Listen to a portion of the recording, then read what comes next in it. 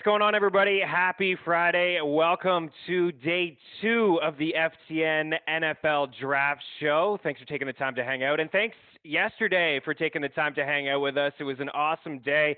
Today is going to be great as well. Myself, Chris Meany, joined by Derek Brown and Elliot Chris here with you for rounds 2 and rounds 3 of the NFL Draft. So for the next few hours, we're going to have Jeff Ratcliffe stop by and Brad Evans stop by as well. Yesterday was a lot of fun.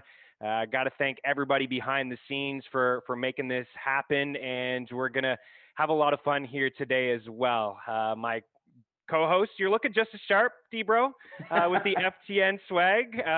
Yesterday you were rocking the nice shirt. Today you're rocking another beauty shirt as well. Well, I broke out all the dress clothes yesterday for you, but I feel like, look, we have back-to-back date nights. I feel a little more comfortable tonight. So tonight you get the T-shirt. You don't get the bow tie. Sorry, but That's how relationships go, Meanie. Listen, you won me over yesterday. You could wear whatever you wanted to wear today. I'm happy to have you by my side for the next few hours here today. And then Elliot Chris is full on rocking Jets gear.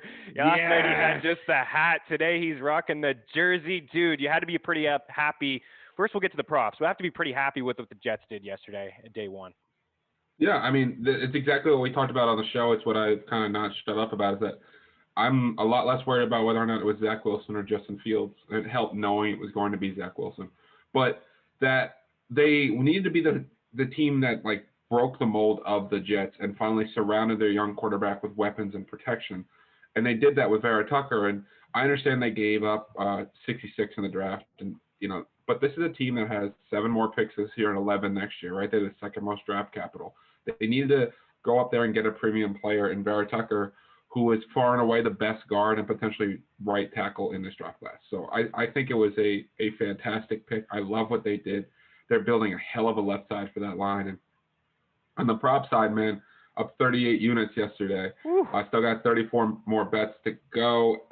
Everyone in FTN Nation gets to sweat with me. The one I didn't get in time for everyone else was Azeez Ojulari, the 34th pick and linebacker / I did linebacker and defensive line because I don't know which one he might be for 34. That got a lot of steam. But literally as I would put my bet in, I put it in, and then the odds completely evaporated. So I didn't think it was fair to put it in Bet Tracker. So people say, "Oh man, why'd you do that?" And not that. Basically, like, I got it the last possible second, and it was not fair for me to tell you to tail a much worse line. But excited about round 2, round 3. It's my favorite night of the draft because it moves so much quicker, as we were talking a little bit before, and there's so many fantasy relevant players. But I thought round 1 was must see TV, and you two did amazing.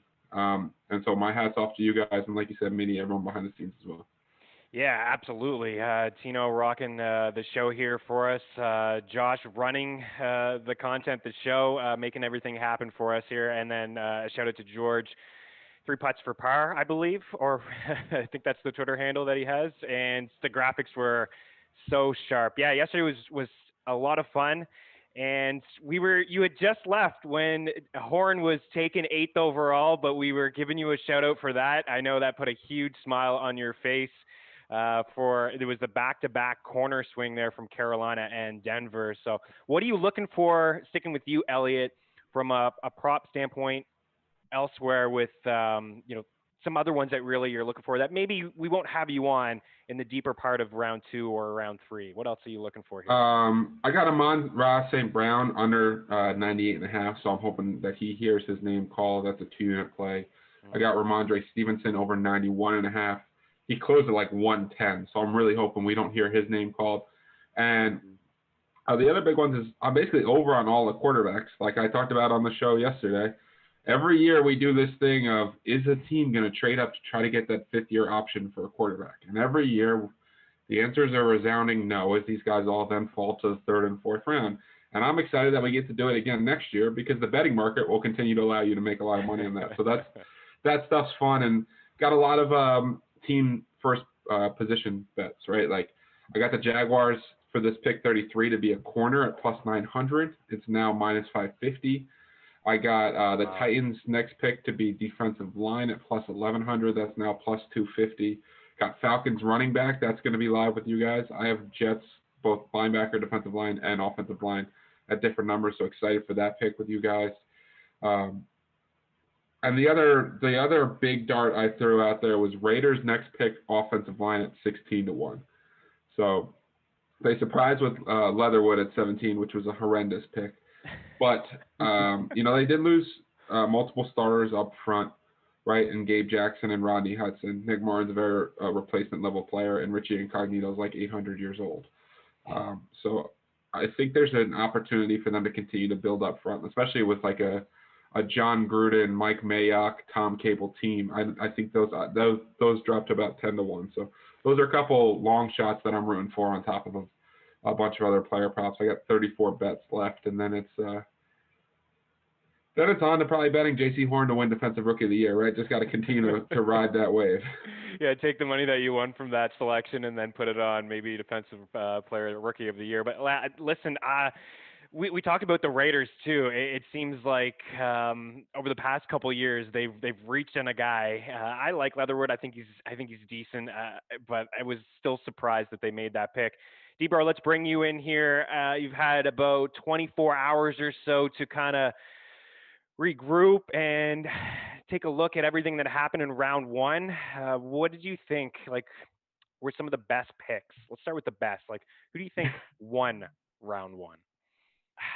I mean, I know that Jacksonville's going to get a ton of crap about taking the running back later in the first round and stuff like that. But I mean, considering the depth of the offensive line class, how they played last year, I think a lot of people are not giving enough credence to Jacksonville's offensive line play last year. So I don't mind them taking skill players in the first round, even taking Travis Etienne late. Um, as far as teams that won, you got to believe that the Colts were sitting there and watching Quiddy Pay drop, and then the Giants go with their horrendous, ridiculous, idiotic pick at 20, and Ballard had to be sprinting to be able to get the pick in. Like, for Quiddy Pay to drop that far, I actually thought that, like, considering his ceiling and his talent, I thought the Colts hit a massive home run with that one. And as well, I mean, we talked about it yesterday. Brad started swigging tequila live on the show. That was The great. fact that the Bears didn't bear, and I don't know what kind of world we're living in after Gettleman trades back and the Bears trade up and actually make a fantastic pick of getting Justin Fields. I think the biggest winner right now has to be Chicago Bears in that first round, considering that was the makeup pick for Trubisky, and regardless of what happens with Aaron Rodgers, the Bears could win 10 games and take the NFC North now. Whew.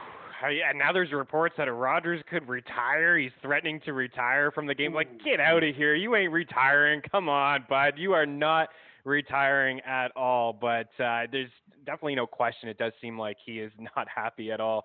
And Green Bay didn't do him any favors again yesterday in the first round, taking a corner. I didn't like the ETN pick, to be honest with you. I didn't think that it was a smart move. I thought that maybe potentially they could get him right here coming up with this pick. But the one thing that bothered me too was Urban Meyer saying that he wanted a top 8. I think I'm quoting, paraphrasing here, top 8 running attack. And he had Robinson in his conversation, Carlos Hyde he mentioned, and basically saying ETN would just be that third down running back for this team. I mean, you don't draft a running back, Elliott, in the first round just to catch a few passes for you this season. What do you make of that ETN move, and what do you think from a fantasy standpoint this year? Yeah, I mean, I thought it was early. I think it's a little bit of that old school mentality of let's make Trevor Lawrence's life as easy as possible and keep his back running mate the same from college to NFL. I don't know how much that mattered. Etienne's obviously a home run hitter. He's really developed in the passing game. He's got some Alvin Kamara to his game, where every time he's on the field, he's a threat to break off big plays, and his contact balance is phenomenal, right? We know he's got that home run speed. I think they reached on him a little bit. I actually think, all the reports were that the Bills were locked and loaded on him at 30. So I don't know he was going to be there at 33. And if the reports are right with Campbell as the 33rd pick, they might have thought about him at 25 and said, well, he's more likely to be there at 33 than ETN. I didn't love it. I think ETN becomes the workhorse guy there pretty quickly. James Robinson is definitely a very solid player. I don't think they needed to do it, but ETN's better than James Robinson. I don't like when people are like, well, James Robinson was an undrafted free agent. It's not really relevant at this point. He's proven himself in the NFL. I think the Bears were the biggest winners of the draft. I'm going to sound biased, but I think the Jets are huge winners too, considering the fact that they got a quarterback and they got 2 potential top 12 prospects in this draft. I think that it's really hard to argue against them. I think the Eagles are huge winners, to be honest. They traded out of 6 needing a top flight wide receiver, and everyone was very upset because they thought they'd be able to get Chase. But both Chase and Pitts went, and they were able to pick up an extra first-round pick and then get their guy Devontae Smith, not giving up much, right? Who they may have taken at 6 overall anyway. Exactly. So I think too many people have slept on the Eagles. And while I don't think Tony was a good pick, it's clear that Gettleman panicked when Smith was off the board. I don't hate it as much because they were able to get multiple first-round picks for Tony, and they kind of got stuck in a spot where I think they were expecting Waddle or Smith to be there, and once it was gone, they still wanted another playmaker, and that philosophy still works for me in terms of Daniel Jones isn't that good. Let's get him as many guys who can make plays. Sterling Shepard's got a long history of concussions, as hinted at early retirement, probably isn't with the team next year. I don't love Tony at 20, but because you got an extra first-round pick and the philosophy of trying to get as many playmakers for Daniel Jones as possible, I'm not mad at it. Yeah, I didn't like the pick, but yeah, to your point, I mean, I can't argue anything that you said there. To Debro's point, Gettleman did something that we've been asking him and wondering why he hasn't done over the past couple of seasons, right? And that's trading back, and he did that. It was clear that they were probably looking to draft Smith, and the Eagles moving up there made them, trade back. And I thought maybe they could have traded back one more time. But again, you have to have a partner there in line to make that sort of move. So I agree with you on the Eagles. A big opportunity for Smith there in Philadelphia. We were talking to Ratcliffe, and I was wondering if, out of all the wide receivers that had gone, and it was before Tony and Bateman, it was Waddle, Smith, and Jamar, that who would have the best fantasy season in year one in terms of volume and opportunity. And Debro, I think, we came with the conclusion that it could be 100 targets for Smith in Philadelphia as a rookie. Yeah, I mean, I think Jeff, when he shared his projection for him, I think it was like 870 4 touchdowns, 106 targets or so. Mm-hmm. I actually think we could see north of that. And I know projections are projections, and we're going with the median here. But with Philly, I mean, come on, it's the ghost of Zach Ertz, it's Dallas Goedert, it's Jalen Reagor, and it's Devonta Smith. Like, we know Jalen Hurts is probably not going to check down a ton, so Miles Sanders is not going to get a massive target share there. Devonta Smith, if he is as good as we all think he is, and he could play outside, he could play inside, he's going to change that offensive dynamic. And I think that this year versus last year for Jalen Hurts, they're going to be scheming up a lot more short throws, a lot more easy completions for him. And that just means more targets for Devonta Smith, who we've seen can separate at all levels of the field. So I think that he's a really good candidate to possibly snip 120 targets. And if he does that, he can get closer rival chase. It's going to come down to touchdowns for who the best rookie wide receiver is. Well, the draft is officially underway, but Jacksonville took their full 10 minutes yesterday with pick one, knowing that they had weeks to know who they were actually going to take with the first pick. So we may have a little bit of time.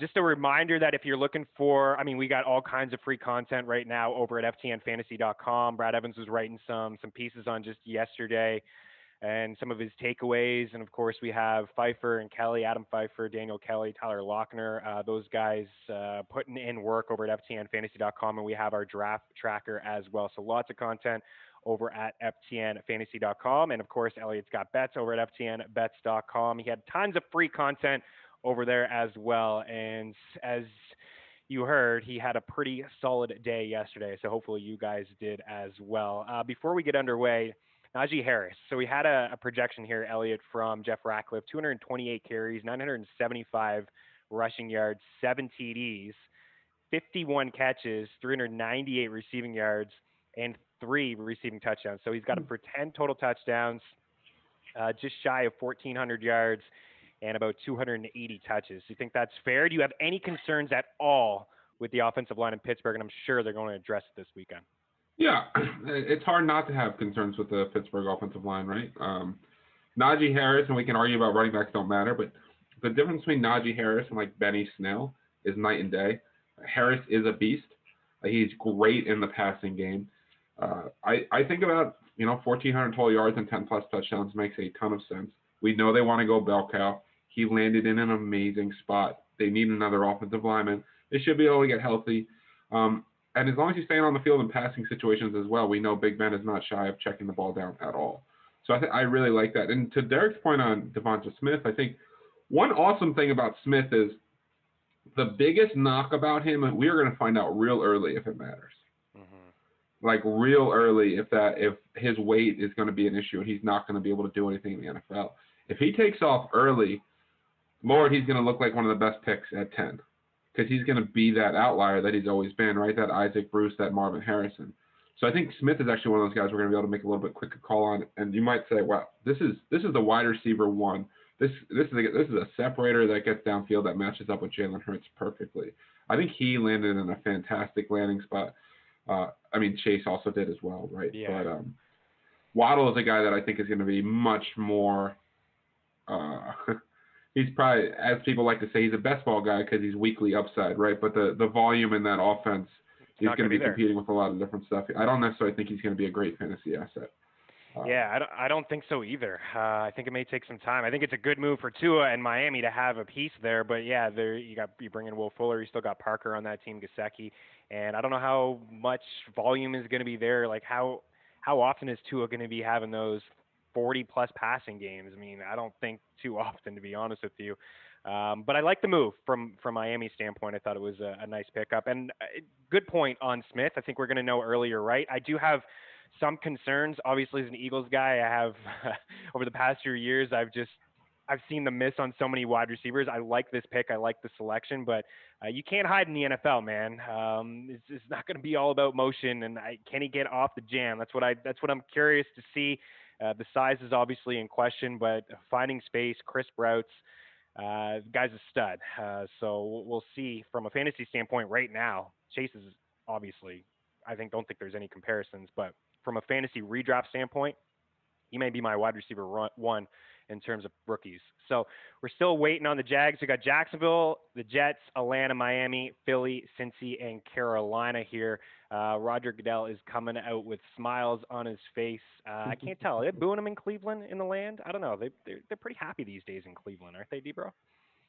Yeah, Stefanski's made a lot of people smile considering what they did in the playoffs and everything last year. Obviously, a bounce back from Baker, so the swag is a little bit. You've been had a lot of more fans in Cleveland, been much happier campers lately. Yeah. So what are you looking for here, Debro, in these first few picks? I know there's a couple running backs that potentially you have your eye on. Elliot mentions maybe one at Atlanta. What are you looking for here in the first few picks of this second round? I think everybody believes that the Jets are going to go running back here, and honestly, I'm with Elliot here. Like, I hope that they don't. I want them to go offensive line. I want them to go Tevin Jenkins. I want them to sit here and get some big boys up front to protect Zach Wilson, give him the closest thing that he can get to last year at BYU, and then you address the running back position later.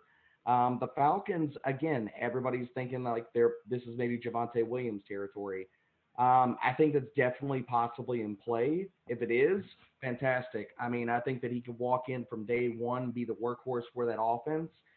The other thing that could happen there is they could trade back again and then say, okay, we could trade back maybe 2-3 picks, maybe a few more, grab some more equity, and address some of the defensive side of the ball because we still got some edge guys hanging out there that could help them on that side of the ball. So I think it's either running back or I think Atlanta's a good candidate to trade back just a few. I really like what Debro just said from a NFL standpoint. I also think he's stupid and shouldn't suggest that to them because from a DFS standpoint, just putting Kyle Pitts, Julio Jones, Calvin Ridley, Javonte Williams on the field at once in a dome with no defense, like let's just do that every week. Don't listen to Derek. Don't have a good team building approach where you trade down and you develop a defense and you have a balanced team. No, let's just get as many playmakers on one side of the ball as possible in a dome with no defense. This is we could have like Coors Field of baseball, right? I guess Coors Field of football in Atlanta. So I would love to see Williams go there because I think he's every bit in that same class as Najee Harris and Travis Etienne. Where are you, by the way, on Pitts? We had a discussion yesterday about, from a redraft standpoint, he's going to get overdrafted. I'm already hearing people talk about 100-plus targets, people that I respect in the industry, top 5 tight end from a fantasy standpoint. Like, I'm not going to pay that price. Elliot, you think you obviously are on the same. You're a smart man. You're obviously on the same page as a lot of people. Yeah, we talked about it a little bit yesterday, but like, I'm not betting on him. Like, if you are projecting that, you're projecting him to have the best rookie season in the history of tight ends, right? Like, that's. Yeah. I think this is the line I always use. Like, when you draft people at their ceiling, all you can do is be disappointed. Yeah. Now, his advantage is that the tight end position stinks, right, in the NFL from a fantasy perspective outside of the top 3. But, like, if you are drafting Kyle Pitts and you hope he has a Travis Kelce, Darren Waller, George Kittle type season, you're going to, like, the math just suggests you're making a huge mistake. I don't understand because again, like Meany's bringing up, people are projecting like close to 100 targets for him, and I don't.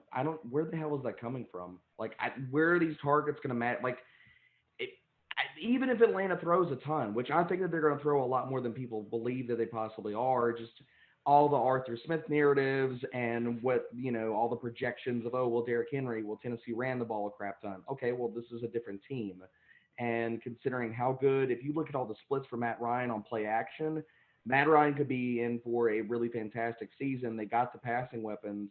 I think the volume's going to be there, and quietly Tennessee was extremely high in pace.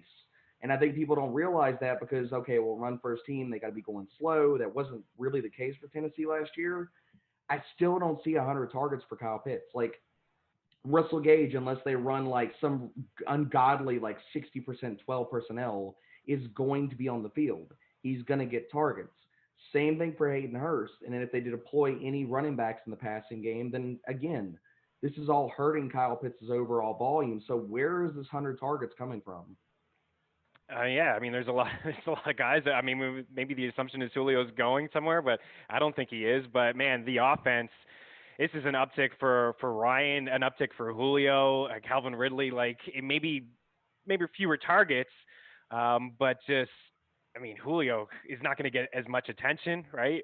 Calvin, like it's going to be a crazy offense. And to your point, Elliot, like Coors Field, yeah, baseball, like runs, points, because this Atlanta team right now, for one, they don't have a running back, so I'm sure they're going to address that here this weekend. That maybe a running back who can catch. It's even more targets, Debro. That may not go Pitts' way, but this defense is not great, so they are going to be chucking and airing it out quite often inside that dome.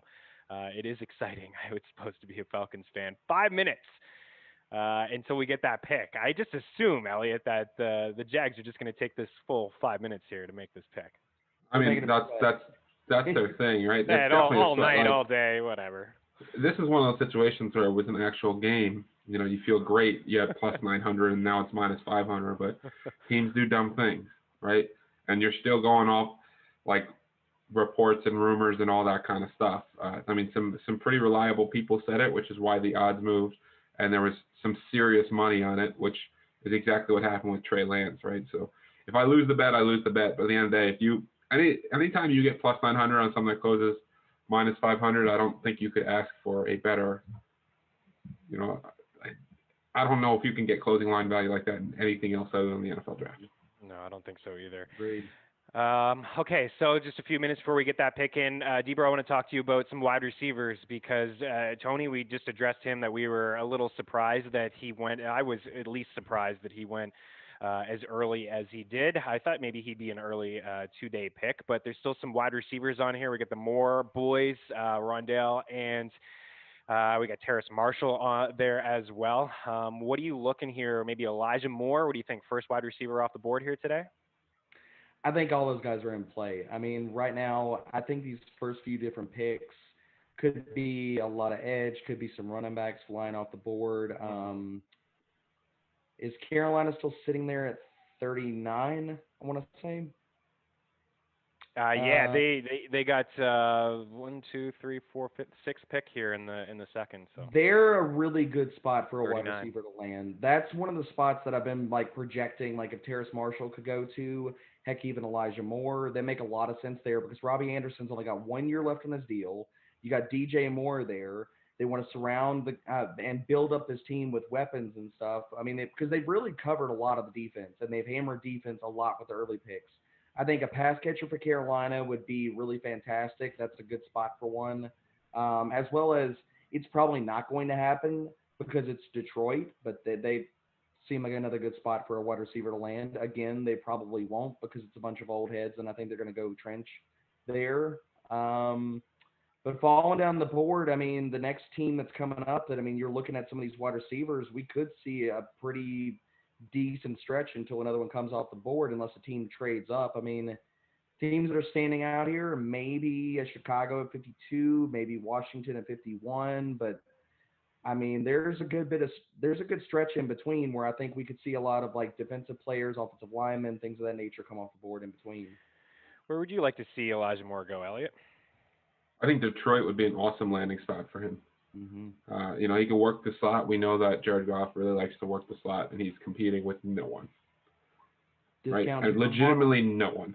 Like, there's not a team with more wide receiver needs than the Detroit Lions.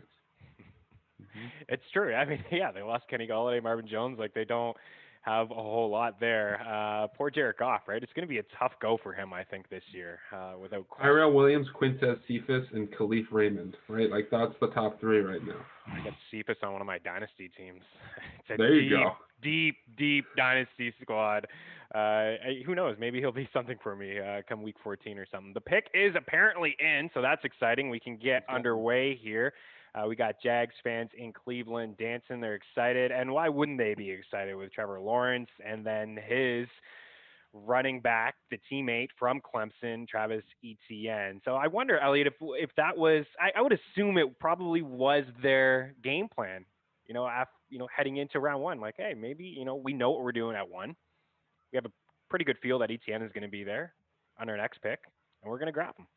I think that was. I'm sure they talked to Trevor Lawrence a lot too about like what, how can we make sure you're most comfortable, all that kind of stuff. I'm sure he was like, get me Travis Etienne, man. He and I can take over the league like we did at Clemson. I'm sure these guys talk to their quarterbacks, right? Joe Burrow had a say in the Bengals pick, right? Like they don't always get the final say, but they definitely talk to these guys.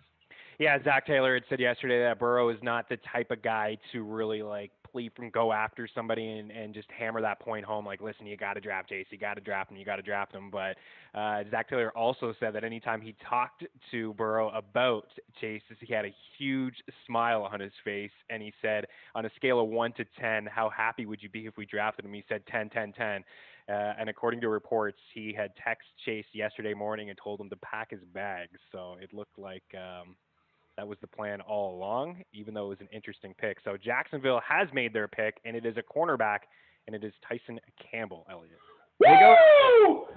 Let's go! Pop a bottle 2 days in a row. Right off the Let's go. It doesn't get any better than that. Wow, what a Look start. at that line movement. Let's go. Oh, baby. Oh, that's going to be a video. I came out with my nose. And I missed it. Oh. Oh, it's just shot right up. Oh my God. Let's go. I don't even know what to do. I don't have a tissue. Oh my God. This just hurts. Go get a tissue and go cash that ticket, brother. Oh man, that's a great. Oh my God, the Jets on the clock. I can't go anywhere. That's chugged it too hard. Oh man, you got way too excited. Popped it, chugged it, bobbled. Listen, we talked about maybe doing a champagne like shower thingy. That was like a bootleg version of way to do it. Out the nose everywhere, and it's on camera for the world to see, so that's good. Yeah, this got a lot of steam today, so it's nice to cash that plus 900 ticket. I also had Campbell under 48.5, so that's a great way to start the draft. Isn't it? Yeah, it's a perfect way for you, man. That's more units in your pocket. Fantastic. Congrats there. You have been all over it, sir. I love that. And, I saw the pop, but I missed it all up in your face. Honestly, unfortunately, it's kind of refreshing, man. I got allergies real bad. I can now breathe out of both nostrils. I mean, I wouldn't suggest that's the way you should handle things, but I'll say this: Brad celebrated the Bears pick better than I just did the Jaguars pick. Dude was so excited. I mean, it couldn't have worked out any better to have Brad on for that pick after we were discussing if Denver was going to do it. And then the Eagles made that trade, and then that other one happened there. So it was great.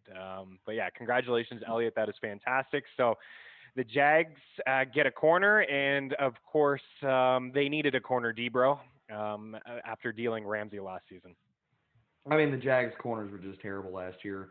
We just picked on them in weekly in DFS. I mean, it didn't matter who was playing the Jags. You were just like, okay, what pass catcher can I roll out against them? So, yeah, I mean, you got to love this pick. I mean, I feel like, obviously, it's a reach. I didn't see Campbell going this high, but, I mean, Jacksonville basically echoed to everybody that they were going to go corner here. So, I understand it. I do feel like it's early for the player. But Elliot, I'm kind of curious, man. We're going to go 2 for 2 here. We're going to get Tevin Jenkins here for the Jets. I think this might be Azeez Ojulari. I think Tevin Jenkins is a no-brainer pick here. The reason I heard he ended up falling a little bit was some injury concern. This year it's the biggest complaint around the league, right? Is that they didn't have the medicals in Indy and their late stuff came out, and so people got a little bit nervous. That's why Pay probably fell to 21, right? We heard about that. Ojulari still on the board, and Tevin Jenkins are still on the board. It's not always necessarily like injuries that people can't come back from as much as it's we have 2 days to digest this news. You know what I mean? So I really think it should be Tevin Jenkins. Like, Donald Trump wanted to build the wall in Mexico, and he hired Woody Johnson to, be the UK ambassador. Woody can come in and build the wall in New York. It's obviously very different purposes, but like maybe that's what's happening here, right? Like Tevin Jenkins, get that, just build the wall around Zach Wilson. You see how uncomfortable he looked yesterday? That man needs all the protection he can get. Yes, I did see that. He looked nervous and uncomfortable, and he's tiny. I got some faith in him. I think he's going to be a good quarterback in the league, but I would agree with you, Elliot. Like, protect the dude, right? Again, protect your investment. So the pick is in. They're not trading it. So that is good. Somebody check on Benny Ricciardi because he's freaking out on Twitter. Oh my God, oh my God, oh my God, oh my God. Please, Jets, don't F this up. So as a Jets fan, I'm sure like most Jets fans have that in the back of their head that they would mess it up. But like we talked about, yesterday was a great day. I thought Vera Tucker was a great move for them. And I'm interested to see what they do here. But, Twitter is calling for Javonte Williams, your boy, D-Bro. I don't know. I wouldn't really love that. I mean, I would love the landing spot for Javonte Williams because he's opportunity with literally nobody. Yeah. I'm sorry, LaMichael P-Line truthers. He's thing. I'm sorry, Tevin Coleman. Anybody, if there's anybody that's still out there that loves him. No chance. No. Tevin Coleman still loves Tevin Coleman. I'm pretty sure that's it. I mean, look, I would love the landing spot. It would make a whole lot of sense to me, considering all their needs. I'm with Elliot on build the wall, and I want to see Elliot shoot some more champagne out of his nose personally. So I'm a little bit personally invested. It's not as bubbly now. I can just drink it, like I'm cool. Tell me that Jets jersey's soaked right now. Oh, I'm soaked in champagne. It's. But the show goes on, right? Yeah, that's right. That's the rule. Yeah, that is the rule. And it's Elijah Moore, Elliot, the pick for the Jets. Oh, wow. Wow. I love that. I did not expect that, but I love that. I lost some money there, but Elijah Moore is a big time weapon out of the slot, and we talked about protect him and give him weapons. Yeah. That's a shocker pick. That is not a good fantasy landing spot at all. With Jamison Crowder and Denzel Mims and Corey Davis on the team, but that's I really like that pick. I really like that pick. Yeah. Bro, this is something we talked about yesterday, right? With the quarterbacks and drafting a wide receiver for that quarterback early. This is very similar to last season with Burrow and then Higgins. And here we go. They go and get Wilson a weapon, Elijah Moore. Which thoughts? I mean, it feels like a redundant asset, but also at the same time, I mean, we've been talking about all offseason Jamison Crowder can be cut and they could save against the cap. So I don't think that Jamison Crowder is like really a big hindrance for them. The other part of this is this could be the Jets telling you that, like, okay, we believe in his ability to win outside.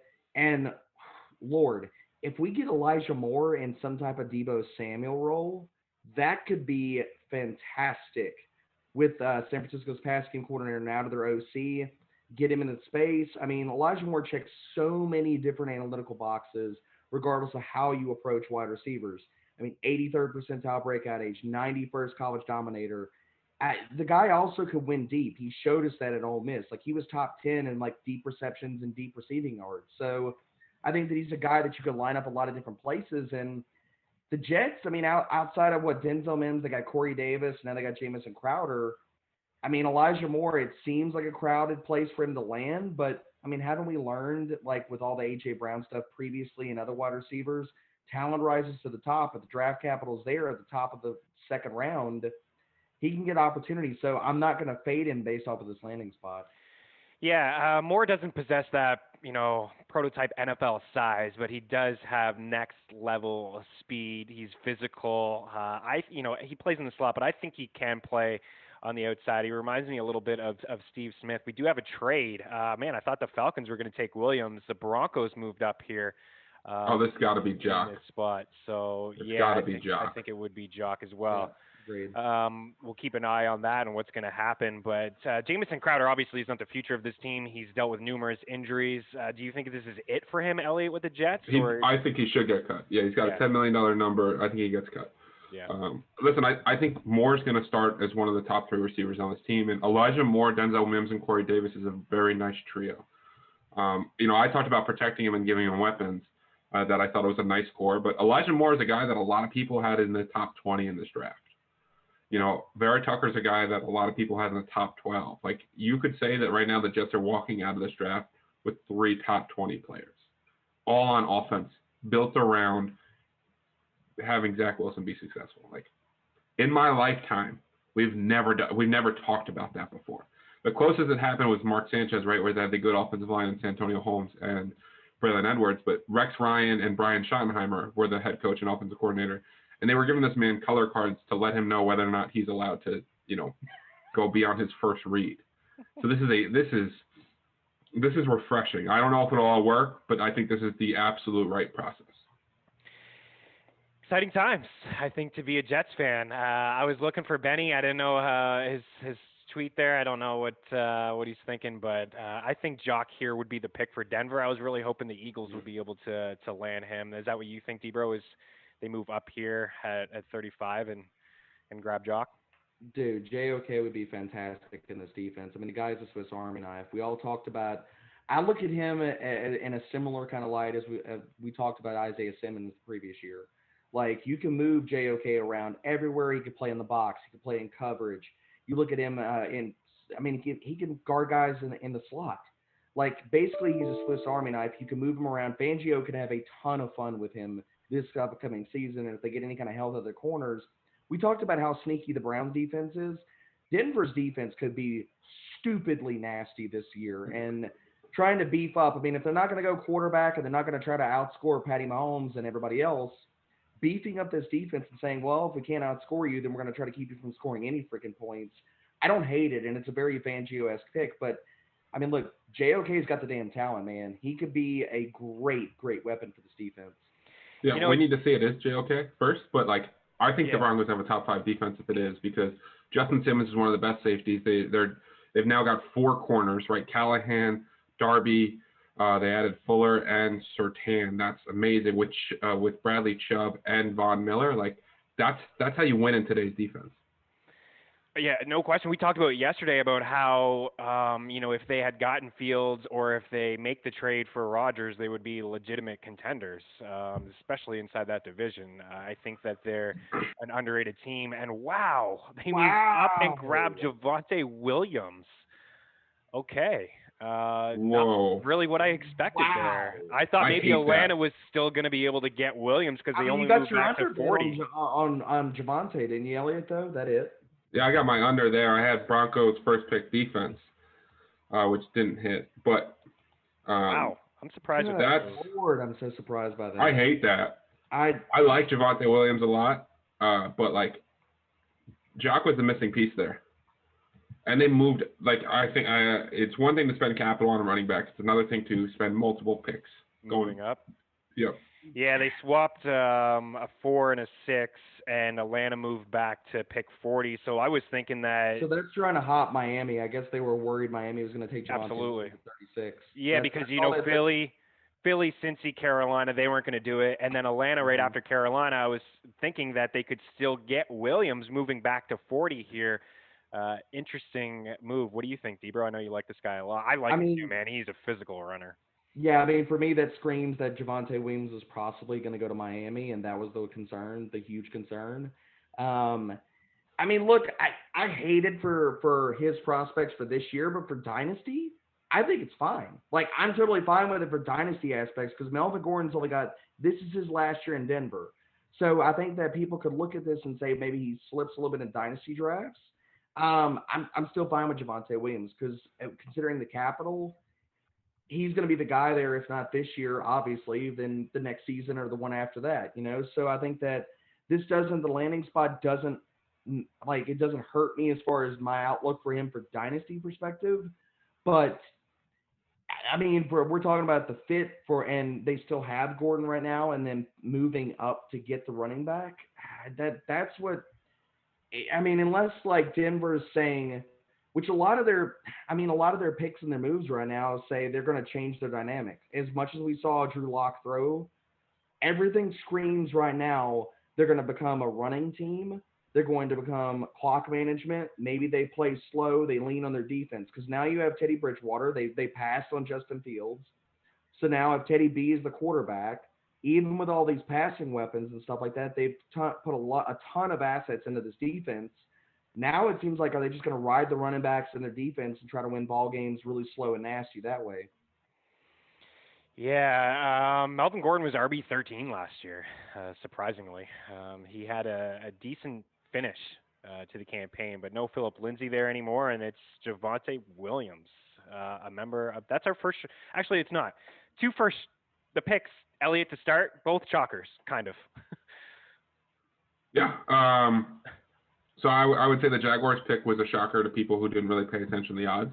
Elijah Moore was over the last 10 to two 1. picks. You're right. The last two picks. Yeah, and Javonte Williams going at 35 was not a shocker. It's the team that traded up to go get him, right? And that blows my mind. Derek and I we were all talking about how amazing this team would be with Jack. Benny sends me a DM and he says, not who I wanted, but I'm fine with the pick. Thanks for hanging out with us, Benny. We appreciate the support. I'm glad that you are fine with the pick. And get excited. Miami makes their pick. It is safety Javon Holland. Whoa, this is a massive upset. Trayvon Woodard, or whatever his name is, the safety out of TCU, closed at minus 700 to be the first safety drafted. Wow. So this is definitely a shock. I mean, I'm surprised he wasn't the first guy going off the board. I mean, why? I mean, Elliott, any insight to why Morig's slipping here? No. I know Holland can play some slot too, which is, he's got good size at 6'1". He can play in the slot. Miami's really investing in that secondary, right? Mm-hmm. They got Xavier Howard. They drafted. Why am I blanking on his name? The kid last year. It's like IGHO. You know who I'm talking? Yeah, the kid from Auburn. Yep. They got Holland now. They are loaded in the secondary. I mean, I think is really Holland smart. Their defense is for them. I mean, because it's going to give them multiplicity. Because he's a cornerback, but he played safety in 2018, and then he was basically a slot corner in 2019 before he opted out. So I think that he's going to be able to play a lot of different positions. Or basically, he's going to give them some multiplicity on their defense. So it makes sense for Miami. It really does. Yeah, I mean, they were one of the top scoring defenses in fantasy last season. They've revamped their D over the past couple of years through free agency and through the draft. So Javon Holland, safety out of Oregon, to your point, Elliott, he is lengthy, 6'1", 207 pounds. So, we're off to a little bit of a shocker here. And the Eagles pick is in, and the Pats are coming up. I thought, what'd you say, Debro? Patriots? Yeah, Patriots are coming up. They're taking with the Bengals pick here. Is that a trade that just happened? They're going to trade up. Okay. Did not see that. Wide receiver? Earth Marshall? Yeah. Right? Hey, that would be fantastic. It's possible. What do you think Philly does here? Man, I think they should take Asante Samuel Jr. Yeah. Yeah. I mean, I think a cornerback makes a ton of sense for them. If it's not Samuel, then honestly, Joseph, maybe. Yeah, look at the defense. I mean, look at this entire roster. There's so many different needs right now. So I think Samuel makes a ton of sense. I mean, we talked about him. I know people can go back and watch yesterday's stream, and it sounds like I poo-pooed him yesterday, but I was like, no, I don't hate the player. I just don't want him to go in the first round. I feel like it's a reach. So top of the second, yeah, it makes a ton of sense there. play in Philly like his daddy for a couple of years there. I think he would be a good fit. Jock, Ojulari, any of those guys, like whoever grabs these two guys in Jock and Ojulari, I think are just great value, Elliot. I mean, both of those guys can play. Yeah, Ojulari's fallen because of the knee. That's the only reason that he's fallen. Yep. I can't for the life of me figure out why Jock's on the board. I think the Eagles had massive needs at wide receiver and corner. I think that if they're passing on Asante Samuel, that the Patriots could also potentially be coming up for a corner because they need another one as well. And this is right around the range that Samuel Jr. is projected to go, potentially Kelvin Johnson as well. Or they could be coming up for JK if he slips. For who? For Owusu Cormo. If he slips, yeah, they could. Yep. Like, there's two corners really left, and then the tier falls off pretty hard. Yeah, I mean, there's really not a whole lot of guys that then it kind of falls into, like, guys may slip to the later part of the second, maybe third round before we see the corners. I mean, I feel like you're talking about, Elliot, the cliff is real after these, like, top guys. Like, Asante Samuel's basically one of those last guys before you're like, okay, nah, we're good. We could just wait until, like, the fourth, and then we'll address the position there. Do you really think Miami's fine with Myles Gaskin? What he did last year was pretty productive. Do you think maybe they bring in another running back, but do you think that what would be a running back that you think would be a good fit in Miami? Because I mean, the three are off the board now. We're looking a little bit deeper. Like those bell cows are done. I talked about it on social media earlier today. Like, I didn't see them actually probably going with Javonte Williams. I know that the fit maybe was there, and again, I talked about, like, then maybe, like, if Denver's traded up ahead of them, and then that was probably the pick, and maybe it was. I mean, again, we'll never know.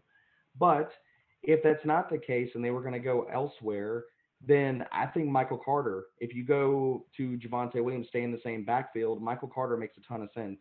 He's around the same build as Myles Gaskin. He can play on all three downs. If the offensive line is beefed up, I think that his lateral agility and his vision, I think he'd be a great fit for Miami. If not, I mean, they're not really a zone rushing team, so after these top three different guys, you kind of fall into a weird, like, tier in a basket of, like, all these different zone runners. Michael Carter seems like he could give them a varied skill set, be a good check down option for Tua. And this is a team that we've seen not want to invest a ton in the position. Michael Carter could go anywhere in the third or fourth round, depending on what teams think out of him. So they're not going to have to pay up for him. The fact that Williams is gone, I mean, I was thinking Miami was a possibility there. I think Gaskin could survive. I think he could still be another decent fantasy asset next year. I think Williams is 100% the pick there. That's why the Broncos traded up. Yeah. That tends to be a telltale sign. Yeah. So the Eagles take Landon Dickerson, center out of Alabama. So, okay. Well, the offensive line stunk last year. I'll tell you that. There was a lot of injuries. They had 11 different combinations in their first 11 games, but Kelsey's still on that roster. So interesting pick. I thought that they would address the offensive line at some point, but man, I think we're off to an interesting start here tonight, Elliot. It is interesting too. I mean, I like the Landon Dickerson pick actually. Yeah. Like, the guy is not short on talent, man. Like, if he didn't tear his ACL in the SEC title game, you're talking about he probably would have gotten talk in the first round, possibly, like late first round.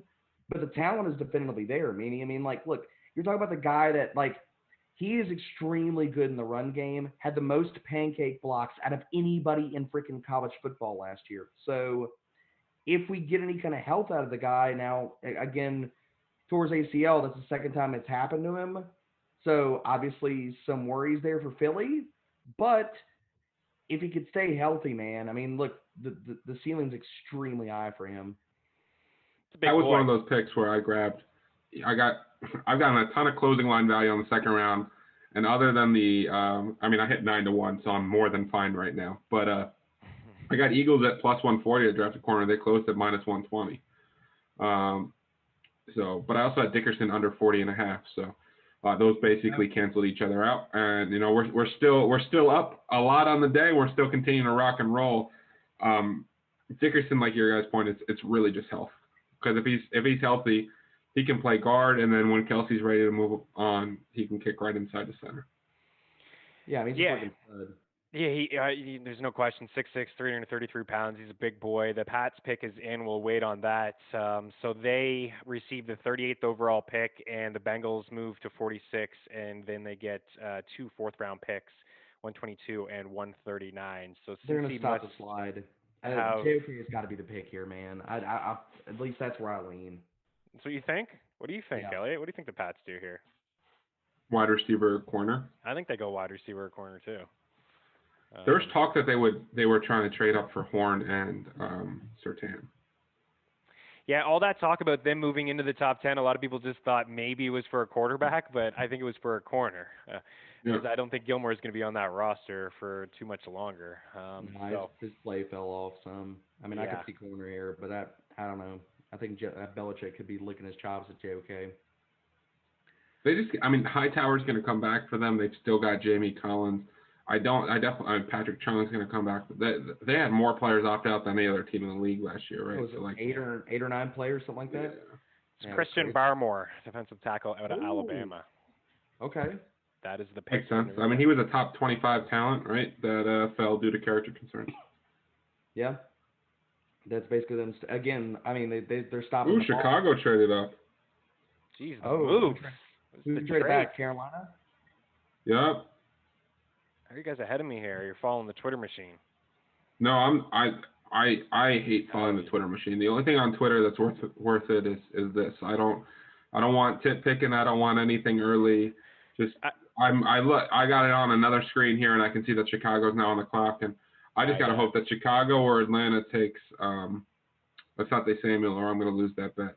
Yeah, the Panthers at 39 traded from the Bears. Yeah, Debro and I had this conversation off air yesterday that it was going to be nice, refreshing to stay away from Twitter and be able to watch the draft live and just have your own takes instead of just the nonsense and the early picks, like the leaks. That stuff happens all the time. I don't like it. I like to see the players announced. That's when you make the draft about you and not about the draft, and you're trying to say like I have it 30 seconds before everybody else. Like, it's fun to have the suspense and have Roger Goodell read the name off, right? Yeah. Like, that's really what we're talking about here. I mean, at the end of the day, we're reading off a list of names. So adding suspense is great. I don't want it broken to me by some random guy on Twitter. and the Bears they're getting aggressive here, Debro. I like it. I mean, look, for all the stuff we made fun of Nagy and Pace and stuff like that, I think corner makes a ton of sense. I don't know what's gotten into him in the year 2021, but I mean, hey, I'm loving it right now. I mean, Asante Samuel makes a ton of sense for them to come up and get. Jalen Johnson. Fuller's a big deal. Jalen Johnson played extremely well last year to begin the season and stuff. So losing Fuller was massive because he basically took away half of the field because Chicago plays sides with the corners. So one side of the cover is covered with Jalen Johnson. The other side, good Lord help him. I mean, I think Asante Samuel is probably going to be the pick. So we got Chicago, Atlanta is in here next, Detroit, the Giants, San Fran, Dallas, and then back to Jacksonville, and then Cincy will be on the clock. And I would imagine the Bengals are going to try to address the offensive line at some point here. So they probably have a couple guys on their list where they could have moved back. So I think that it is going to be Asante Samuel, and it is not. So I could have just waited. I could have just waited a second and be like, I think it's going to be Tevin Jenkins, because that's who it is. Oh, is it? Yes. I love that pick. That's a great value pick. That's a fantastic pick. No knock on that. That's he should have gone in the first round. I'm going to sit here and say that. He should have gone in the first round because the dude his number opened at 26.5. It closed at 23.5 with the juice on the under. Why do you think he fell, Elliot? It's I was told that there's legit like an injury concern, and there was it was late. Because this dude gave up no sacks in 2 years, and despite the fact that Chris Sims thinks that Oklahoma State has not run the ball when they've run the ball more than Alabama last year, he is just a beast. I can't even get into a Chris Sims conversation. I can't. I haven't touched enough of the scotch to sit here and talk about him yet. We'll drink up. Listen, the champagne is in my body, in my nose, and all over me. I'm happy to talk about Chris Sims if we want to go that direction. I don't think we need to. I don't think. No, Chris Sims is. Listen, he shouldn't. It's funny actually. He played high school at the same at Don Bosco right? Which is a high school that my high school played against. Actually, one of our players, I think, spit in his face. But that's a different conversation for another day. Just drops that. Let's get into that. But like, listen, he was a big time recruit, right? He played in the NFL. He knows what he's doing when he's watching. He's not scared to be different, but at the same time, I think he's definitely different for striking conversation. And if that upsets anybody, that is what it is. That's just kind of what I think. But Lord, Tevin Jenkins, one of the most impressive individuals and terrifying individuals on the football field. Off the football field, he's got his big, thick frame glasses and looks like a complete nerd that is excited to potentially watch Infinity War with me, which is the next Marvel movie that's up. So Tevin Jenkins and I just look like we should be friends. If he goes to bed by 10, he and I should be soulmates. I was going to say, y'all need to follow each other. Is he even up? Is he aware that he was selected from the Bears? Yeah, I think that's a great pick, too. He's somebody that I thought would go in the first round. I saw him mocked a lot in the first round. You talked about where he closed Elliott as a first-round pick. A breakout campaign from him last year, too. I think he played on the left side or the right side, a lot of versatility when it comes to Tevin Jenkins. So I think that's a great value pick, and that's probably what the Bears were thinking. Screw this. You guys aren't going to pick this guy. I'm moving up and grabbing him right now before somebody does. So the pick is in for Atlanta. We are just waiting on the Falcons. Williams, obviously gone. What do you think, Debro? You nailed a lot of these picks yesterday when I asked you. You were just pulling them right out of your butt. Weird start to the second round. I feel like it feels absolutely like I keep throwing out names here, and the NFL's like, nah. Just pick somebody that's number 70 on your list. No. Yeah, I'm gonna go all the way down. Hell with it. Let's go Richie Grant here. No, I'm just kidding. Dude, I mean, honestly, Warwick makes so much sense. Morig, right? Yeah, defensive player, is it not? I was gonna go Morig or Ojularié. One of those two. Or they could use a corner too, right? Samuel could make some sense. The only thing is they poured a lot of assets into the draft previous years and that, so they got and a lot. They still couldn't cover people. Well, I know. I'm not saying they're good. They're still trash. I'm not saying that they're good, but they have invested a lot of assets there. So I mean, I could see them not going Samuel here. I would lean Morig or Ojularié here. Morig would be a good pick. I think he's the number one safety. Played corner in high school, a lot of range with size. So we'll see what Atlanta does. But I got to think it's a defensive player, right? They're going to score some points. It's Richie Grant. Wow, Derek literally threw that out as a joke. Warwick is now the third. There we go. How'd you do that? Boo NFL teams, right? Like, boo. Why is Merrick falling here, man? I don't know, man. This is crazy. When do the Jets pick next? That's how far I wanted to fall at this point. We got Detroit, the Giants, San Fran, Dallas, Jacksonville, Cincy. Detroit should take Terrace Marshall or Rondell Moore here. Like, that's who they should 1 billion % take. I'm just going to go down the board and just start naming sarcastic picks right now because apparently that's going to hit more than any kind of analysis. The Detroit Lions are going to take Anthony Schwartz because he ran a 4.27. I mean, that or Seth Williams, man. Field stretcher for days. I'm shocked, Boo. actually. I'm a big Moore fan. I like him. I think he's... That's funny. Yeah. Anyways, he's fallen here. So you got to think that Detroit does address the... I mean, Detroit has so many needs, Elliot. There's numerous directions that this team... They don't have an NFL caliber wide receiver on their roster. That's not good in 2021. Like, back in the day when, like, the NFL team was made up of 49 of 53 white guys, right, and all you did was run the ball 900 times a game, sure, you could get away with that. But right now, if you are going to play in the National Football League with no playmakers, that's not going to work. And Terrace Marshall is a first-round pick with injury concerns that has now fallen in your lap at 41. He's a. Just tell the name right out of my mouth, Elliot. I would love that. This should be the easiest pick of the draft. Now, if you want to take Rondell Moore instead, okay. If you want to take Asante Samuel because you're like, Elliot, you have him under 41.5, also understandable. You definitely need it to be this pick, yes. There's no question. I think whatever wide receiver lands here is another one. We were talking about Smith, not the same type of prospect, but just opportunity, D-Bro. Because as we've talked about, and Elliot just stated, they don't have an NFL capable NFL wide receiver with shots fired at my boy Cephas. D-Bro, wide receiver, right? Marshall? Yeah, I mean, I think it's Marshall. I mean, it makes a ton of sense here. It's not going to be Marshall. I don't know who it is. Exactly. The pick's not in on my screen. It's But not gonna be every Marshall. time we're like, well, this is the pick because it makes too much sense and it really develops. Yeah. It is. I mean, really, it makes way too much sense. So if I'm going to go random hat here, let's just go Walker Little. Let's just throw it out here. They'll go offensive line again. Why not?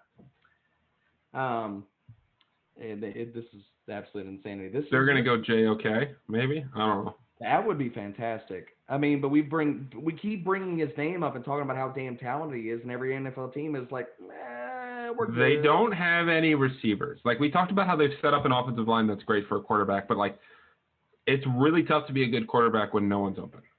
So the Giants. And I know traded T.J. back. Hawkinson's good. Yeah, I like T.J. Hawkinson. He's a stud. So the Giants traded back again.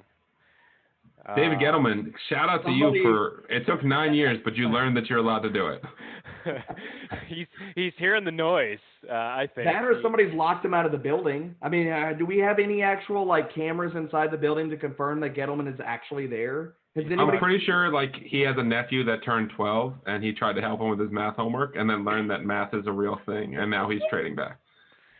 He traded back with Miami, who is next. So the pick is in for Detroit. We're just waiting on that. And then Miami will be on the clock. And then San Fran, Dallas, and Jacksonville yet again. So, all right, yeah. Gettleman. Getting it done. Proud of him. Hit or miss, a little bit of a reach in the first round, but trading back is what you should be doing. Yeah, I mean, so I want to go back to that Tony pick for a little bit because I crapped on it earlier in the show. You starting to feel it now? So much I'm just not a Kadarius Toney person. I'm lower on him as a prospect versus taking a wide receiver there. If they would have gone somebody else there, then I wouldn't be hating on it as much. But for a player that we heard tons of rumors of him falling outside of the first round, plus the other players that you have already in house, Kadarius Toney at 20 that's my biggest problem with the pick. It's not so much that they went wide receiver. It's just that they went Kadarius Toney at 20. Yeah, there's a lot of benefit now with the Giants. Go ahead, Elliot.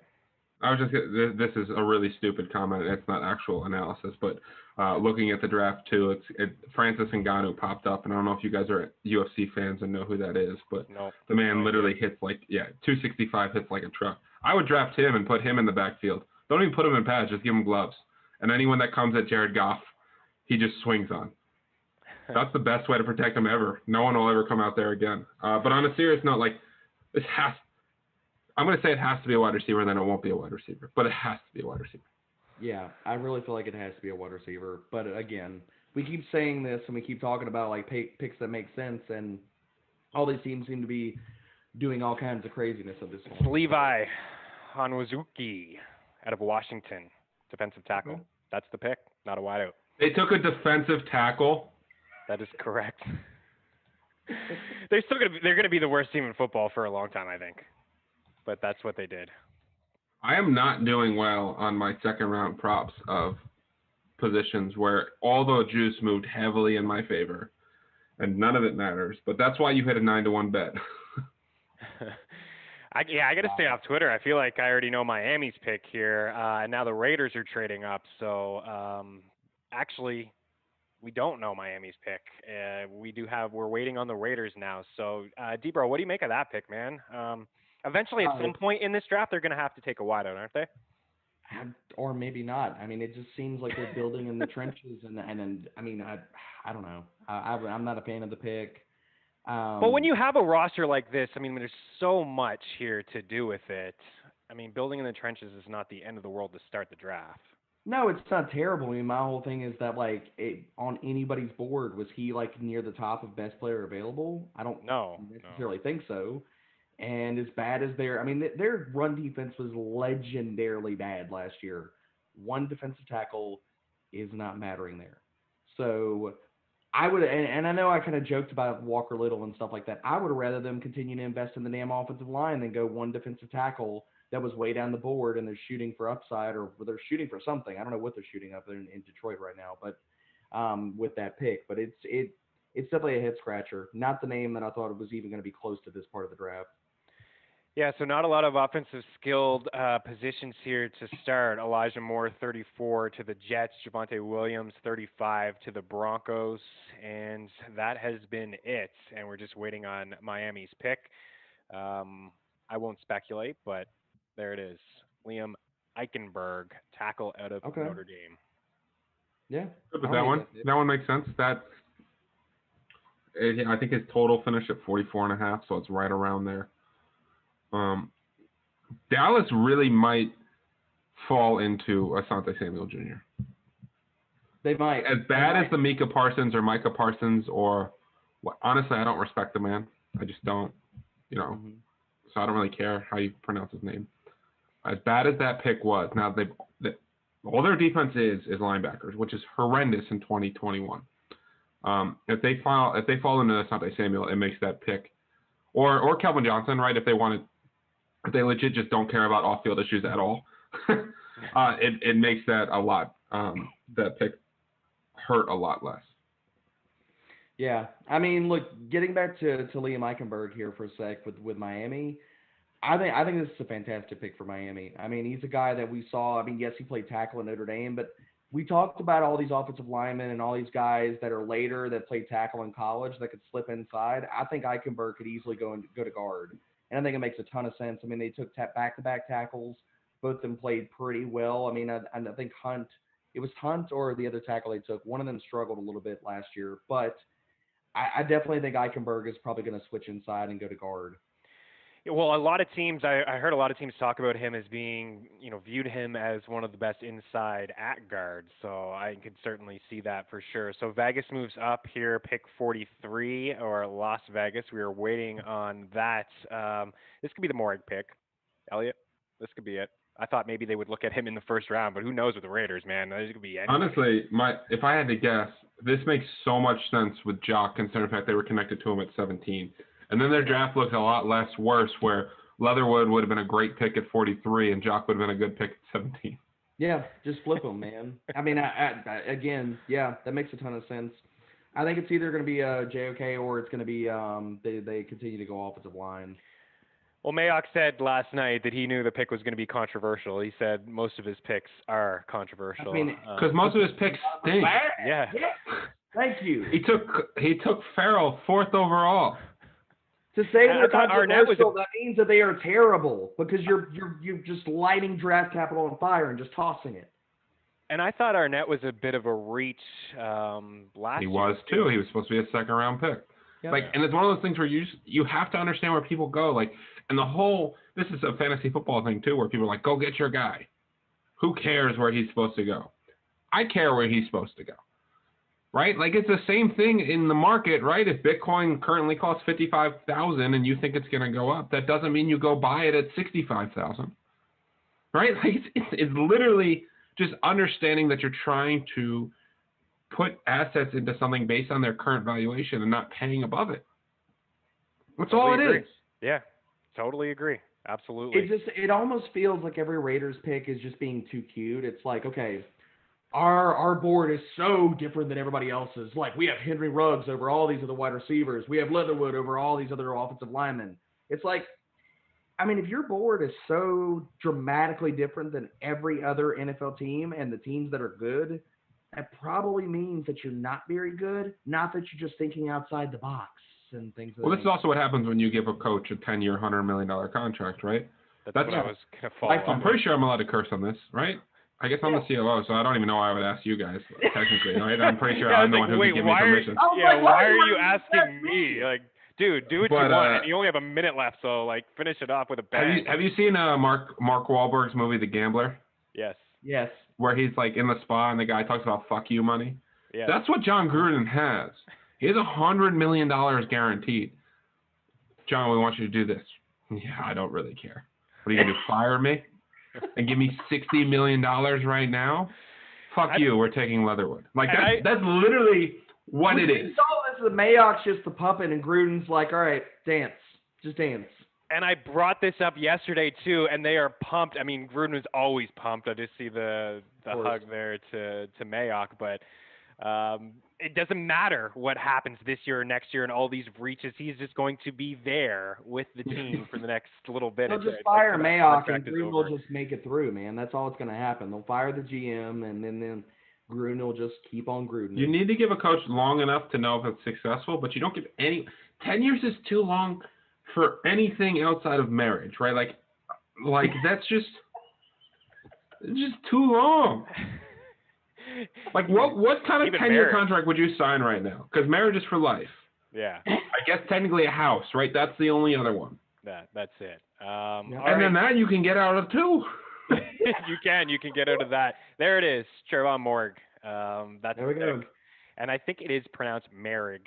It's a tricky one, but safety, and that's who I thought they would potentially take in the first round. So they get him in the second round. They move up to grab him. Elliot, final words before we get out of here. The champagne in your face was awesome. I hope to see those gifts and those videos a little bit later on. But any final words from you, man? Yeah, Tino, I really hope, first off, shout out to you, who's an amazing producer. Really hope you didn't mark down that time, and no one knows when that happened. But no, this is a lot of fun, man. You guys are both beasts. Shout out to Jeff Ratcliffe, who's coming on next, Brad, and then I know Jeff's closing out the night. A lot of fun picks, and I think that's one of the most exciting parts about the second and third round is that it's so unpredictable. That's what makes it an amazing experience. So excited to continue to watch it. I'll follow along. Make sure. I really hope everyone continues to watch it, and proud of the Jets, man. I don't think I've said that in ever a decade. Proud of them. I'm proud of them right now. You should be. You should be proud of them. And I'm proud of you. I'm proud of you for dropping F-bombs and popping champagne twice. Up past 9 o'clock. I mean, golly, man. Holy crap. Be up all night, man. Hit us up. Okay, keep her locked here. We got Jeff Ratcliffe in here next.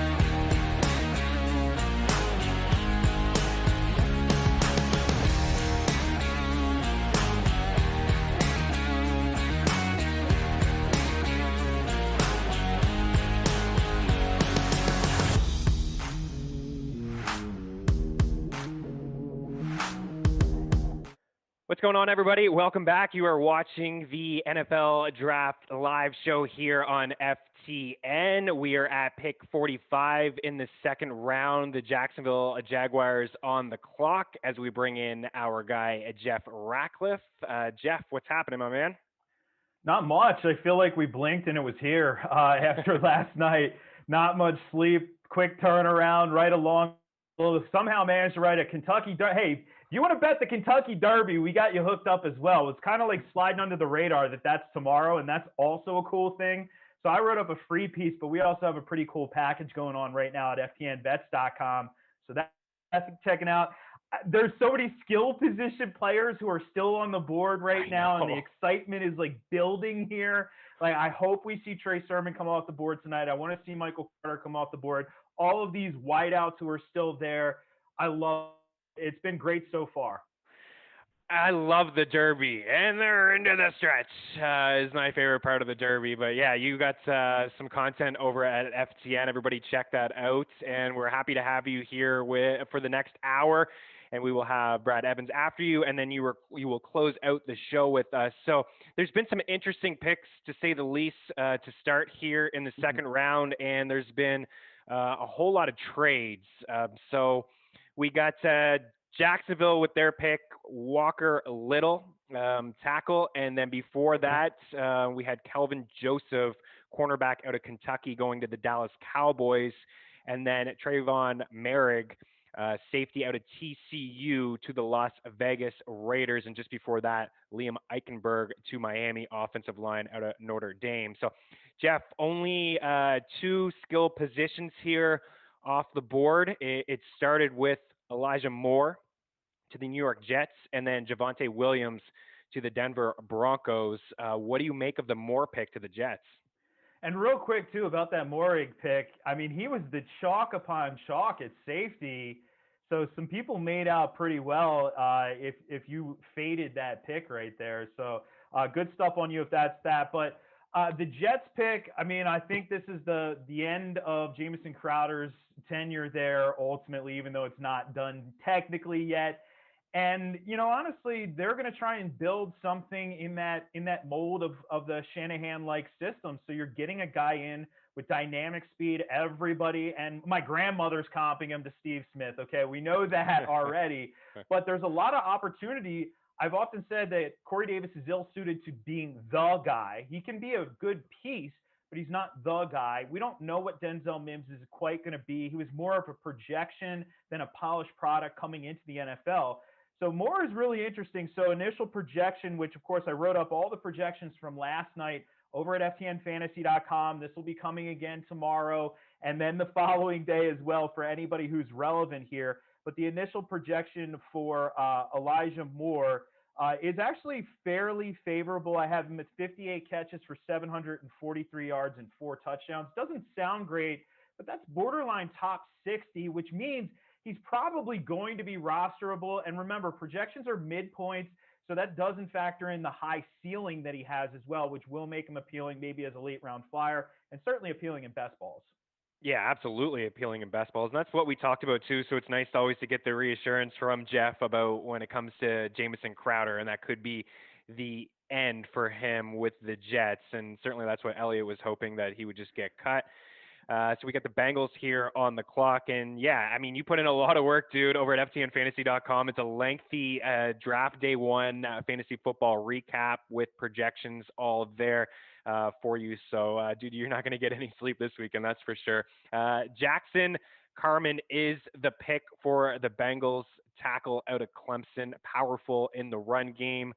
D-Bro, what do you think about that? And what do you think about the projection for Elijah Moore? I mean, I like Elijah Moore. We talked about it before. Like, if he were to capture some type of Deebo Samuel-esque role, especially considering, like, his skill set, it'd be fantastic for the Jets. So I would love – I like the landing spot quietly. I think that we can't rule out – because Jeff's projection, like, I mean, we can't rule out if Jamison Crowder is gone, then obviously then, poof, it goes up a little bit higher. So like the landing spot, I think that we can't rule out Crowder getting cut before week 1. I like the offensive line selection here, man. I mean, I think that it's still a team that definitely needs to address the position. So don't hate this at all. And Jeff, this is what we thought the Bengals would do. Maybe not, if they didn't take Sewell in the first round, they were going to address the offensive line a little bit later on in the draft. So they do that here with this pick. Absolutely. And, I actually had a caller on my Sirius XM show. How sometimes people want to talk themselves out of certain things. And I guess he had the number 1 pick in a super flex dynasty rookie draft, right? Trying to talk himself out of Trevor Lawrence. And he said, well, their offensive line was really good. And it's like, yes, so is Trevor Lawrence. But here's the thing. Their offensive line was really good. So this is actually a nice little value pick here. We can kind of exhale a little bit. That was the thing that we said, hey, if they're going Jamar Chase, they better address the position or address the offensive line in general on day 2. They're off to the races there. I don't mind this pick whatsoever. It's exactly what we were hoping for Joe Burrow.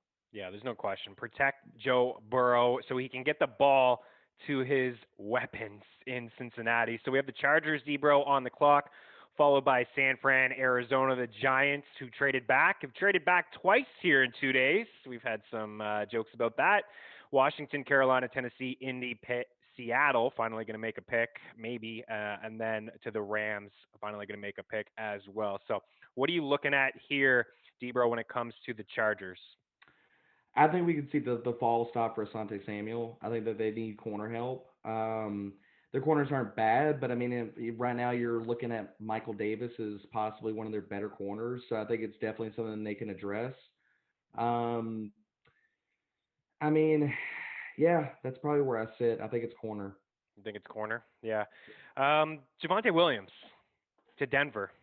I didn't love that landing spot from a fantasy standpoint, maybe a dynasty standpoint, but from a redraft, I don't know. What do you think, Jeff, with that landing spot? I think Melvin Gordon's kind of on his last legs at this point. He's 28 years old now, just turned 28 a couple weeks ago. Sure you're watching, Mel. Happy birthday, bro. Melvin Gordon and I he didn't like a tweet I put out about him a couple years ago. I was just stating the stats, that's all. But anyway, you look that one up on Twitter. He's getting older. They have nobody behind him, right? Who is the number 2 really? Was it Mike Boone previous to this pick? Was it Royce? I mean, who cares? They didn't have anybody there as a next man up, and they needed to plan for the future. This is a team that is really well built in terms of skill position players. Other than quarterback, they're young, they're dynamic, they're athletic all over the place. So now you get a dynamic and athletic and physical runner, not a home run hitter, but a physical runner. So the projection for him was challenging because you still have to figure that Gordon is going to be involved. He'll be involved in the passing game, certainly in the run game as well. I'm projecting him initially at 168 carries, so it's somewhat conservative, 720, 5 touchdowns, then 24 catches for 180 yards, an additional touchdown, maybe a chance to get 2, because it actually is 1.4. I know people hate it when we put the point whatever touchdowns. It's 40% chance to get up to that second touchdown. But you know what? When I ultimately calculated it out, it's 154 PPR points. So if you put that up against everybody else, that's right on the edge of top 36. So we're talking almost flex territory right from the gate, even with Melvin Gordon there.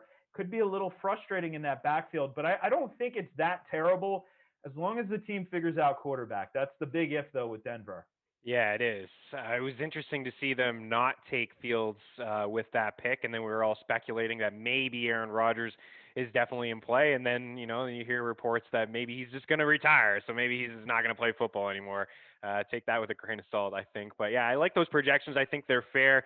Room to grow potentially in the second half. Melvin Gordon hasn't been a guy that's really been able to stay healthy over the course of his career, but he did play 15 games last year, and in a full point PPR setting, he was RB 14 with 198 fantasy points. So I like that projection. Debro, I know you're a big Williams guy. What do you think of Jeff's projection there?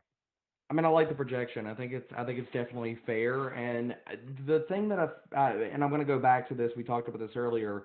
I think Denver is tipping their hand here. If they're going to take Javonte Williams, they're changing some of the dynamic of this team. Because they passed over Justin Fields, so really Teddy's looking like he's going to be the guy. And for what they're addressing the defense, they're addressing the running game, the offensive line. They got some guys that opted out that are coming back. there could be just changing the dynamic of this team and saying, okay, we're just going to pound the damn rock. We're going to rely on our defense and we're going to play very, very conservatively. And if that's the case, then yes, if they're going to run the damn ball, then Javonte Williams is going to get a ton of work. Yeah, I mean, especially if, to your point, if it's Locke under center or if it's Steady under center, they are going to use both of these guys, and Philip Lindsay Well, no depending on where he longer. goes, Manny, like Javonte Williams could be a grade zero running back candidate too, because outside of Melvin Gordon, anything happens to him, and we've seen him miss time in numerous seasons. So if he were to miss any time, who is going to compete with Javonte Williams, considering the draft capital they just tossed up behind him? Don't come at me with your Mike Boone trutherism. Don't come at me with former people that love Royce Freeman. Javonte Williams could be like a league winner if anything happened to Gordon. Yep. Yeah, it's been a long time, I think, since anyone's really pumped Royce Freeman's tires. It was just a big letdown. So the Chargers take Asante Samuel Jr. There we go. out of Florida State. So that is the pick, and we are waiting on San Fran on the clock, followed by Arizona, the Giants, and Washington. What do you make of that pick, Ratcliffe, Asante Samuel Jr.? Huge need for that team. I mean, they're not a fully complete team, obviously, but they do have some component parts that are really impressive. When you think about just alone what you can do with Joey Bosa on the field, that's awesome right there. But overall, the cornerback position, Chris Harris is still playing decent enough football, so you have him, but you were really weak there. So this pick just makes a ton of sense. I mean, they're addressing a position of need. They did so with Rashawn Slater. It's smart drafting, and sometimes smart drafting is simply taking a guy like Derek said a couple minutes ago, who's falling a little bit too far. So that's exactly what they did, capitalize on the board. Yeah, when his dad came out of college, he was 5'10", 184, and Asante Samuel Jr., 5'10", 185. So that was in 2003. Jeff, do you ever feel a little old when you see some of these guys and you already broke down and you had some of their dads? I feel that way. I feel like just yesterday, Asante Samuel Sr. was playing in Philadelphia. There are kids in this draft who were born in 2000. So, yes, the answer to your question, do I ever or do I always feel old? I think that's probably more appropriate. But Fair yeah, enough. I mean, hey, it is cool, though, to see some of these guys who, come from the pedigree and are in the league now. And it does bring back fond memories of Asante Samuel and the ball hawking that he could do. But his son's got a little pop to him. He can hit a little bit more than Pops could. So this is going to be exciting for the Chargers. Yeah, he plays bigger than his size. He is a great tackler. I thought maybe the Eagles would be interested in him, not because his dad played for Philadelphia, because it is a position in need, and he can make some plays. I think he can improve on some of the ball skills, Debro, but I think he plays a little bit bigger than his size. I think that's a pretty good pick for the Chargers. Yeah, I like the pick. I mean, that's the pick that I forecasted them for, because you don't want to walk into week one with Tavon Campbell and Michael Davis as your starting outside corners. Asante Samuel is going to play the outside. They'll leave Harris inside, because at this spot of his career, Harris is not a very good cornerback, so you can hide him in the slot, though. They don't need to ask him to play outside. Asante Samuel, too, I mean, we haven't even brought up here the fact that, like, I still think that there is some upside with him. I mean, considering the projection, how he's been playing in Florida State, he's a guy that we've seen improve every single year. Like when he entered Florida State, he was not playing well at all. I mean, passer ratings allowed every single year, 109, 75, and then his past season, 49.1. So Asante Samuel still could be kind of coming into his own. So we still couldn't have seen the best play that's ahead for him. So San Fran makes the pick. It is Aaron Banks out of Notre Dame, a guard. So some offensive line help there, Jeff, for their new quarterback, Trey Lance. Helpful. I mean, you need offensive line help. They obviously prioritized it here. Yeah, I think Lance is just so intriguing. I had so much fun writing. You said it was a lengthy piece, but I had fun writing about it because of the anticipation of the future. What could possibly come from all this? Part of the exercise for me, I went back, just a little bit on the radio, biggest buzz, biggest draft day slides, but going back and seeing some of these drafts and just realizing there's kids who are drafted yesterday and maybe today and possibly even tomorrow who could end up in Gold Jackets. Now, the likelihood probably comes from yesterday and maybe today, but still the possibilities for the future. And when you see a guy with the enormous ceiling of Trey Lance, give him all the help you could possibly give him there. I love it.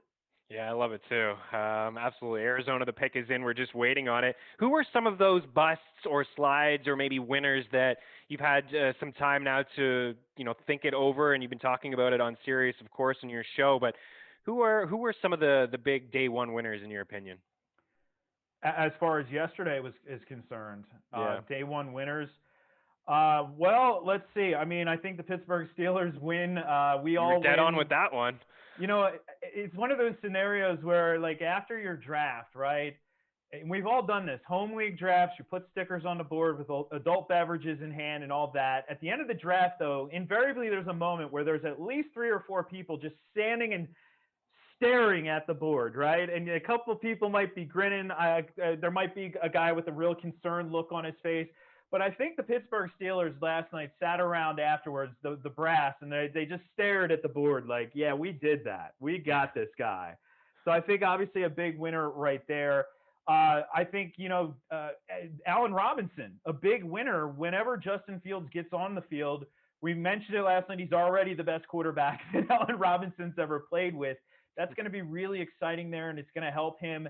Hopefully it helps just kind of mend all the fences there as well, because he's such a good player to be able to put up those numbers.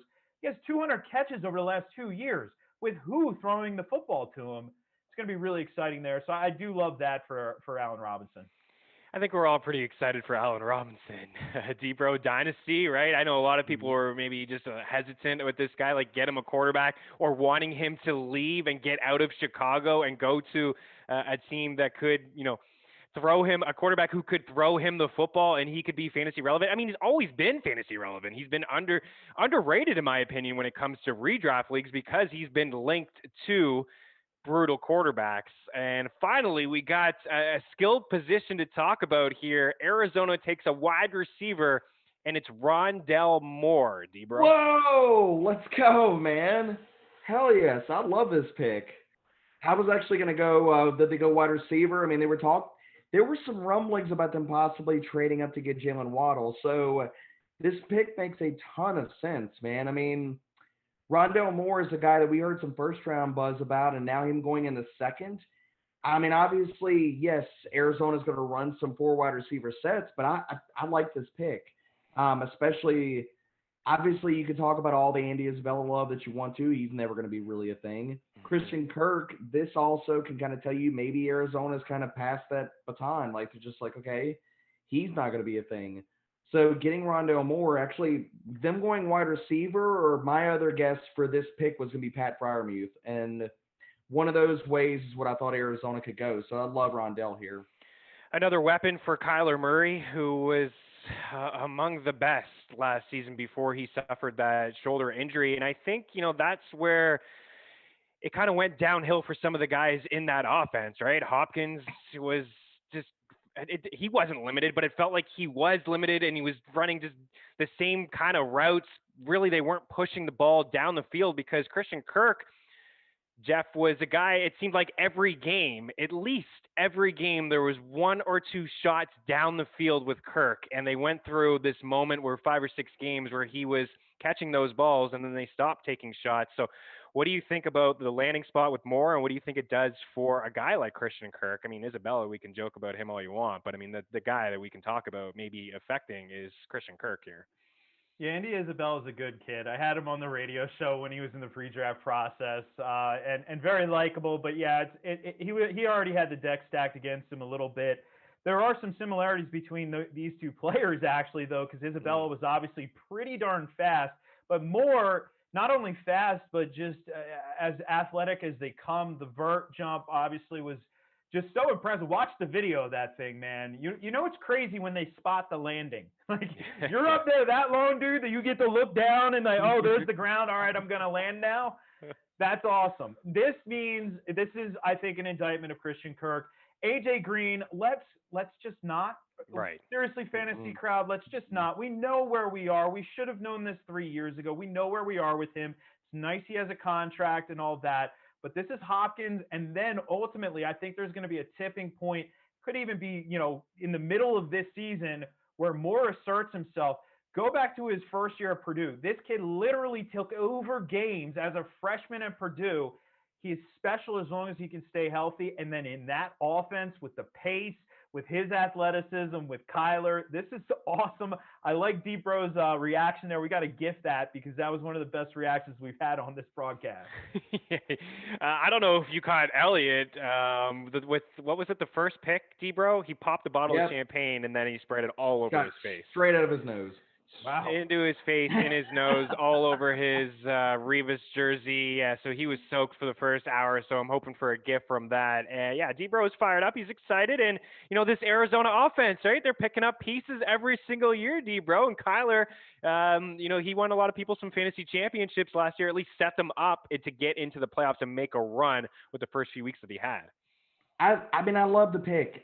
With Rondale Moore, his abilities after the catch, and I've talked about it before. We talked about this yesterday. If you go back to listen to yesterday's broadcast, I comped him to Brandon Cooks. I think he's the guy, you get him in space, and exactly how New Orleans used Brandon Cooks at the beginning of his career. I think Moore is a better route runner than people give him credit. I think he can win on the outside if he's asked to. I think that this is the guy that, because they signed A.J. Green. Now they drafted Rondale Moore. Larry Fitzgerald is not coming back. So if you're looking at the guy that takes up Larry Fitz's mantle in the slot, obviously I'm going to put my chips with Rondale Moore being that guy and not Christian Kirk. So I love this pick for them. And the fact of it is that you're going to give more easy completions to Kyler Murray. Yes, that's fantastic. And the other quiet winner here that we haven't even touched on yet is Chase Edmonds and James Conner. This backfield. They didn't address it with a running back. They didn't get up to get Javonte Williams. They didn't get anybody else with capital. So the fact that Arizona didn't go with a runner or didn't have the chance to go with a runner in the second round, that also increases how you felt or should have felt about Chase Edmonds in this running game. Yeah, good point.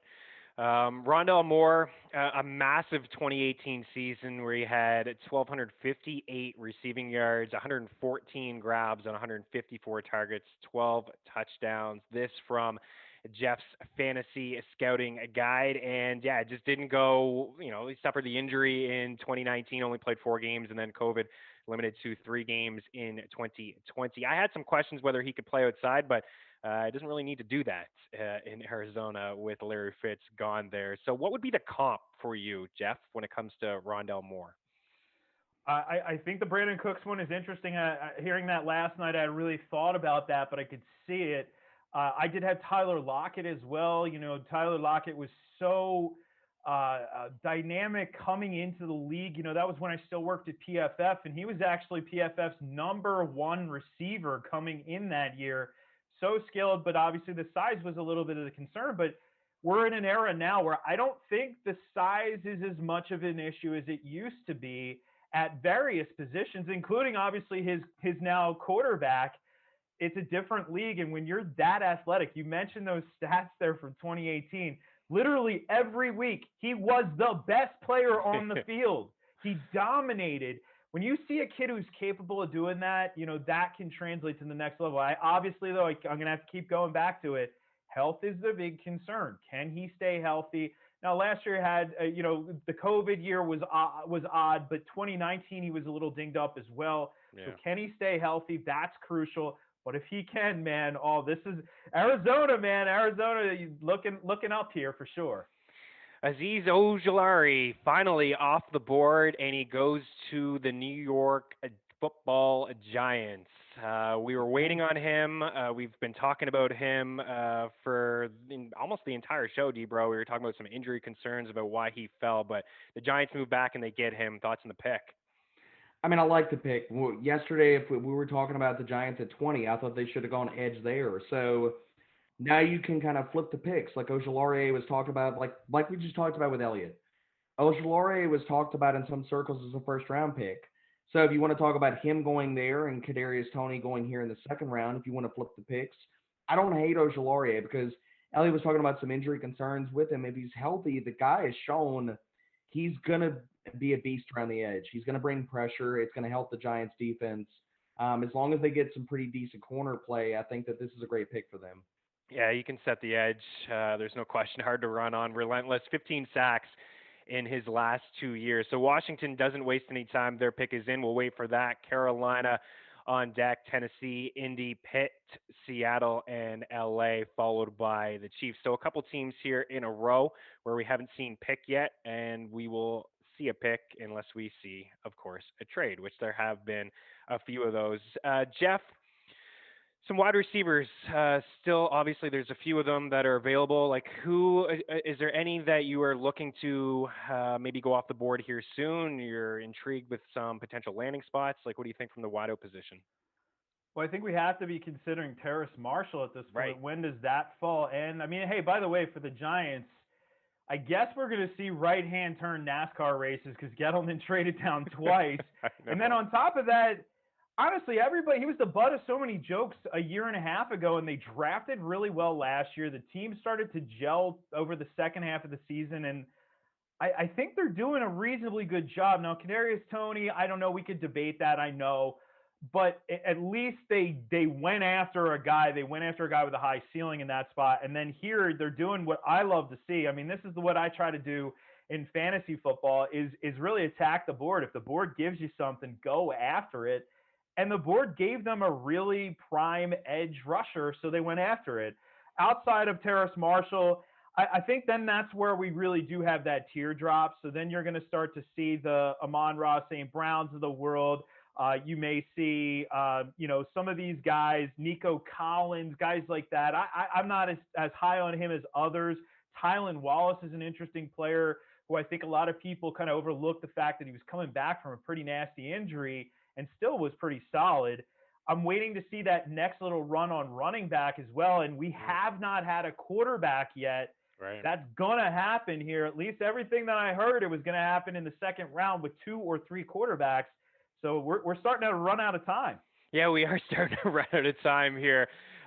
So with pick 51, Samuel Cosme out of Texas, offensive tackle. That is the pick for Washington. And then Cleveland makes a trade here with Carolina. They move up to 52, and they get the 4th-round pick, 113. And Carolina receives pick 59 and the 3rd-round pick, 89. So Cleveland moves up the board here. Yeah, I'm looking forward to that. That's maybe that run here with running backs and then quarterbacks too. We can have a discussion on maybe which teams will be looking for a quarterback here coming up. But Debro, what do you think Cleveland's thinking here as they move up just Terrace ahead Marshall. of Tennessee? Terrace Marshall. We Really? took him. Yes, and I'll say why. Because we took him in one of our mock drafts over on Fade the Chalk when Elliott stopped by. Elliott took Terrace Marshall to Cleveland, and it makes a ton of sense because Landry's not getting any younger. Odell Beckham is near the end of that contract where they can get out there. If they really want to address the position, save some money down the road with considering their wide receiver core right now, Terrace Marshall would be a fantastic pick right here. Yeah, and I get that too because Tennessee, you would assume maybe that they're in the market for a wide receiver. We talked about that yesterday as well. So jumping ahead of the Titans here, getting Carolina's pick and taking a wide receiver. Would you agree with that, Jeff? You think that potentially could be the pick here? I do, and this is one where, kind of like Caleb Farley, take advantage of the medicals, get a discount. Caleb Farley could have been the first corner taken in this draft, and then Tennessee's like, all right, we'll take him in the 20s. Terrace Marshall could have been a first-round pick. All right, we'll take him in the 50s, no problem. And especially trading up. This is one where it tips the hand of you don't think the guy's going to be on the board. He's on the board. You make the move. Yeah, you make the move. Do you have any concerns with it? I know there's some teams that have some concerns injury-wise, but do you have any concerns with him long-term? I mean, we talked about that yesterday a little bit, but you want to get into that? I mean, the foot is a scary thing. Yeah, I mean, I'm always concerned when I hear the foot. I don't know the extent of the details, so it'd be just speculation on my part. Unfortunately, I'm always nervous when it comes to feet. But then again, I mean, he looked pretty good on the field. He ran well at his pro day, so there's a couple things, checks in the right boxes there. Absolutely, Debro. And we talked about this yesterday with Brad, but there's not a lot of holes on this Cleveland roster. I think this is a legit football team, and if they go and grab Marshall, that would be, I think, a win for this squad. I mean, what else are they going to get in this spot? Their offensive line is really good. Their defense is good. A lot of the edge rushers that we've been talking about, that cliff is kind of come and gone. Corner is now we're talking about good. Teams are going to be addressing that, not probably right now. This feels like a really good spot to sit here and address your wide receiver core, both add another great playmaker for Baker Mayfield and address, trying to save some cash down the road to address other positions. So I really think this is where they go. The pick has been in for a while, but they're just having a dance party there in Cleveland. I don't know if you guys are watching or not. Are you watching that, Jeff? Yeah, I don't know. Is that like somebody dressed up like the Macho Man? What is happening here? Like the Macho Man. Yeah, he's got shades, a cowboy hat. Goodell is stepping in here and saying, "Okay, enough is enough here. Let's make this pick." So we'll wait and we'll see. Tennessee, Indy, Pitt, Seattle, LA, KC, Carolina, and then New Orleans. Is maybe the Saints one of those teams, Jeff, that could be in on a quarterback with Drew Brees no longer in the picture? Possibly. They could also be in on a wide receiver as well. They obviously have a need in that area. And maybe Sean Payton's a man of his word, just saying we believe in these guys and we're going to let them compete. I could see a wideout, though. Yeah, I could see a wideout would be a better fit. If they don't go wideout, does the slide stop for JOK here, though? Could that be the other way they go and they just keep addressing to the freaking defense and we talk about, like, stopping everybody and it being an elite defense? Man, I had JOK in the first round, and I thought, we thought early some of second. These teams are coming up and getting guys that are sliding right now. That could be where they go, too. Just throwing things out here. Yeah. Well, you've been nailing a lot of those things that you've just been throwing out. Who did you get just randomly? I'm not going to count Richie Grant. Richie Grant does not count. That was absolute sarcasm. Yeah, he just says, I'll just throw out a guy, Richie Grant. It's going to be Richie Grant. And then we all joke, there's no way it's going to be Richie Grant. And then the Falcons go ahead and take Richie Grant. And I was like, all right, awesome, with pick 40. Interesting. So Cleveland is just milking this moment in the land. Lord, come on. The fans are excited. The fan base should be excited with this team that they have because it's been a lot of losing in Cleveland. And there it is. It's JOK. Let's go. Yes. I thought you wanted Marshall, though. Come on. You're nailing picks, but I know, but I need to get back on the good foot after all this, like, beginning this round and talking about, like, okay, it could be this guy, and then it's not, and it's not. I got to get back on the good foot, Meanie. Jeremiah Owusu-Koramoah goes to Cleveland, linebacker. Dude, this guy can play. What do you think, Jeff? Why do you think he fell as far as he did? Maybe size. Yeah. It might be the main thing.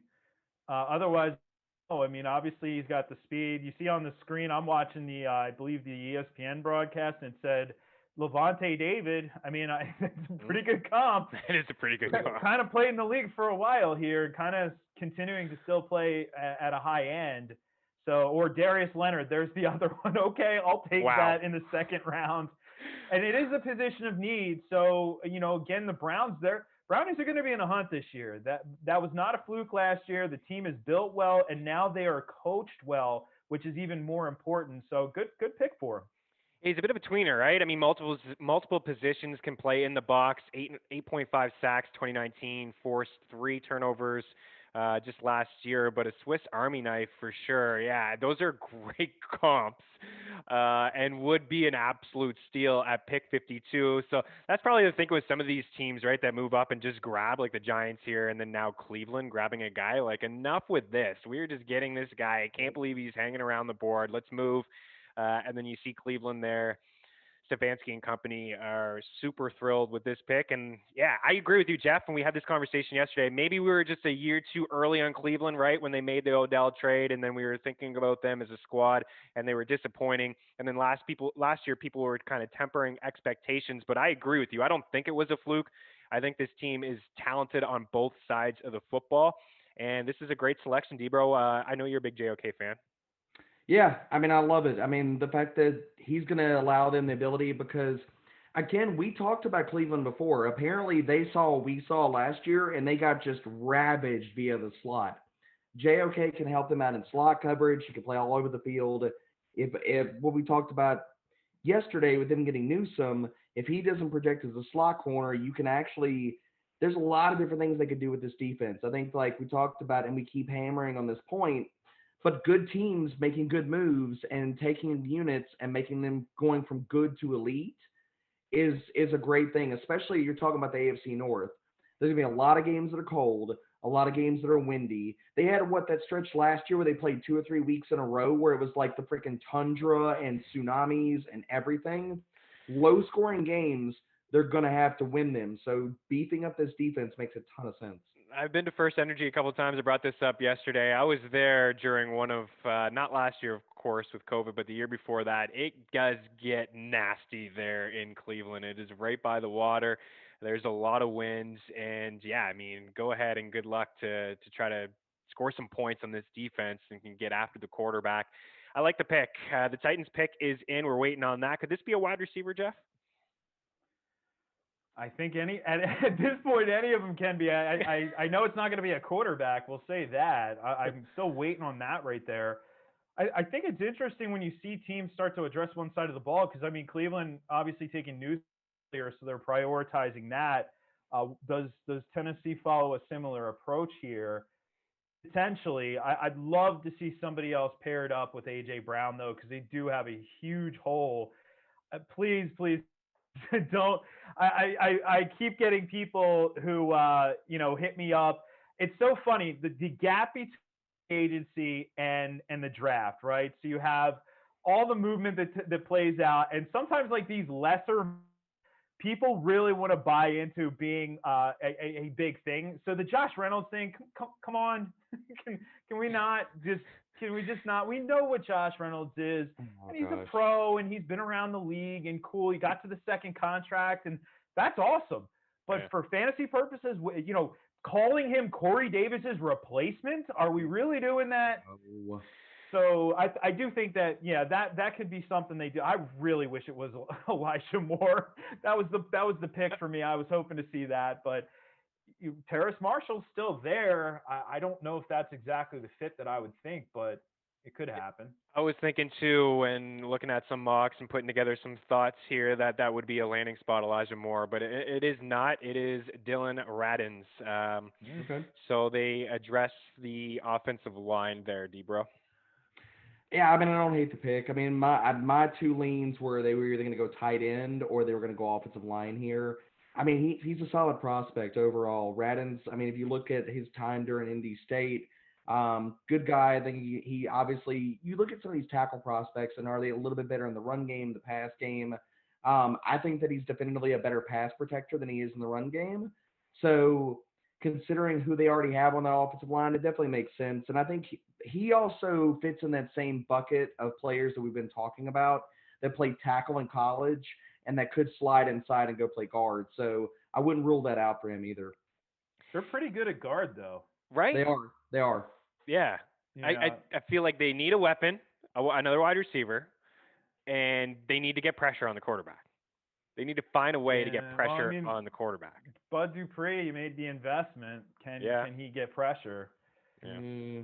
This kid could have been a first round pick though. So anytime you get guys like this, there's always the first round, second round tweeners, and we'd seen some folks mocking him up that high. Obviously, everybody was paying close attention to North Dakota State with Trey Lance, and every time you did, you're like, oh, this kid's pretty good too. So, again, capitalizing on value, I can't knock the pick.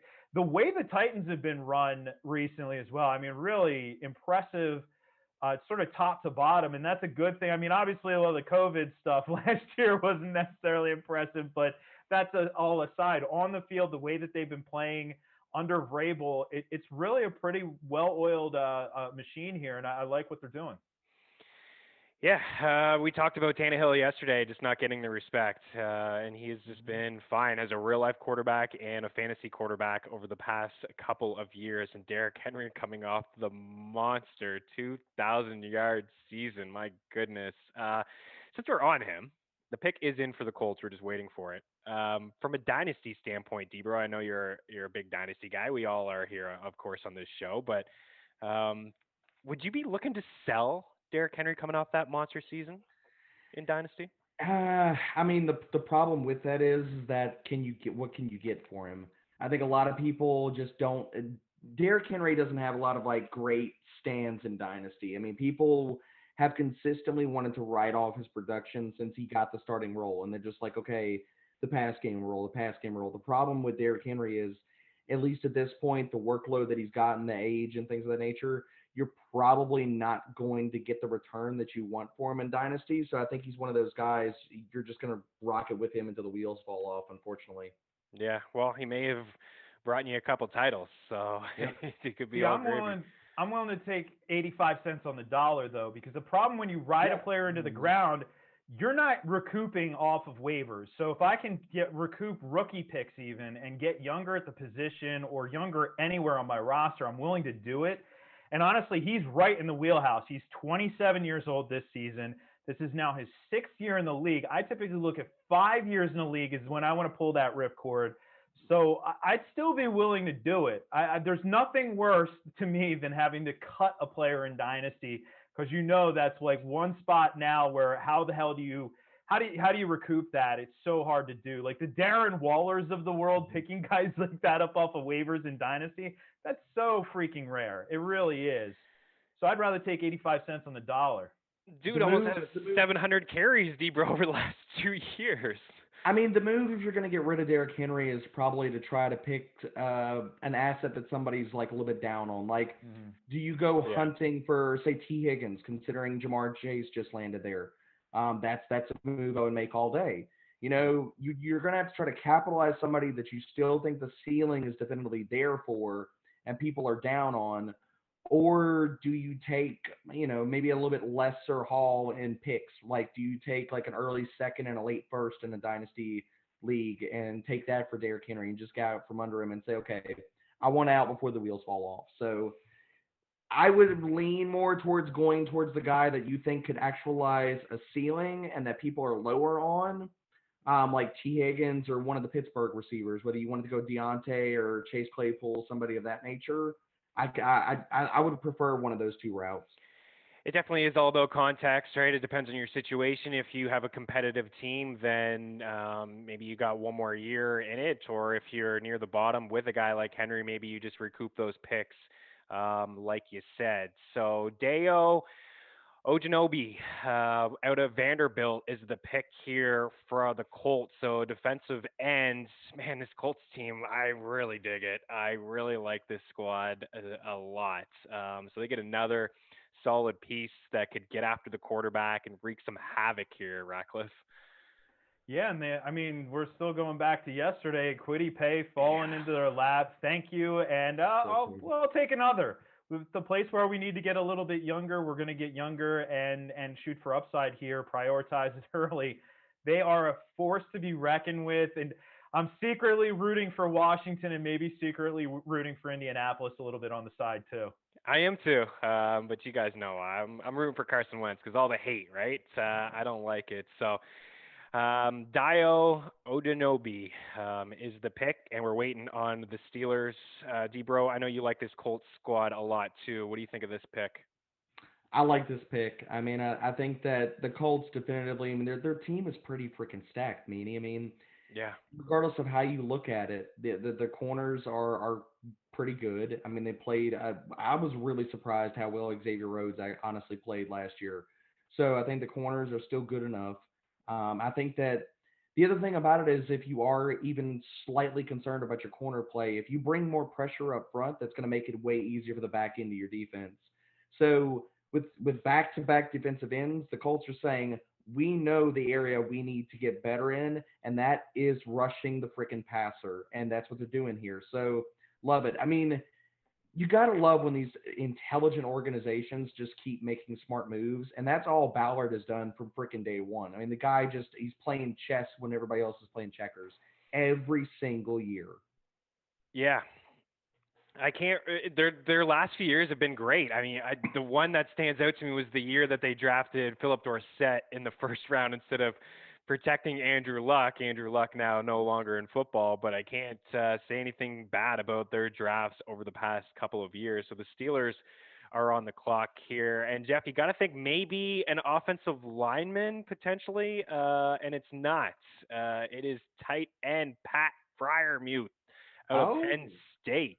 Well, all right. I mean, that does help because he is a plus plus blocker.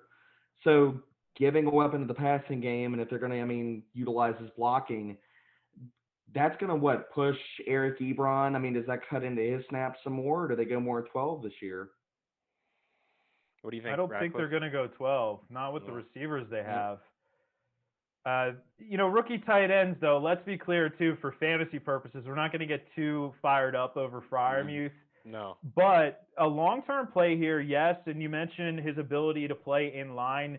He's more than a catch and fall down tight end as well in terms of his ability as a receiver. He has, his ability to create some extra yards, some of the down and dirty extra yards. It's not going to always look pretty, but he can get it done.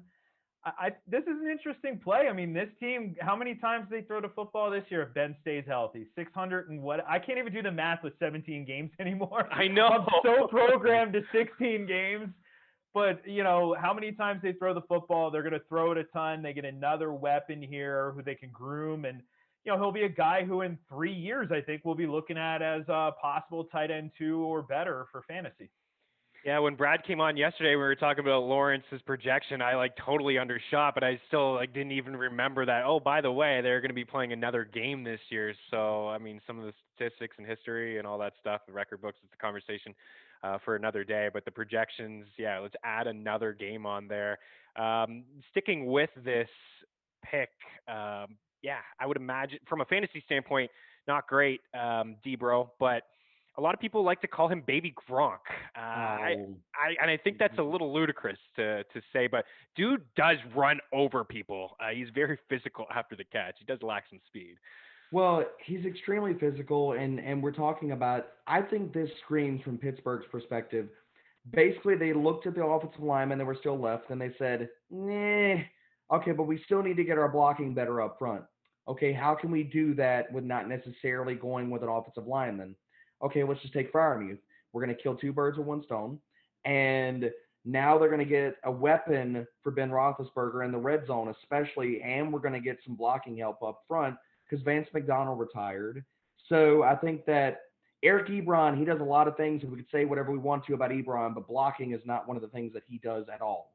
So Freiermuth is going to help the run game as well as give Roethlisberger in this passing game a red zone weapon. You look at Freiermuth's career, 37.5% of his touchdowns came within 10 yards of the line of scrimmage. The guy is going to be a red zone monster. I think outside of the blocking, that's one of the ways where I think he's going to translate well, especially in his rookie season. Yeah, I could see that. They definitely, as we talked about yesterday and again here today earlier with Elliott, is that they do need to address the offensive line. There's still a lot of pieces out there where they can make that happen. So Seattle's pick is in. This is going to be their first pick. They only have 3 picks in this draft. It's the fewest of any team here. The Rams to follow. So we're going to get a run here, Jeff, of just some teams, welcome to the draft. Seattle, LA, KC, welcome. Thanks for showing up, guys. Yeah. Wouldn't it be funny if the Seahawks drafted a quarterback? Let's just light up Twitter. That would be. Again, so let's have that conversation. It may not be, but who are some of these teams? We're just about at the end of the second here. We got Seattle, LA, KC, Carolina, the Saints, Buffalo, Green Bay, KC, Tampa. I don't see really too many teams there, Jeff, that are going to take a quarterback. Tampa could, and it's not, and it wouldn't even be I don't think Tom Brady would be ticked at all. He realizes how old he is. He realizes that hopefully he can't play. Can he play forever? I guess we don't know yet. Yeah, I think he would be ticked off. He wants to play a few more years. Well, you're not drafting a first-round quarterback though, right? So you're drafting a guy who maybe you could groom under him. He's going to play certainly this year, maybe next year. Who knows beyond that? They could possibly do it. The teams where you'd cause some problems would be Seattle and certainly if Green Bay drafted another quarterback. Oh boy, that would be fun. New Orleans could. We talked about that. Carolina potentially. I don't see the Rams doing it for sure. So yeah, it's there's not a lot of teams here. So all that talk of these second round quarterbacks doesn't look like it's going to happen. Yeah, what do you think, sticking with that conversation, Debro, and some of these teams that are coming up, and maybe who is, out of the quarterbacks that are left here, who catches your eye? Nobody. I mean, I'll be honest. I do not like any of the quarterbacks outside the top 5. I like the fact that any of these quarterbacks fall into the 3rd, maybe 4th round, because that's where they should have gone from the very beginning. And whether you want to talk about Davis Mills, he was a 5-star prospect. That's basically the only thing you're going to use to hype Davis Mills up. Everything else is run-of-the-mill, middle-of-the-road, accuracy, all types of things. I can't get super excited for a guy that has 7.9 yards per attempt in college. Just can't. Kyle Trask, older prospect, sat on the bench, needed an injury, and then just rode the coattails of Kadarius Toney and Kyle Pitts to production this last year. He again is a guy that's nothing more than a bridge starter, run-of-the-mill league type of player. If you want, go watch Kyle Pitts tape and tell me how many different throws that you see him having to adjust and make acrobatic catches because Kyle Trask doesn't have any ball placement. So don't like either one of them. Kellen Mond, he's toolsy, but really, I mean, he's not accurate. There's no ceiling there as far as what I'm concerned. I mean, so there's a lot of guys that if they would have gone in the 2nd round, I think that we're looking at a lot of Drew Locks here. We're looking at quarterback prospects where teams after 2 or 3 years are like, oh my God, what in the absolute hell were we doing? Do we have too many beers on draft night? Like, why did we take this guy in the 2nd round? Like, ugh. And so I love them falling. And some of the comps that you have, Jeff, in your fantasy scouting draft guide, not that great of comps. So maybe there's a reason that some of these guys are hanging around. I got to hear these beautiful comps. I had some fun with those comps for sure. Hey, this pick for Seattle is a little bit of a head scratcher. Dwayne Eskridge, and don't get carried away in Dynasty. This dude's 24 years old. Yes, he's got speed, but you could have gotten other guys with speed. I mean, this one to me is really puzzling, and I feel like Seattle does this every year where they take a guy and you're like, really, this guy here? You could have got him tomorrow. Yeah. And they only have 3 picks. And I feel like they maybe wasted one. What are they doing? Like, what? I thought they would have gone edge here. Like, I thought Ronnie Perkins was the guy that made a whole lot of sense here. But apparently I'm not in the front office, and Pete Carroll likes making these. I mean, didn't we learn this with Rashad Penny? Basically, Seattle takes a high pick on a skill player, they're just not going to use them. I mean, that's Tyler Lockett. I mean, obviously he had injuries at the beginning of his career, but he wasn't an early career guy. They buried other wide receivers that they'd taken early. So I mean, this is not really anything exciting. And I know Eskridge has his truthers out there, and that's great and grand, but you now have, I mean, at best, what are we hoping here for Eskridge? He's the heir apparent to Tyler Lockett. That's about it. On a team where they have foreshadowed they want to run. They fired their offensive coordinator because he wanted to pass, and they want to run. So where's all the tons of passing volume coming from? I mean, yeah. I hate this pick. This is a puzzling pick, and I know you're talking about truthers. I don't think Ratcliffe is one of those truthers. You had him at 21 here, player comp, Kiki Cutie. So, okay. I had him below Anthony Schwartz, who's literally not a wideout. he's just fast. Saw that. Like, that's it. So, on that note, I do have to run to Sirius XM, but I'm going to be back for that final hour. I'm looking forward to it, boys. Have a good show, and we'll catch you soon. Keep your lock. We got Brad Evans in here next.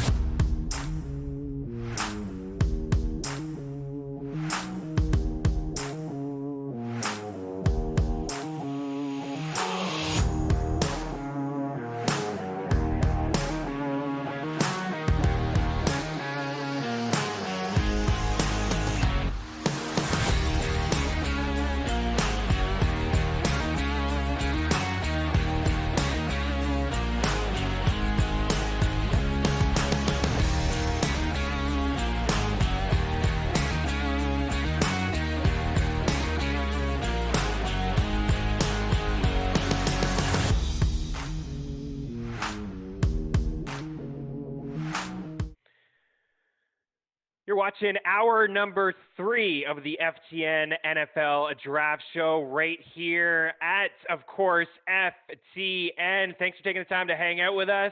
We are rocking and rolling. Myself, Chris Meany, and D-Bro as we bring in Brad Evans. Picks are happening. Brad, skilled position players are starting to come off the board. We ended with Ratcliffe. The Seattle Seahawks made their very first pick of the draft with Dwayne Eskridge, a wide receiver. And then, that one's a little puzzling. We can get into that one a little bit. Yeah, and then the Rams, welcome to the draft as well, take Tutu Atwell. And now KC, also welcome to the 2021 NFL Draft, about to make their first pick. We didn't really get into the needs that Seattle, the offensive line, and Russell Wilson, all that talk with Jeff. It kind of just happened. We say goodbye as we bring you in here. Man, that one is a puzzling pick, don't you think, Brad? Yeah, it's a head scratcher. It doesn't make any damn sense, and I'm a bit irked because I had a 3-1 ticket, which then reduced to like plus 200 before everything locked. I'm like, oh, it's a great closing line value for Seattle to take an offensive lineman with their first selection in this draft. You got a disgruntled, you got a ticked off star quarterback who was, the subject of all the trade rumors this offseason. And all he was asking for is give me some protection. Give me some orcs from Middle Earth and throw them there in the trenches and protect my ass. And I thought for sure they were going to address the offensive line. There were, a few, decent names still on the board that would have fit that need.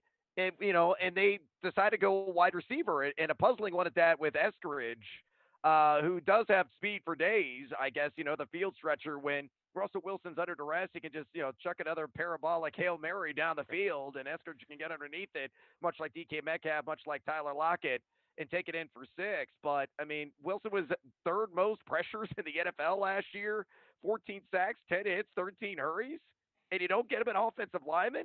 Like, this is shades of Aaron Rodgers not getting a wide receiver from the Green Bay Packers last year. I think it's just another log in the fire, and really maybe just adding not a log, but an oil tanker on the damn fire in terms of what Russell Wilson wants and what he deserves. He's got to be not so satisfied right now. I would imagine he's rolling his eyes. He's a little ticked off with his girl Sierra sitting back wondering what the hell is going on.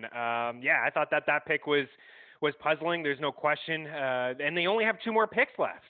So it doesn't make any sense. I don't get it. I don't get it at all. You can re-sign Tyler Lockett, and then you can draft a speed receiver with your second-round pick that has terrible analytics. You got to do it, right? Like, that's the move you have to make, correct? I guess so. I mean, that's what it is. They entered this draft with the 3 picks, the fewest out of any team. So now they have 2 left as they take Dwayne Eskridge, who was, by the way, in Ratcliffe's rookie scouting guide over at FTN. He had him ranked as wide receiver 21, and his player comp was Kiki Cutie. So exciting stuff. Not what you want to hear if you're a Seahawks fan. That is not what you want to hear. And then after that, rather, by the way, we have the Chiefs pick. It is Nick Bolton, linebacker. Not what we wanted. It is not what we wanted. Usually when Brad comes on here, there's a lot of excitement, and I'm sure we'll get it. A lot happened yesterday when you were on, Brad. It was fun. You said it was the best moment of your draft life, and for me, it was one of my best moments as well. I had a blast talking with you. Mitty, I do want to address something real quick, if you don't mind. Yeah, let's talk about the Chicago Bears here for a second. Yes. This is the greatest draft maybe in the history of the organization. All right, the fact that you get Justin Fields, and then he followed up with Tevin Jenkins. Absolutely, how is Jenkins still available at that point? And that's why the Bears traded up. They obviously felt the exact same thing we all were feeling in that moment. I mean, Jenkins is an absolute baller, and this is another massive win. We talked about Allen Robinson yesterday, but again, the guy that really is winning now 2 days in for the Bears is Dave Montgomery, my boy, mandatory Montgomery, because you got a dual threat quarterback, so you got another set of eyes that linebacker's going to have to place on on Justin Fields when he does end up starting inevitably in week 3, and then you get a steamroller, a road paver. And that was an area need for Chicago as well. So Montgomery is winning across the board in this NFL draft. I could not be happier. Ryan Pace is somehow impossibly converting me after all the disparaging things I have said about him over the last few years. Just when you thought you were out, Brad. Just Yeah. when you thought you were out, he pulls you back He in. does, Pulls you man. back Like, in, it's yeah. weird. I don't know how to feel about this. It's like this is my mortal enemy, and all of a sudden he's kind of like the hot girl. Like, I kind of want to make out with Ryan Pace right now. Yeah, hey, I've always been a Montgomery fan. I was with you. You weren't alone. I know you took a lot of heat. I took a lot of heat as well. Working at the Athletic at the time, Yeah. he was a guy that I had ranked, inside the top 12 as a low end RB1, and it just took a year, right? I mean, last year was a great season for him. I don't care that the schedule was soft. Yeah. He took advantage of it. A lot of people talk about soft schedules, and you don't always see those running backs or wide receivers take advantage of those soft schedules. So yeah, he had one, but he took advantage of it, and he was great. And Debro, I saw you tweet last night too. You couldn't get to bed, man. We were up late. You were up all night. You were tweeting, where's those Montgomery haters at now? I mean, here's the other thing about it, because everybody, as soon as you bring up Montgomery, they're going to talk about Damian Williams, and they're going to talk to you about Tariq Cohen. Yep. Okay, let's flip this on its head a little bit here.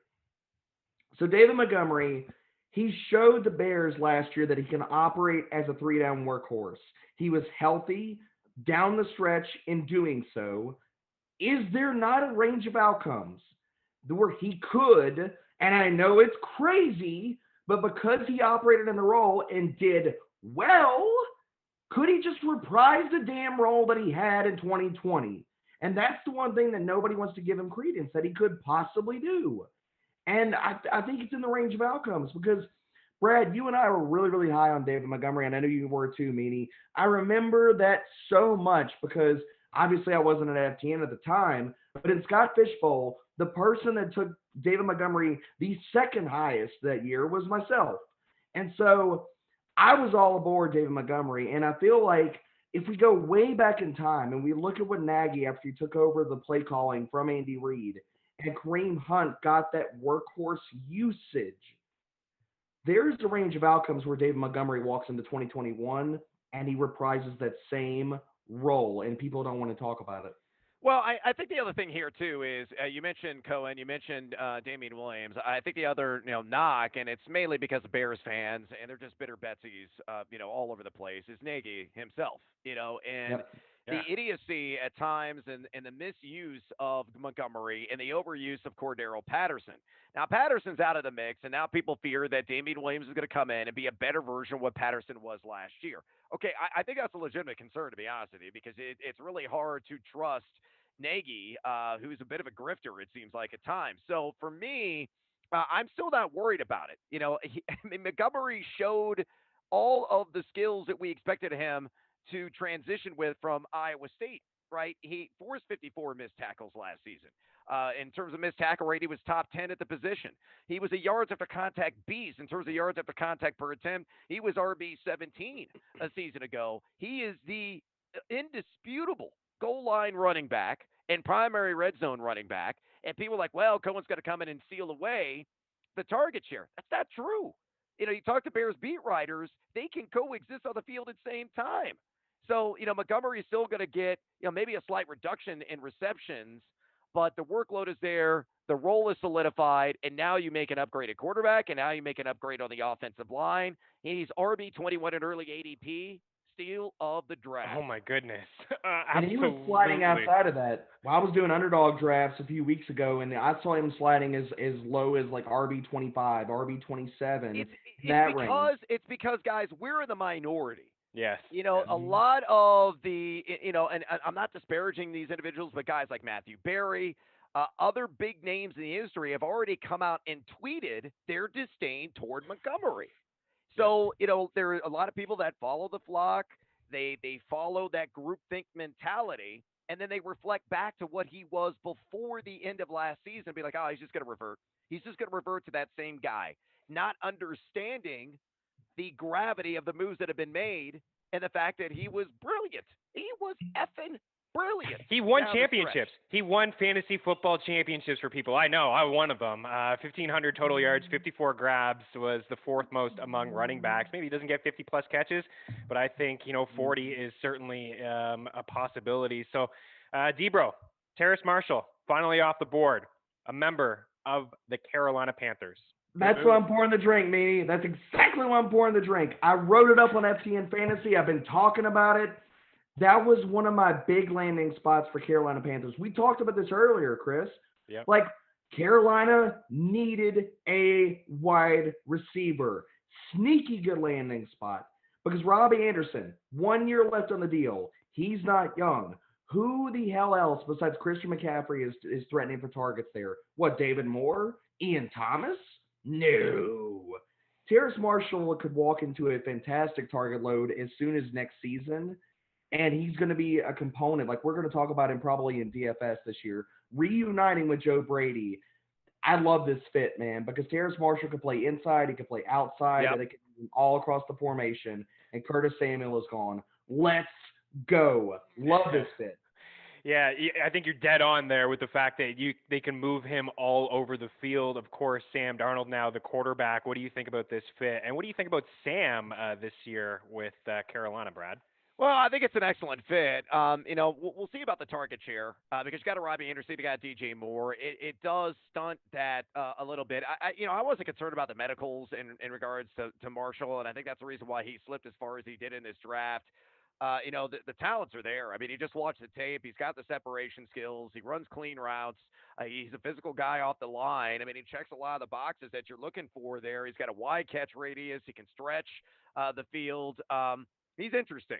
I will say that. And Sam Darnold's got some dudes. Does he ever? He's got some dudes.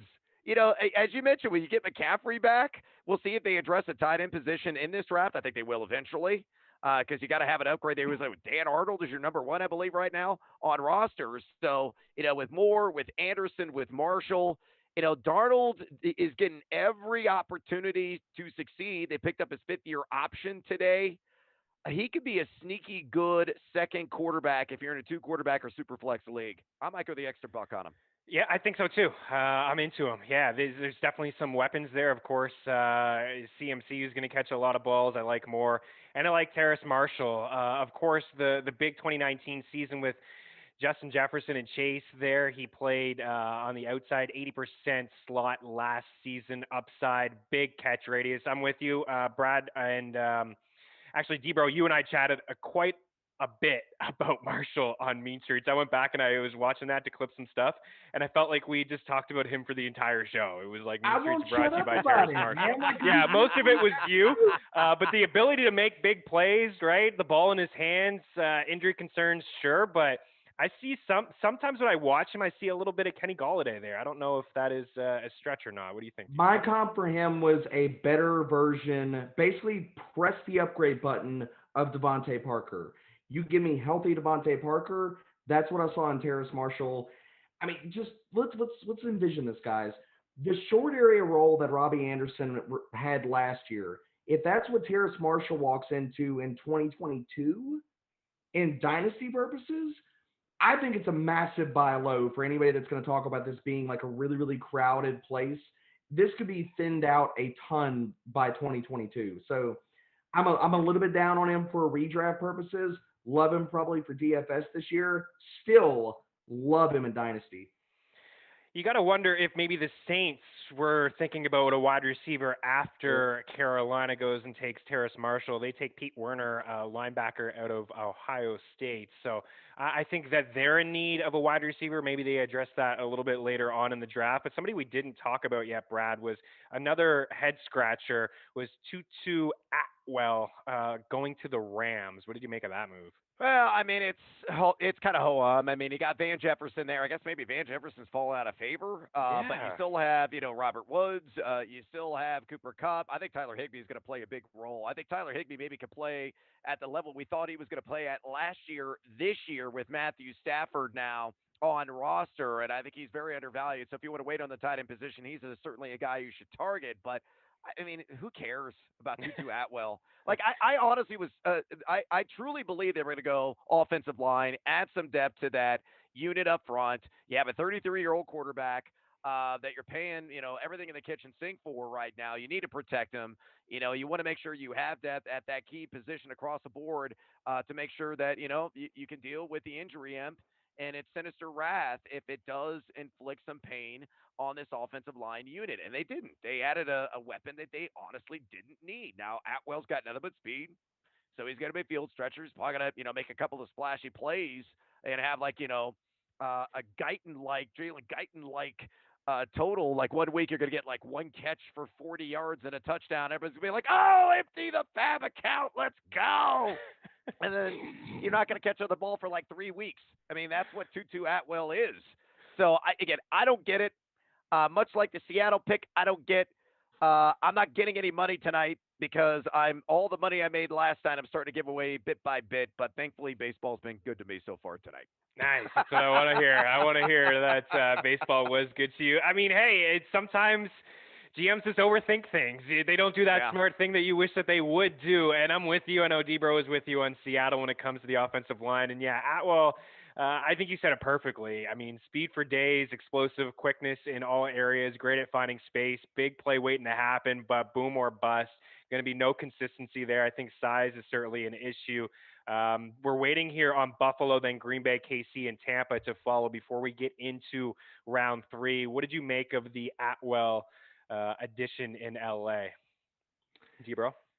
So I think that this is the Rams just solidifying, like, okay, if Deshaun Jackson can stay healthy, this is them saying, okay, we're going to solidify the field stretcher role.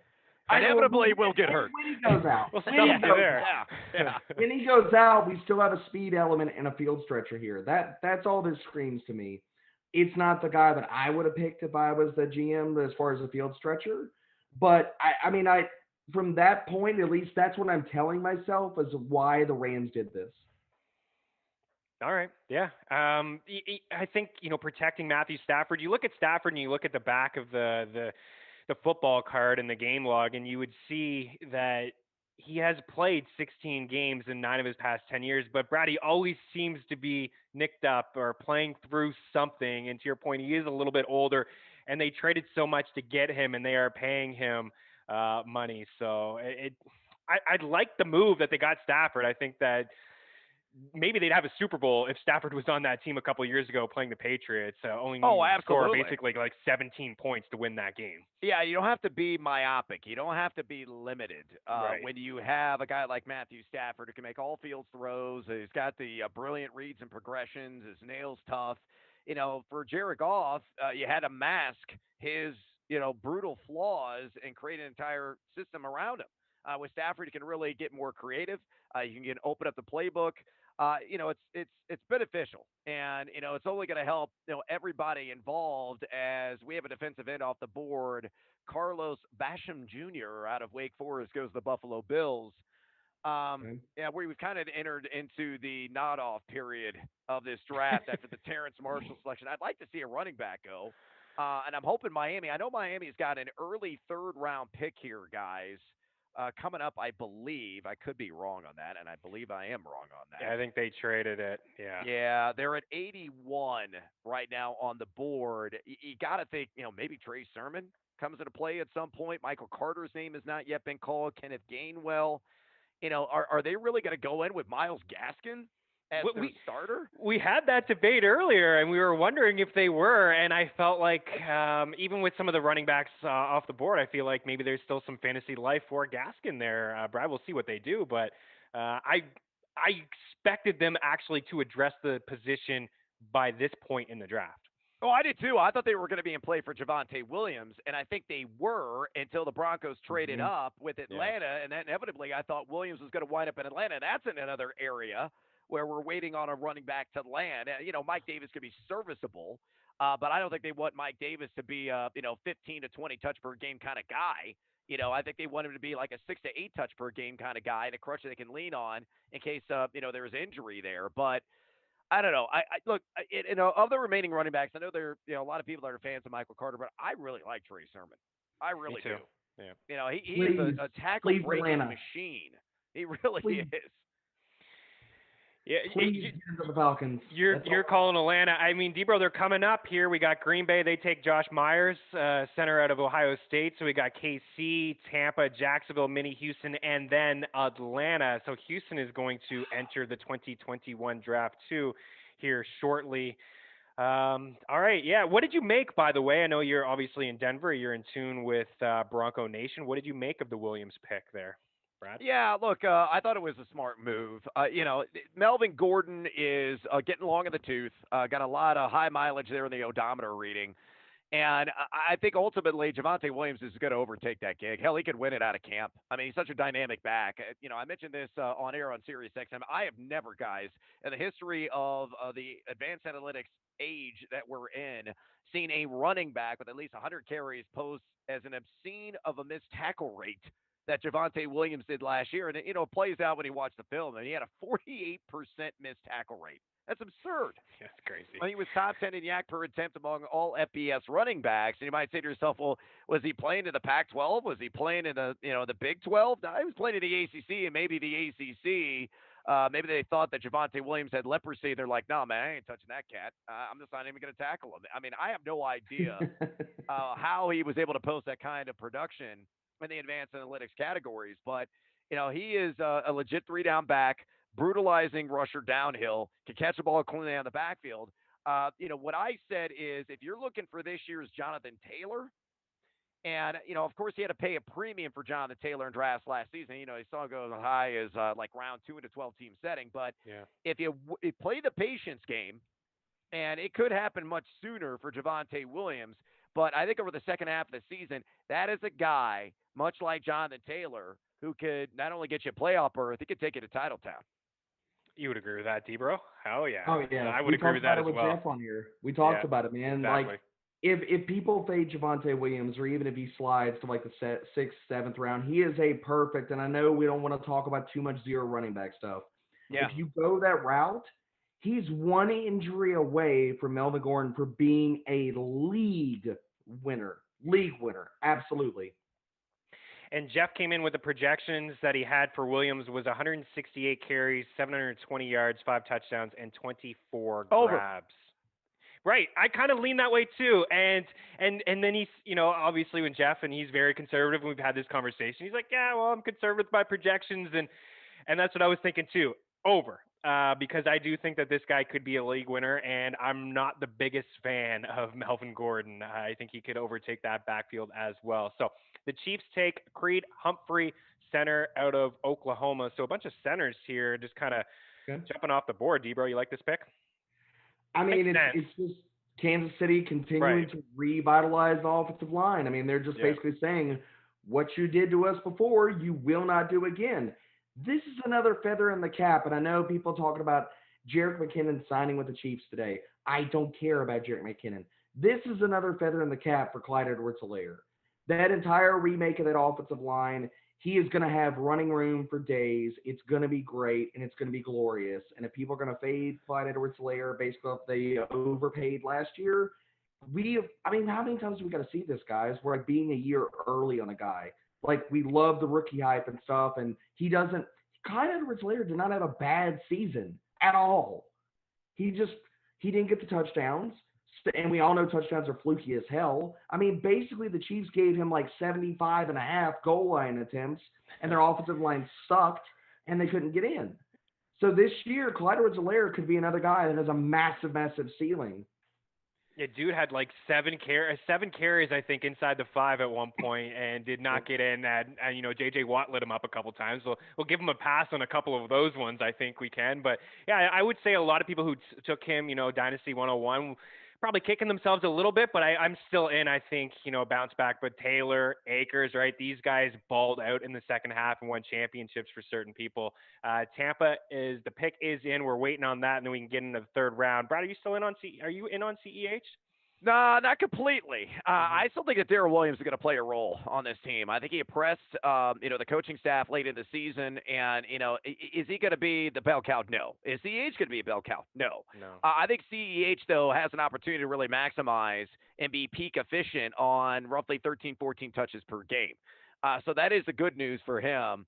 That he can step in. Now, I think the question is he going to dominate the red zone work? Is he going to be the primary goal line back? Or is Darrell Williams going to sneak some arrest some touches away from it in those situations? And of course, Patrick Mahomes going to use his legs and hit the pylons as well inside the red zone. So, I'll be curious to see where his stock goes. I think right now he's a good value at RB18 in terms of ADP. But, down the road, is that going to change? Could he vault back into the top 15 and maybe even in the back end top 12 conversation. Like if you're gonna give me a choice of young running backs right now, between like say Cam Akers, CEH, it's Cam Akers by a mile. Yes. Najee Harris over CEH, I would take that as well. Hmm. So this is kind of the conversation and the narrative. It will be driven by guys like us, people that have platforms. We're going to get on Sirius XM, my show on Faith and Noise 2 to 4 p.m. Eastern, Monday through Friday.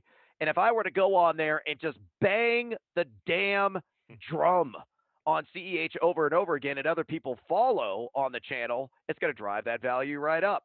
But I think it's going to be a bit of a mixed bag as it stands right now. And I'm hoping that is the case so we can stay in that RB15 to RB20 range in ADP. But I do fear that people are going to come back around, look at the situation, seeing how the offensive line's been rebuilt, and they're like, oh, man, I'm all in again. Let's go. Yeah, I could see that as well. I don't think I don't think it's close at all between him and Cam Akers. I don't know, you didn't say No. that, but I don't think it's. Oh, it's not close. No, it's Cam not. Akers not. all day. Oh, all day. Yeah, absolutely. I won a lot of consolation brackets with Cam Akers on my squads last year. I'll tell you that. I hung on forever. I was telling people to stash, buy low where they can, and that was just a situation where McVay just didn't give him the touches, man. It was so frustrating to watch how much he balled out in the later part of the season and just wondering why the hell this guy didn't get on the field. And Derek, you know this, you love him as well, is that when he got on the field, he seemed to make plays, make noise. He was getting a couple touches here and there and finding the end zone, and was just, it was so frustrating to see. Well, and then he had the injuries to begin the season. Like I think it was I'm blanking on the game. He had a rib injury. Or he had the rib injury, and then he got the start in that game and came out and had like 2 or 3 carries, and you're like, all right, let's go. Yeah. It's going to be the game. And then, poof, he got injured. And then it was like everything else was just pushed to the back burner. And then when he was finally healthy, then we saw him unleashed. And one of the big things that I love so much about Cam Akers this year, and I don't want to go off on too much of a Cam Akers rant and tangent here, but we brought him up, so I'm going to, is that in the playoffs when it mattered most, he was running routes on almost every damn drop back for the Rams. And if that's the pass game volume, I know the targets weren't there, but if he's going to be out there running routes at that high of a clip, then his ceiling is massive, massive, massive for this year. Do we know who this is, given the Bucs selection here? Is this Kyle Trask? Okay. Yeah, Kyle Trask, quarterback out of Florida. I think it's an interesting pick. I honestly thought, guys, for a fleeting moment, just because I'm a sucker for drama, I was really hoping that Kyle Trask would go to the Green Bay Packers. We all were. We all were hoping that when Green Bay picked that they would take a quarterback. I mean, Aaron Rodgers, now you're hearing, now that it's been 24 hours, what are you hearing now about Rodgers besides the fact that this guy could just retire? My sources, the people I've talked to, they still seem pretty adamant that this is going to happen, and it's going to happen in June because it will not be a cap hit at that point. In terms of what the return could be, a couple of ones from what I've heard, and maybe Patrick Surtain being involved in the trade as well. But again, it's all conjecture, it's all rumor, it's all just swirling about until we get something concrete. But Aaron Rodgers has made it very clear behind the scenes from what people have told me that he goes, look, I'm not playing another down for this organization. But, again, we'll see what happens. This could be all just a bunch of bluster and a move for him to get more airtime. I have no idea. And it could be remedied behind the scenes here very quickly. I mean, he took an offensive lineman. Maybe that's a bone that they're going to throw to him. But, Kyle Trask at Tampa Bay, I actually had the only ticket I've hit tonight, guys. This one? Was this one. Trask going round 2 at plus 175. A guy that has decent arm talent. He's not like a generational arm talent by any stretch of the imagination. Good touch. Really improved on the deep ball last season. Now, of course, when you have Kyle Pitts and Tony on roster, that certainly could boost the bottom line. But he could be a serviceable backup in this league for 10 years. So, I think it's a good pick and, a guy that can obviously learn from one of the greatest of all time in Tom Brady. Yeah, that's perfectly said. Sit behind Tom Brady and the Super Bowl winning Tampa Bay Bucs and watch how the GOAT does all his preparation and how he goes through. A lot of avocado ice cream. Yeah, That's what it is. that's what it is. Yeah. The player comp here, we were joking about some of the player comps that Jeff had for the quarterbacks. We didn't really get into a lot of them, but they weren't good. This one here is Sam Darnold for Trax, so not bad. He had Joshua Dobbs for Mons. He had Yep. Stidham for Mills. Oh God. Cam Newton for Jamie Newman. He had Tim Tebow for Ehlinger, and The he had, tight end or the quarterback? yeah, right. He had Trace McCorsley for Ian Book. Okay, and then Ryan Mallett for Frank. So Oh Lord. yeah, maybe this is a reason why we haven't seen a lot of quarterbacks go here in the second round. But Brad cashes his ticket with Kyle Trask, the last pick here in the second round. Debro, I know there's not really much to talk about here from a fantasy standpoint, but you thought a lot of what Trask did last season, of course, had a lot to do with Pitts and Tony. I mean, I think Brad is giving more love to Trask than I will right here. I was not a fan of Trask. I felt like he was more replacement level. I felt like he's just a guy. I think Brad summed it up perfectly, saying he's going to be a backup in the NFL for 10 years. This feels like we talk about teams that are stacked, and Tampa is in full running back mode. They have re-signed everybody, like the water boys, the equipment managers, everybody's coming back. Yeah, And bring the this band just back. feels like them taking a luxury pick. This feels like, well, we don't really have any damn needs. Let's just take a developmental quarterback. If he pans out, great. If he doesn't, the opportunity cost was not high. This is almost the third round. So if he doesn't pan out, so what? That's exactly what this feels like. This feels like a total luxury pick by Tampa. So we're about to start round three. We got Jacksonville, Minnie, Houston, Atlanta, Cincy, Philadelphia, Denver, Detroit, Carolina. What are you looking for here, Brad, with some of these teams? Yeah, I mean Jacksonville, they could go a number of different directions here. They could load up on defense, and that's probably more likely the direction they're going to end up going. Don't need a whole lot offensively. Listen, want to add another body up front to protect their stud rookie in Trevor Lawrence. Minnesota could go a number of different ways as well. Defense more than likely, maybe adding another body there on the defensive line. That could make some sense. Maybe they look at potentially a slot receiver within that scheme to pair up with an aging Adam Thielen and, of course, Justin Jefferson in Houston. I don't know what the hell Houston's going to do. I mean, that franchise could go corner. They could go offensive line. Hell, it wouldn't shock me if they decide, hey, let's add another running back. Why not? Yeah. But I think Atlanta is the team, as we talked about not that long ago, where this is the point that they can get a Michael Carter. They can get a Trey Sermon. Probably not Gainwell, who is more of a receiving back, but I think they could get their power running back to be the number one, or at least come in and compete with Mike Davis, and that is a ripe fantasy situation, low hanging fruit, ready to be picked. So at number 68 here, just a handful of picks away, watch on the Falcons because we actually could have an impactful fantasy football selection. And it Brad, could be. do you feel? Sorry, me. No, don't Brad, be. do you feel like Mike Davis at that point would have all these different like deja vu feelings about David Montgomery at that point? Third round running back pick. Yeah. Now coming in to take his job, and he'd be like, please don't let it happen again. Yeah, but he had to understand he was coming in to be a complimentary weapon, right? I mean, he's a veteran guy. He's bounced around. He's become a bit of a journeyman now. He got an opportunity last season, due to sheer luck because the Christian McCaffrey injury to be an every down running back. He was at one point early on an RB1 in 12-team leagues, for a handful of weeks there. And then he started to erode, and I think he started to wear down. A very good pass catching back, and that was a ticket that just kept on cashing last season. He took the over on receptions with Mike Davis pretty much every single week. But, is he serviceable? Yes. Is he a difference maker? No. So they have got to get some young, fresh legs in there to be a person that necessarily carry the entire bag of mail, but it gets you around 12, 13 touches per game. And, I'm hoping it's Carter or it is Sermon. I think both those guys would fit the bill and be that, perfect likely RB1 in a timeshare backfield with Davis getting around 6 to 8 touches per contest. Yeah, Davis 59 grabs last year, was fourth among running backs. He was a nice fill-in if you were able to get a hold of him, and if you were a CMC owner, you were able to just kind of hang around, I suppose, in your fantasy football leagues.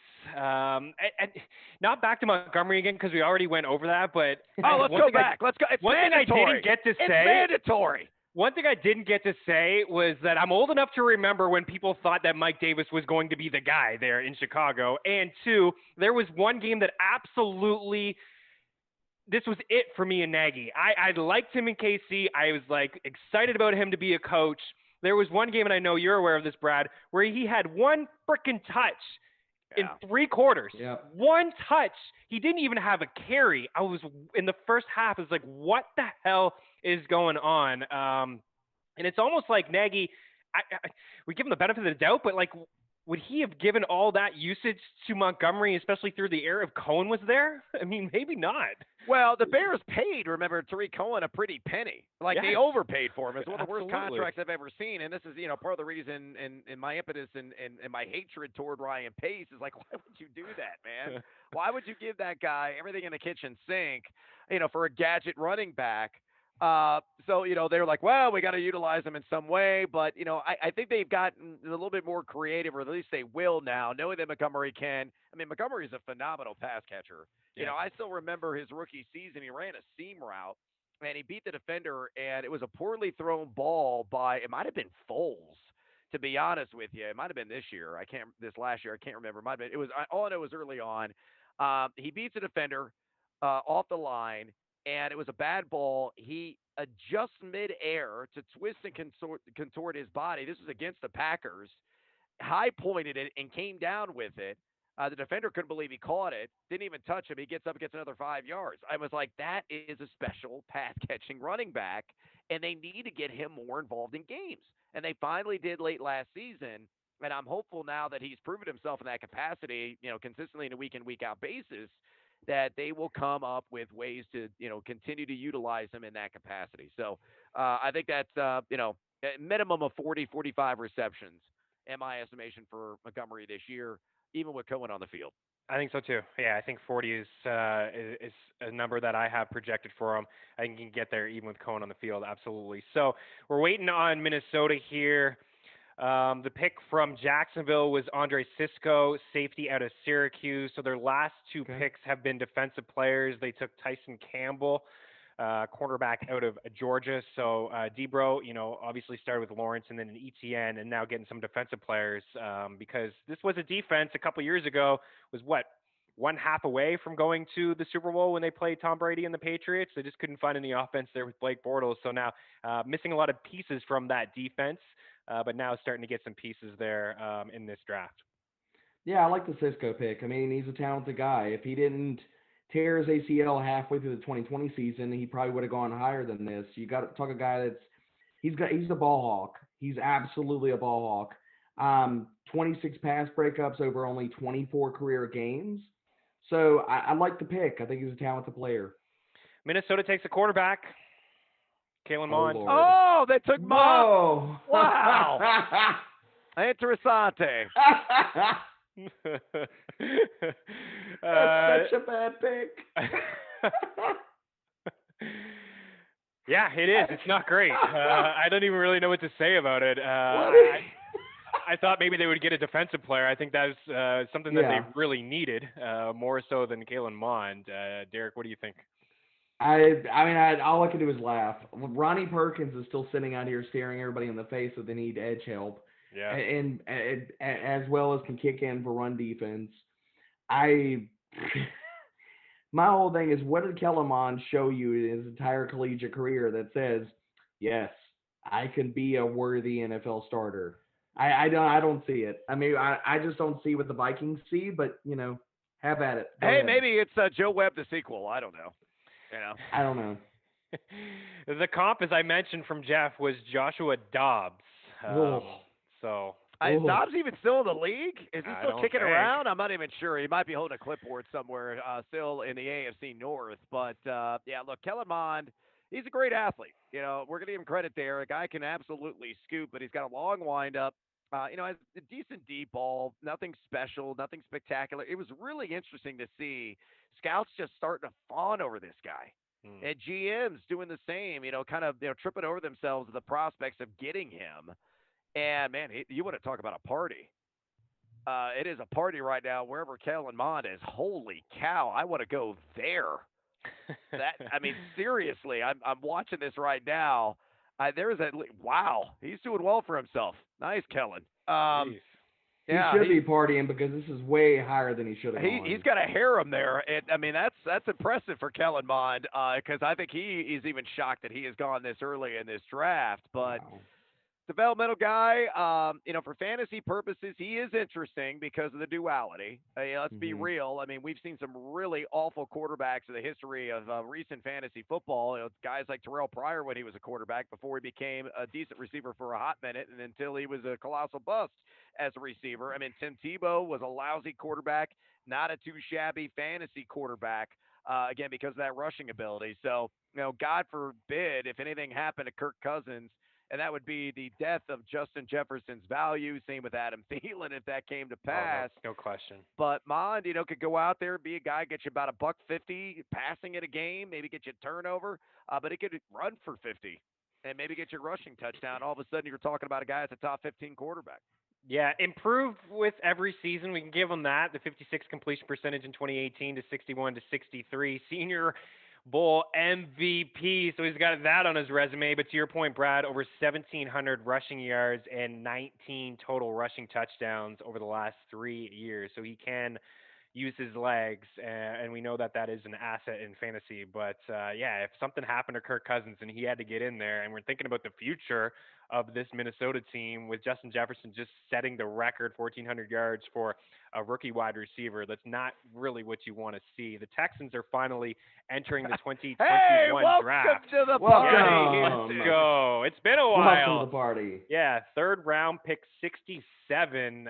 Do they take a Place quarterback kicker. here? Place kicker. Guaranteed. And here it comes right here.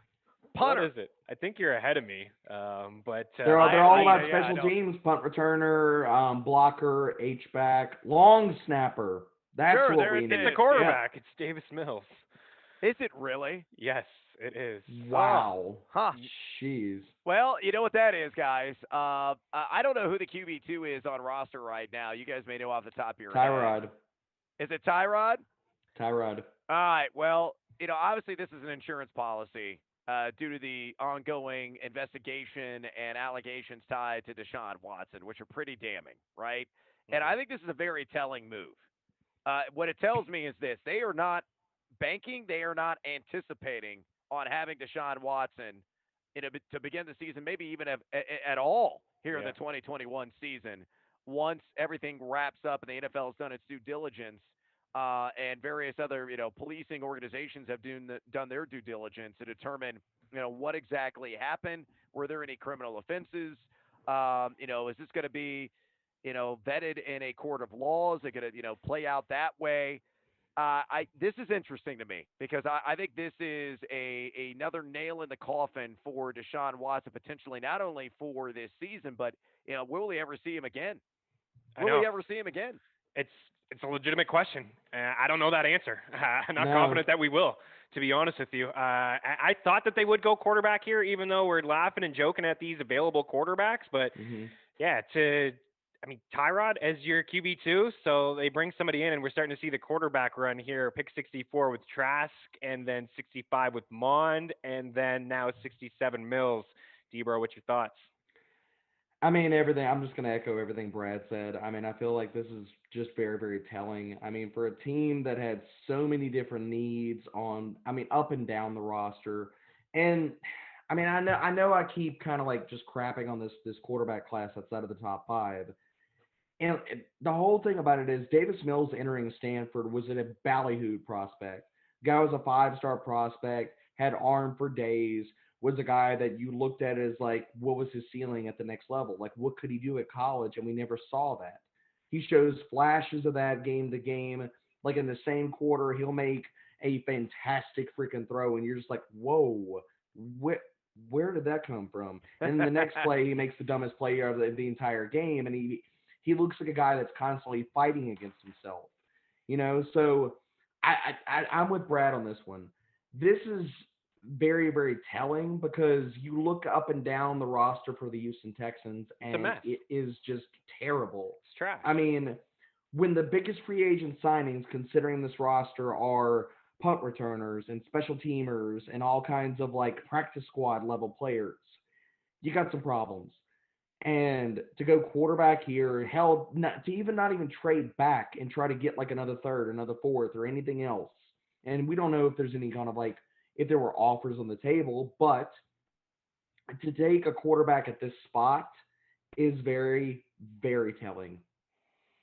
Yeah, there's no. I thought this is what they were going to do. I mean, I didn't expect to see Watson this year, and they obviously need to have somebody else besides Taylor. Who's their third? Ryan Finley? Like Ryan Finley is Yep. on that roster Oh too. my God, So Ryan Lord. Finley. they are an absolute train wreck No. Yeah. right now. There's no question about that. So Atlanta doesn't pick a running back, guys. We'll have to wait on that one. They pick Jalen Mayfield. So since he's on the Okay. clock, it looks like Carolina and Philly swapped, unless I wrote them down wrong. But since he's on the clock here, and then Carolina, Denver, Detroit, Philly, and then we're back into that Washington, Dallas, New York. So we're going to have the run there of the NFC East. What are you looking for the Bengals to do here, potentially, and maybe another offensive lineman, and they get Yeah, as I many would as they I would can? say offensive line makes a ton of sense. They have some areas of need too defensively, but I mean you can never have enough bodies up front for a unit that was one of the league's worst just 2 years ago. You've got a young quarterback coming off major reconstructive knee surgery. I need to solidify that position. Get as many trench hogs that you can to add depth to make sure that he is well protected. You got Jamar Chase, obviously, Tyler Boyd, T. Higgins, Drew Sample. Maybe they go tight end here. That could be another option for the Cincinnati Bengals. But is that Anthony Munoz? It is Anthony Munoz, looking very, very debonair, Mr. Munoz. And if Anthony Munoz is coming to the stage, it better damn well be an offensive lineman, or you're doing it completely wrong here, Bengals. They did it wrong, man. It's an edge, Joseph Asai. Okay, well, there it is. They did Okay. Munoz wrong. Yeah, I like that you know, pick though. No, it's not a bad pick. At this point, you're just trying to fill areas of need, Yep. and Yep. and the Bengals do need help on that defensive line as they were gashed early and often last season. That has been a point of frustration for this organization over the last several years. So yeah, why not? Let's see what the kid can do. Brad, we only have you for a few more minutes, so I wanted to get your thoughts on some of the other skilled players that went. Rondell Moore to Arizona, and then Oh, Elijah Moore to the Jets. Let's talk about the Moore boys. Look, I was very much the minority on SiriusXM. I don't think there was a lot of people that like Rondale Moore a lot because of his Oh, small stature. But my God, he is explosive. And Oh yeah. I just watched him terrorize Big Ten teams for a number of years, and I was like, man, this guy's a special talent. You give him an inch, he's going to take a mile. And within this air raid scheme. I think Cliff Kingsbury can get really creative with him. And Kyler Murray doesn't throw that often downfield. So you can get him on bubble screens, get him on quick hits, quick outs, quick slants, and really that could tear up a defense, especially if you go zone. If you play Arizona in zone and Rondell Moore in that kind of environment, and he can sit on a route, you give him any kind of space, he's gonna quick twitch you, juke you out of your shoes, and he gone. And I'm not a believer that there's going to be a sudden revival of Fountain of Youth that AJ Green's going to find in the Superstition Mountains outside of Phoenix. And, Larry Fitzgerald could still hang up the cleats. So I think Rondale Moore is going to surprise some people for fantasy devices. I think you're going to end up starting him a couple of times this year and feel really good about the upside. And it's great for Kyler, right? Oh, yeah. I mean, yeah. another weapon for Kyler Murray. And again, a guy that, Kyler can make high percentage throws with. And if he gets appreciable yak, which is, one of his specialties, then it's going to pad the bottom line for Kyler Murray. Now, Elijah Moore is a really good player. Elijah Moore is similar to Rondale Moore in that he's small in size, another quick twitch guy, a guy that's going to be primarily out of the slot. I think the question is what happens now with Jamison Crowder, right? Is he now on the outside looking in, or are they going to go with like a four wide offense with kind of dual slots there? Because you got Mims and you got Corey Davis outside. Those guys are locked into those positions. I'll just be really curious to see how the Jets deploy Elijah Moore alongside Jamison Crowder. Yeah, I mean, he could get cut. I mean, we could see him just. It could. We Yep. could see the Jets Yep. just move on from him. So a couple picks. Brady Christensen, tackle for Carolina. So Carolina and Philly did make a trade. Carolina moved up 3 spots, so Philly took their spot. So they're picking here in a little bit, and then they also got a 6th-round pick, and then the Giants moved up. So I don't know. They've been moving back all weekend, but they moved up 5 spots with Denver. So they're on the clock to make this next pick. And then we have Detroit, Philly, Washington, and Dallas.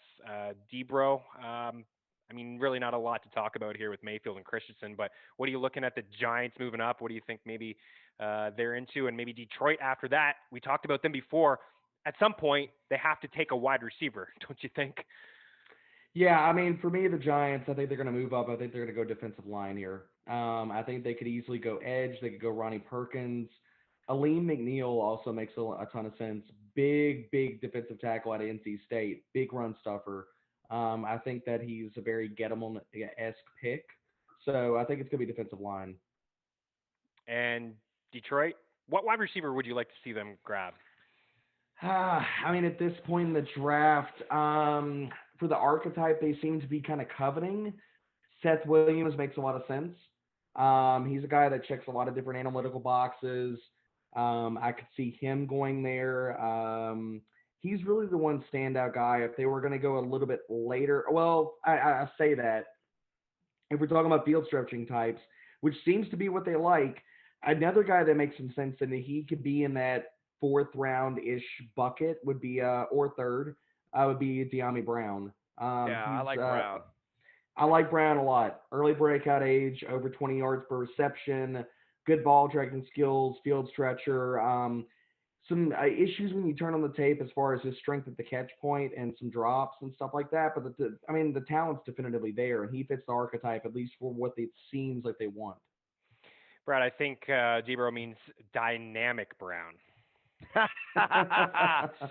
Well, any time. Look, Detroit. You got Brashad Perriman. You got Tyrell Williams. Like you would have to be, only semi-dynamic and still command a ton of targets with those guys there. And at this juncture, guys, is T.J. Hawkinson going to get 200 targets? He might. He might. Yeah.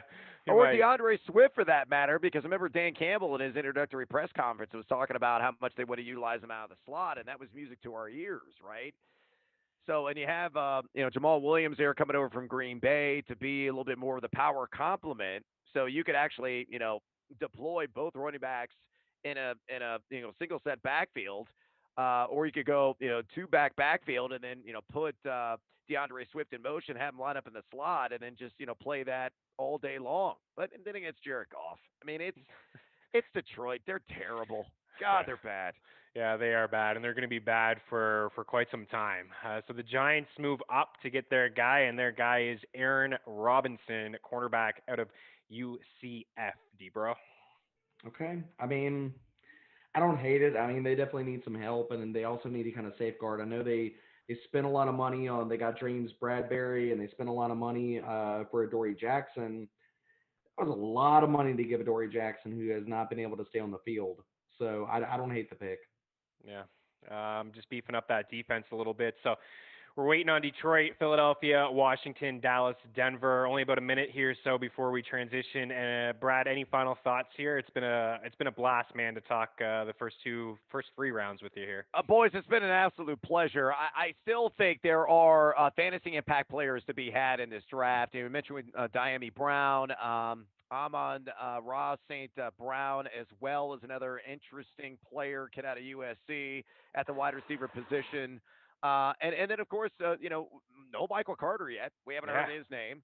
We have not heard Trey Sermon's name yet, or Kenneth Gainwell. And all 3 of those running backs, if they parachute into the right situation, could move the meter immediately for fantasy devices. Oh, and look who's picking at 81, gentlemen, the Miami Dolphins. Maybe that's one of the spots for one of those running backs. Talked about it, Meanie. Talked about Carter. Could see it. Yeah. Well, we haven't seen much from the running back position tonight. Detroit goes defensive tackle Lim McNeil. out of NC State. So no wide receiver yet. I think they just realized, like, what's the point? I mean, let's keep grab some tanking. defensive players. That's yeah, what we're So gonna do. Detroit took my guy that I wanted to go to the Giants. But I mean, I don't hate that pick. I mean, it seems like they're all about some defensive tackles, at least at this point, knowing how bad the run defense was. Yeah, Brad, a pleasure, man. Enjoy the rest of your evening. I know you're going to be doing a lot of stuff over at FTN, breaking down all this, and you had some free content over at FTN@fantasy.com. So make sure you check that out. Congrats on the hits at the end of the second with the quarterback, and congrats on all the MLB picks that you had. Thankfully I hit a 2-leg pitcher parlay with Jake Arrieta under strikeouts and the over on Garrett Cole, who had a monster game against the hapless Tigers. Otherwise, John Morant, not so good. It's been a pretty piss-poor night for betting. But tomorrow is a brand new opportunity. Keep her locked. We'll have Jeff Ratcliffe in here next.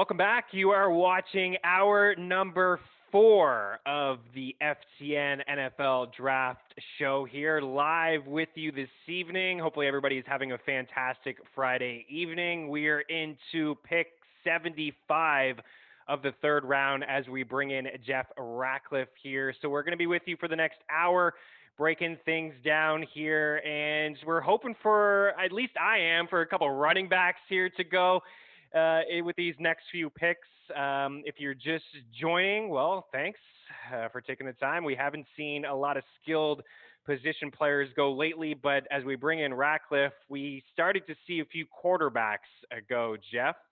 One at the end of the second, which I believe you may have called Tampa Bay taking a quarterback. It was Kyle Trask. With pick number 64, and then we had Davis Mills going to, actually, my bad, I skipped over Kalen Mond, Minnesota, pick 66, and then Houston gets Davis Mills, so that was very telling of what the situation is going on with Deshaun Watson, potentially. So, welcome back, and what did you think of those quarterbacks? Well, a lot to unpack with this, and also sandwiched in between there, you do have a guy with the last name Cisco, so you gotta song reference anytime you can. But I do think the Kyle Trask pick to me is kind of fascinating. I don't think he's the long-term. He looks more like a career backup to me. But wouldn't that be a really weird narrative? Like Tom Brady takes over for Drew Bledsoe, right? And then the other end of his career bookended by like Drew Bledsoe. Basically, this guy is very similar. Can't move, statue in a pocket, bigger guy, of course, but they needed something there behind him. Okay, they got something there behind him. The Kellen Mond pick is really interesting though, because he's the guy who I thought was probably the most intriguing out of this bunch. Could he end up being a starter? I don't know. Honestly, he improved continually over his time there. Like, we were talking on Sirius XM and we mentioned scouting Jay Sternberger a couple years ago. And it's like, Kellen Mond, I don't know. Sternberger could have been better if he had a better quarterback, but now here we are. He did make some progression. Thought he was pretty solid this past year. So you look at the Kirk Cousins contract, of course, he's not going anywhere this year, but they could get out from under that next year and be just fine. So that's interesting. The Davis Mills thing, I just never got this. I understand the pedigree coming into the college level. I guess he does look the part to a degree, but he has 11 starts. And he's really kind of, to me, he's a system type guy. He's not a guy who puts the team on his back and says, come on, boys, we're going to go win this thing. Like Watson is that guy. We don't know. Hey, I heard Daniel Jeremiah saying on TV that Watson will never play another snap again for Houston. So we don't know where that situation is. I'm not going to speculate on the legal stuff, but bringing in Tyrod Taylor and drafting a quarterback really paints an interesting picture there. It will be Tyrod Taylor if it's not Watson. Maybe it's Mills in the long term, but man, they have so much work to do that, you just can't like the situation regardless. No, it's not a good one. There's no question, right? When Taylor is QB2 and then Finley is QB3 and then now Davis Mills, to your point, only 196 attempts last year under center. Yeah, Mond, that's what we said. Improvement each year, 56 completion percentage, 61, 63, and just over 1,700 rushing yards on the ground over those 3 years with 19 rushing touchdowns. So a little bit of a quarterback run there, nothing too appealing as the Saints just made their pick at his quarterback, Paulson Adebo. Debro, what do you think? You're the Saints guy. I mean, look, they had needs up and down the with their roster. So I don't hate the pick. I mean, at this point, I was more surprised by where they went in the first round, where I was like, what are y'all doing? So at this point, they're just trying to plug holes, considering all the cuts and things they had to do regarding the salary cap.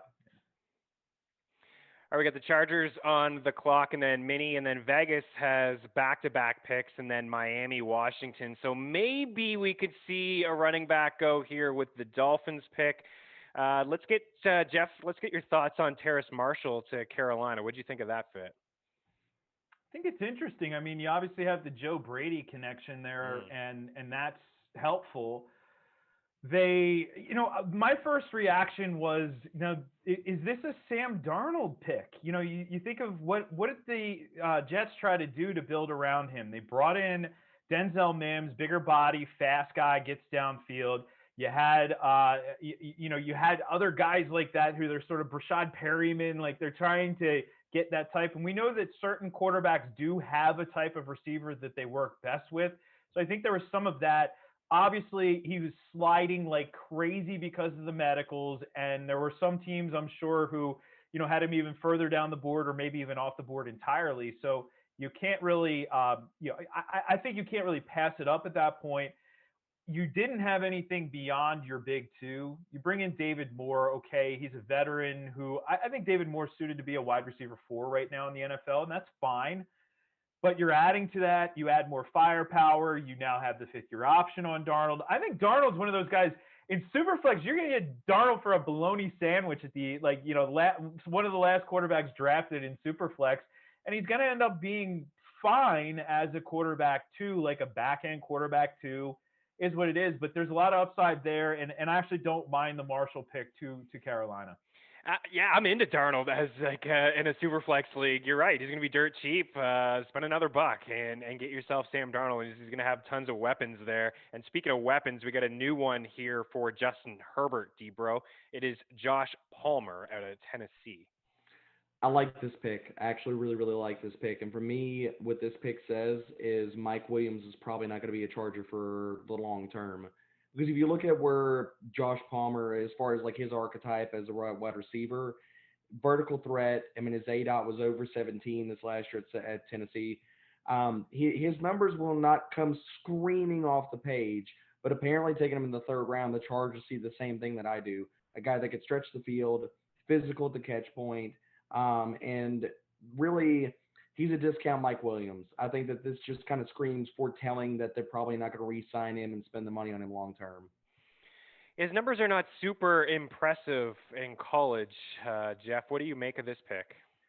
Well, I had him ranked pretty far down, but to me, once you're sort of outside of the top, I guess 25 or so, those guys are so clustered together that the ranks are just a filler spot ultimately. Because I did write in my write-up here, in the FTN Rookie Fantasy Scouting Guide that you can get at ftnfantasy.com. I said he's a sneaky dark horse option to keep an eye on, and now he's a day 2 option now. Yeah. Mm-hmm. And really, here's something about this year that maybe made a difference: the Senior Bowl. That's where he really showed up. And as Derek pointed out, yeah, the numbers, no, they aren't that good. But then again, the quarterback play wasn't really that good for him there at Tennessee. So I think this is an interesting pick. I'm actually happy to see something that, a guy that I had a little bit further down is higher. Now it's going to cause me to have to go back and look a little bit more at him and evaluate this. It's a position of need, and it's a really good landing spot for him. So this is pretty exciting.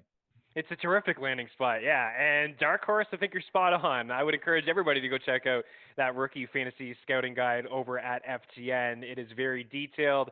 You got player comps there for all the players, and then write-ups with statistics as well. So mini takes, Shaz Surratt. I like this player quite a bit, linebacker out of North Carolina. And this is what I thought Minnesota was going to do before D-Bro. Instead, they went for a quarterback. Well, what do you think about this fit? I think Minnesota needs to continue to rebuild that defense. They got a lot of young players. The corners really came on, played a lot better down the stretch. This is really Minnesota just filling holes and trying to because we saw they got priced out of a lot of the defensive players in the last few years, losing some guys to contracts, to salary cap, things of that nature. So I like the pick. I want to go back to Palmer here for a second. Yep. I think that this considering where he's being drafted, makes him a guy that I'm going to be very interested in Dynasty. Yep. Because you have a Chargers team that has an aging Keenan Allen. Austin Eckler is not, he's not old, but if you look at his contract, he's probably not going to be there for the long term after this year, maybe 2 seasons. This passing game there's going to throw, if we believe that Herbert is really the guy and Mike Williams is out of there possibly after 2021, Palmer could be a really, really sneaky guy that you could get for dirt cheap in Dynasty rookie drafts. I would agree with everything that you just said there. Yeah, and I do believe that Herbert is the guy. There's no question in my mind. So that's another weapon for him. Vegas is on the clock. They got back-to-back picks here. Las Vegas. I get the hockey mixed up. It's Vegas and hockey. It's Las Vegas in the NFL. Miami after that. Washington, Carolina, Dallas. Jeff, who are some players that haven't gone yet that you're just maybe you're surprised? Maybe it's a running back. We haven't really seen a run here of RBs. No, we haven't. I'm curious though with Chaz Surratt, like where does Sage Surratt go? I not that I would have had Sage Surratt going here, but it's definitely, it's got to be an interesting position for Sage Surratt because your brother goes and then you're kind of like, all right, but am I gonna go too? Or I'm happy for you, I really am, but am I gonna go?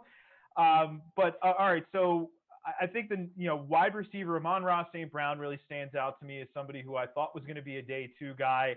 Maybe he still is. Michael Carter, obviously, Chaz Surratt's teammate there from North Carolina. I think Tylan Wallace is such an interesting player as well that could go here. Kenneth Gainwell, Chuba Hubbard, guys who could sneak into day two picks. Running back is going to be fascinating because you don't have to be a day one or even early day two guy to have an opportunity to produce. It's all, it all comes down to that magical landing spot. You can get into a spot where maybe even if you're signed as a UDFA, we saw it's not unprecedented now for these guys to carve out a role. And I'm not even talking about James Robinson. I mean, we've seen some other guys. Philly did that a couple years in a row where they had some UDFAs who really contributed for the team and ended up being fantasy factors in the process. Not big time, but still on the radar where we were using them. A kid who I think is interesting too is Jamar Jefferson. I had the opportunity to interview him. A really just a solid individual and doesn't stand out anywhere on the field. It's not like he does anything amazing, a jack of all trades type, but he's a good football player, and that's something that really matters. It's stating the obvious, but you don't have to be an absolute freak athlete, especially when you're talking about running back. If you do everything solid and you run the plays it's supposed to be run, and you get a couple extra yards here and there, and you can do all the things that you need to do, you're going to get on the field in the NFL. So he's a name that I'm looking for as well. Yeah, I like Jamar Jefferson. Good acceleration, passing game work. Yeah, I'm looking for him as well. Debro, I don't think Las Vegas is going to go running back here as they bring in Kenyon Drake in the offseason to go with Josh Jacobs. But Miami is coming up here soon. Is this the spot? Is this maybe where we see an RB? I'm calling my shot, man. I'm still calling Michael Carter there. I'm going to go Michael Carter. I think that he's the best fit for the run scheme. As well as kind of the archetype they've been running at a running back. So that's the guy I'm going to lean there for running back. Is he the highest on your board? Is he the highest RB left on your board? Him and so after the top three guys, Michael Carter, Trey Sermon, and Kenny Gainwell are all in the same tier. Where we want to put them and where the draft capital goes. I mean, Sermon, if we want to go by ranks, Sermon was my RB4, Carter my RB5, and Gainwell my RB6. I saw Kenny Gainwell a lot different than a lot of other people. I mean, the pass catching acumen is huge. The NFL is kind of telling us, I mean, he was a guy, if you looked at his EDP walking into last week, that we were projecting maybe as a second round pick. Now, the NFL is obviously telling us that they don't look at him that way because he's falling down the board. And I was on the other side of the coin from a lot of people that were looking at the numbers and saying, okay, well, look at his yards per route run, look at his skill set. And I was like, I just don't see him being that kind of load-carrying running back at the next level. My comp for him was Kevin Falk. Like, I was like, I think he can do it all. I think that he could be more of a chess piece. And I won't be surprised if a team actually would possibly pull a Ty Montgomery and think about switching him to freaking wide receiver because he was that good on the outside. So the NFL is kind of showing their hand here.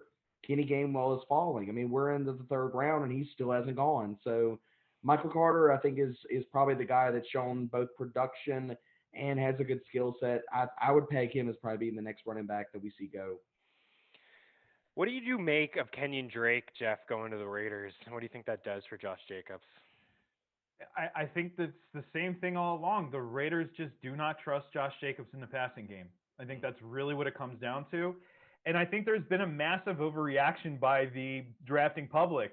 we have a guy like Derrick Henry is the supreme example of this. But Derrick Henry, what's he going to catch? A ball a game? And, okay, if he doesn't score a touchdown that week, it's not the best week. But people don't really think twice about drafting him. But then with Josh Jacobs, they think twice about drafting him, where he's still going to be used heavily in the run game. He's just going to catch a ball or a ball and a half a game, and that's that. Kenyon Drake, where does he struggle? Well, I think we've seen it. He struggles more as a ball carrier, and he's really a big satellite player. Get him in space, and then he can do some fun stuff. So he's going to bring that to that offense.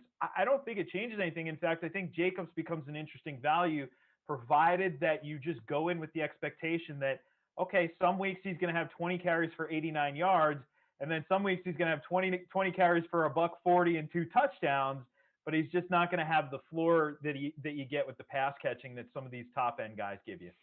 And it looked like at the start of last season, didn't he have like 6 catches in the first game? It was like, oh, wow, maybe he's going to catch some balls here. And then Drake wasn't catching passes to start the season, and then towards the end he was. But again, I think what we talked about with Kyler Murray earlier with the shoulder, and there was a few more catches, a few more checkdowns to Kenyon Drake, and not a factor really at all in the first half of the season inside the red zone.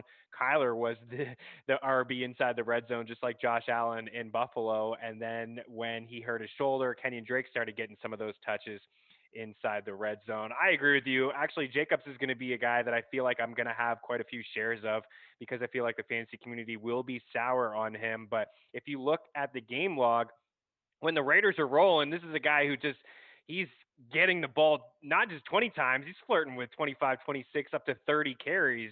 They lean on him quite a bit, and I do expect him to be the goal line back. Do you agree with a lot of that same, I guess, notion, Debro? We're still waiting on the Raiders, by the way. They got 2 picks to make. Let's go. Yeah, I mean, it really comes down to the Raiders. We just can't ever rule anything out with them. None of their moves ever make any sense. None of their draft picks ever make any kind of sense. It's all just a grab bag of Gruden as a lifetime contract, and he's going to do whatever the hell he wants. All right. Edge out of Buffalo, Malcolm Koentz, I believe is the pronunciation there. I could be wrong. We're getting into the parts of the drafts, not going to lie, where a lot of these defensive players have just watched film on them over the past few weeks. So not surprising that they take a defensive player. This team was an absolute wreck on defense last year, Debro. Agreed. I mean, then they still will be. This edge player is not going to make a whole lot of difference. They still don't have a game-changing cornerback to speak of. This is just Raiders being Raiders, and if they address the defense with this pick right here, it's still probably not going to make a massive amount of difference. I'm sorry, Max Crosby. I apologize, but still, defense. You don't need to. You don't need to. Since we're talking Raiders, let's continue to talk about them. And Henry Ruggs. Henry Ruggs was extremely disappointing last year, Jeff. He just didn't get the volume. It just wasn't there. Some injuries. He wasn't able to stay on the field for a little bit there, but there weren't too many games where this guy was getting a lot of targets, and I don't know if that's really going to change considering the way that the Raiders run their offense, Jeff. Yeah, when you have your top target playing tight end, it's tough, and they want to run the football. Yeah.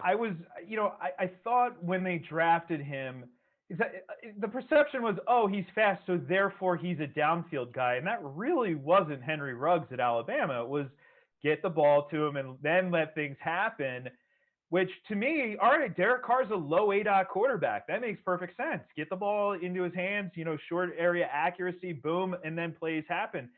And they didn't do that last year. So does that change this year? I don't know. I hope it does. But, we've seen this with other players, how Curtis Samuel 2 years ago, Carolina started forcing the ball downfield to him. That's not where he's used best. So hopefully things change, but obviously right now, the arrow's pointing down. We talked about earlier, though, dynasty guys that you could acquire on the cheap. That's one. I mean, yeah, Henry Ruggs, why not? Yeah, that's one. There's no question. Debro, would you agree with that? And Divine Diablo was the pick, so another defensive player for the Raiders. So they're still going to be bad, to your point. Yep, still bad. Ruggs, would that be a buy low candidate, or is it just you're on the fence? I'm on the fence. I mean, I think that if you look at the draft capital, fine. I think that depending, because he's being left for dead right now in dynasty circles, nobody wants anything to do with him, and rightfully so. I think if I'm going to toss my chips at any Raiders wide receiver, I'm going to go with the guy that checks analytical boxes. I'm going to go, if we're going to talk about all the guys for Las Vegas that didn't do a damn thing last year, then give me Brian Edwards. Yep. Because you can Yeah. get him for a freaking ham sandwich. Nobody freaking wants him either. And I think that he's just as talented, if not more, than Henry Ruggs. Agreed. And if we're looking at a guy that broke out from an early age, that was dealt with bad quarterback play the entirety of college, I would much rather give somebody absolutely nothing and get Brian Edwards than try to pay up or chase Henry Ruggs. And not only broke out at an early age, broke out at 18 in the SEC. I mean, that Yes. can't be understated. That kid was so good at the college level, and I think yet again it's a matter of like, well, last year a little bit of health, but let's start using these guys the right way. Right. Yes. Use them the way they should be. What do we know? We're just fantasy I know. guys, right? I know. You never wore a jock strap. But I totally agree with that. I didn't think that they used either of those guys in the right way, and I'm a big Edwards fan. I when they drafted both of those guys, I was joking with a buddy. I said, "Listen, he may be better than Ruggs." He's like, "No chance, he can't be." But use them properly, and that just didn't seem to be the case. So, as much as we're talking about maybe both of those guys being cheap guys to acquire in Dynasty, maybe you don't want to. But I'm not ready to say that Ruggs is going to be a complete bust, but he wasn't my favorite wide receiver last year in the draft. It was CeeDee Lamb, and also Justin Jefferson had a monster season as well. So I don't want to say that they missed, but it kind of looks like they may have missed. Miami goes tight end, guys. Hunter Long out of Boston College. Yeah. I like Hunter Long. I like Me this too. pick, though. I mean, Mike Gesicki's got a contract coming up pretty soon. If it's not after this season, it's the year after that. I like Hunter Long as a prospect. My comps for him, and we're talking about ranges here. People get it; they always want to comp players to their ceiling. My ranges, if you look at them like a median range for him, it was Hunter Henry and then maybe Mark Andrews. Really, really liked him as a prospect coming out of Boston College. Pass catcher. A little bit of problems as far as like strength at the catch point, but the guy can make plays. Like absolutely fantastic. Top 20 amongst all tight ends with 25 or more targets and yards per route run over the last 2 seasons. I really like this pick. And meaning we talked about this yesterday. I'm going to lean into this again, man. What is Miami doing? They are building more pass catchers for Tua. Like, this could be a sneaky, like, really dirt cheap offense. We talked about what Brian Flores did last year.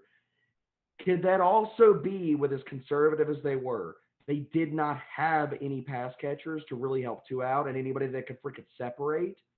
Now they're continuing to add more pass catchers. I'm really curious about what Tua is going to do this year. I really, really am.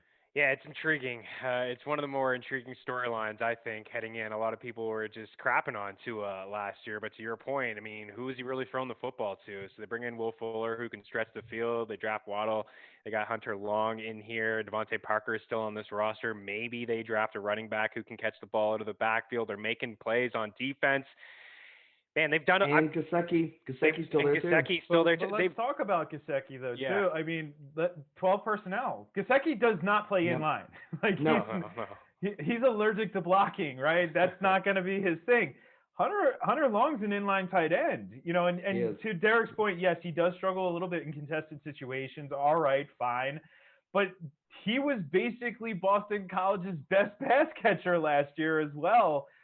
This is really sneaky. We know that, the Belichick 12 personnel affinity, that Flores was there for some of that time. So this could be a little bit of a move to a little bit 12 heavy. I dig that, especially for Tua overall, getting pass catchers all over the field. That's a really interesting pick. It's not the way I thought they were going to go. I thought it would be a running back, but I'll take it. Yeah, they are really building some pieces there for Tua.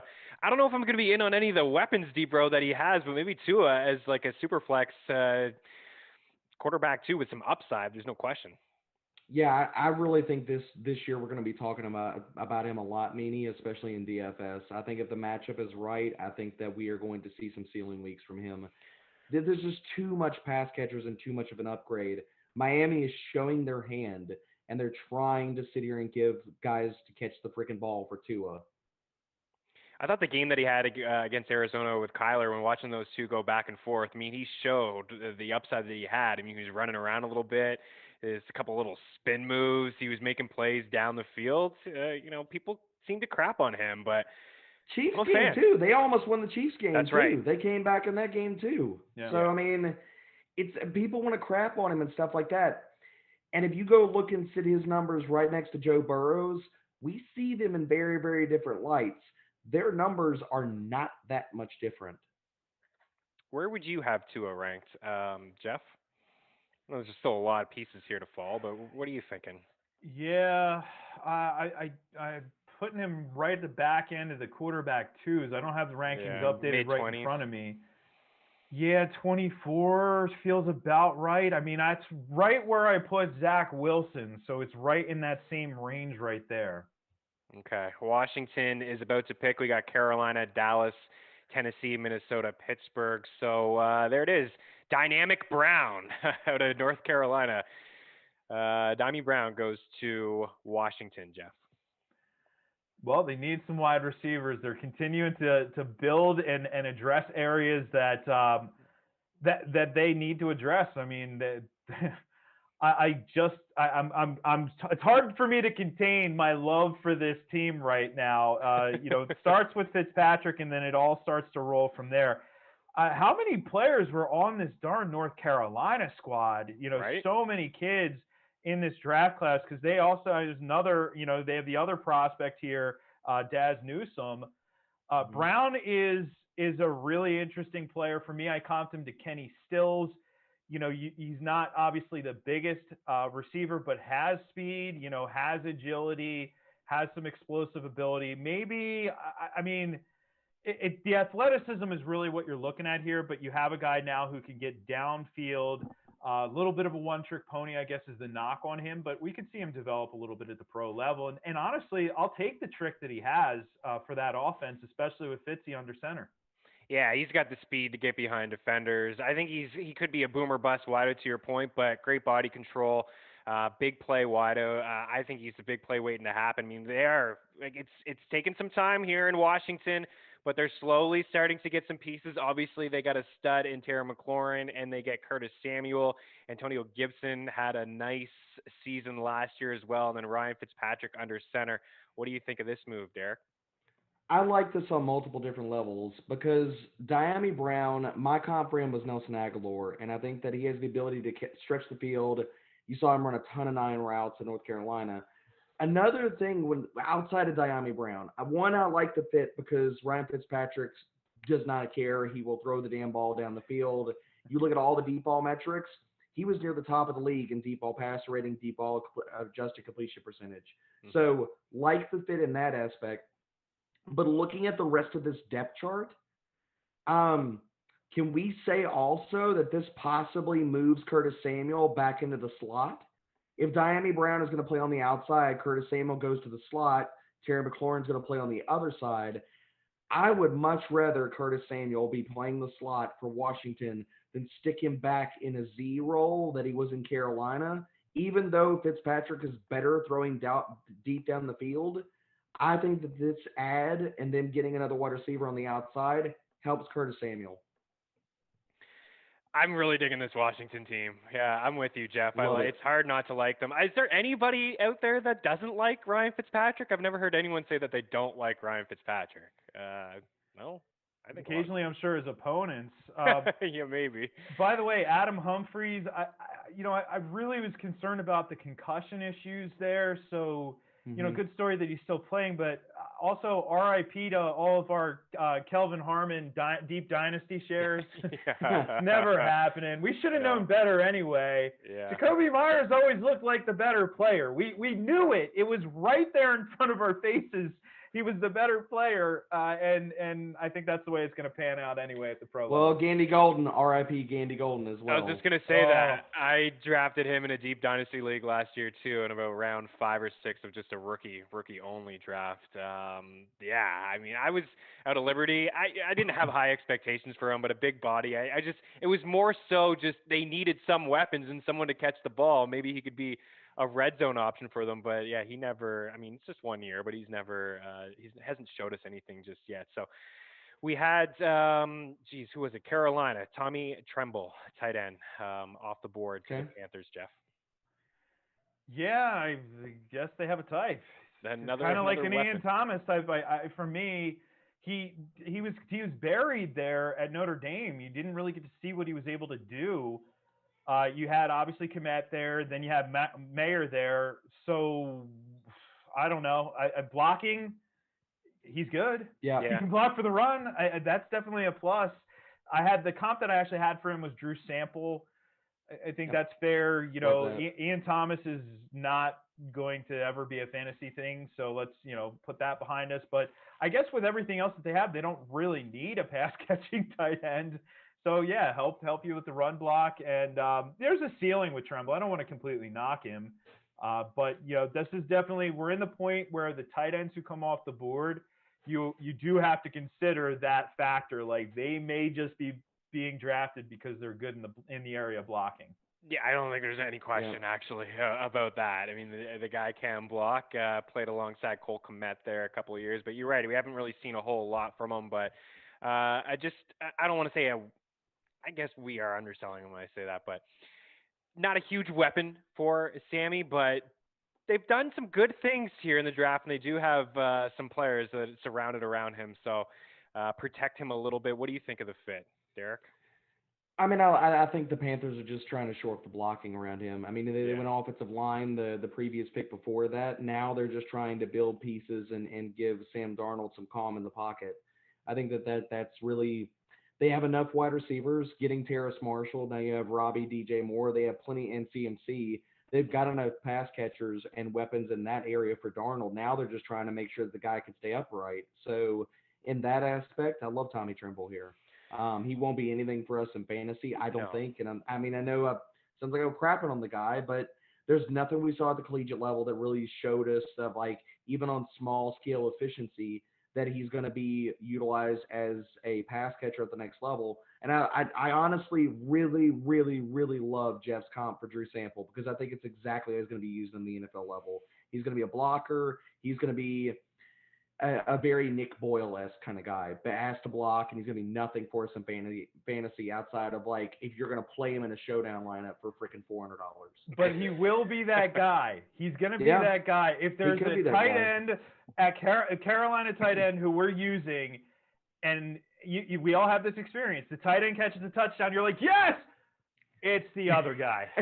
That's going to be Tommy Tremble at least like 5 times in his career. You are absolutely spot on, Jeff, with that comment. Yeah, only 35 catches for Tremble over the last 2 years and 4 touchdowns. That is jokes. So the Packers move up with Tennessee, and oh my goodness, they drafted a wide receiver. Amari Rogers out of Clemson, Derek. So, getting Jordan Love a pass catcher here. Good. You love to see it. You really love to see it. Yeah, another Rodgers there with Mr. Aaron Rodgers, who is not happy right now. Jeff, what do you think of this pickup? It's interesting. I don't. Again, the Jordan Love stuff that's killing me here. How about this as the comp though? This is fascinating to me. Ty Montgomery. They drafted Ty Montgomery again. We're back to where we were. So fast forward to about a year and a half from now, Amari Rogers is going to be an RB1, I guess. Is that what's going to happen? Yeah, maybe. 1,000 yards last year, 7 touchdowns, 77 catches with Clemson. But other than that, I mean, he only had 424 the year before that and 575. But it is a weapon. It's not a first-round weapon for Aaron Rodgers, but it is another one in there. And then we have Minnesota on the clock, and then Pittsburgh, the Rams, and Carolina. doing whatever they can, I guess, D-Bro, to try to just save face here with Rodgers, who does not seem happy with what they've done for him. A lot of quarterbacks too, right? I don't even know. Yeah, I guess when Jeff left at the end, Eskridge, we talked about Russell Wilson and him wanting an offensive lineman and them having only 3 picks, the fewest in the draft, and they go and get Eskridge, which was a head scratcher. And then after that, we didn't even get Jeff's thoughts, but I'm pretty sure we know them on Tutu Atwell. Jeff, what are they, by the way? I thought that was just a weird pick, man. Tavon Austin is what I had comped him to, and you're trying to get speed, you're trying to do something here. On the air at SiriusXM, John Hansen had a pretty good point. When Deshaun Jackson gets hurt in the first game that he plays, and then he will miss 14 weeks after that, you kind of have a Deshaun Jackson light in Tutu Atwell, like an even smaller Deshaun Jackson type player. So maybe that's the angle there. They needed something downfield. You really couldn't utilize downfield with Jared Goff, but now you're in a completely different situation with Matty Stafford. I just wish it was maybe a bigger bodied receiver, somebody who could. I just have worries about Tutu Atwell holding up in the NFL. See, Derek, he said when D-Jax got hurt. You said if. I was trying to be nice, Meanie, okay? I'm just kidding, man. Yeah. Some of these draft picks I've literally laughed off air. Okay, I've got to flip the script. I can't just be a jerk about it the entire time. So I'm trying to give it. I'm trying. I'm being the jerk now, man. I'm being the jerk. Yeah, it's all good. Yeah, Jackson's not gonna. We know what Deshaun is at this point. He hasn't been able to stay healthy over the past couple of years. Unfortunately, injuries have held him back. He is not the same guy anymore. But I'm sure at some point in DFS we will talk about him if he is healthy. Stafford may take a couple deep shots with him at points, but that's all it's going to be. Is even in best ball, I wouldn't even take a shot at him. I don't think there's any point. So Minnesota here, Pitt, LA, Carolina, Minnie again, Cleveland, Tennessee, because they moved back with the trade with Green Bay, Buffalo, Baltimore, Tampa, New England. We've got about 20 minutes or so. We're going to cut her short in about 20. Hopefully we can get some more skilled position players here. Is there any backs, D-Bro, that you're thinking? I mean, Minnesota's not going to take one. Pittsburgh's not going to take one. The Rams, Carolina, Minnie. It doesn't seem like we're going to get one. Cleveland's not going to take one. Tennessee. It doesn't seem like we're going to get one for a little bit. No, we may not get one for the rest of the night. I was fixing to say, I think all these backs are going to fall into the 4th round. Yeah. I think that this is going to be a lot of, like, whether it's trench positions. I actually think that we could get who are the next few teams up on the block coming up? We got Minnesota here, followed by Pittsburgh, San Fran, Carolina, Minnie again, Cleveland, Tennessee, Buffalo, Baltimore, and Tampa.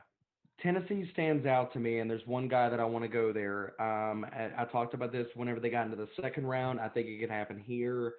They let Jonnu Smith walk in free agency, and if they see his replacement in this draft, I would like to see Brevin Jordan land in Tennessee.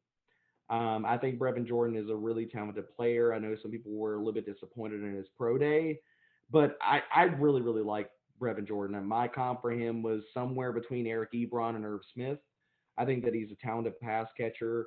I think that he's actually a better blocker than people give him credit for, because if you go and look at his blocking metrics over the last 2-3 seasons, when he's been asked to do it, he's done it well, and he's a dog in it. Like I've seen him put people into the ground. So I would like him to fit in Tennessee if we're looking at possible skill position guys that could be coming up here. Wyatt Davis, guard out of Ohio State, goes to Minnesota. And they're going to be up in a couple more picks. So, yeah, it's a fine pick. I think it's okay. Yeah.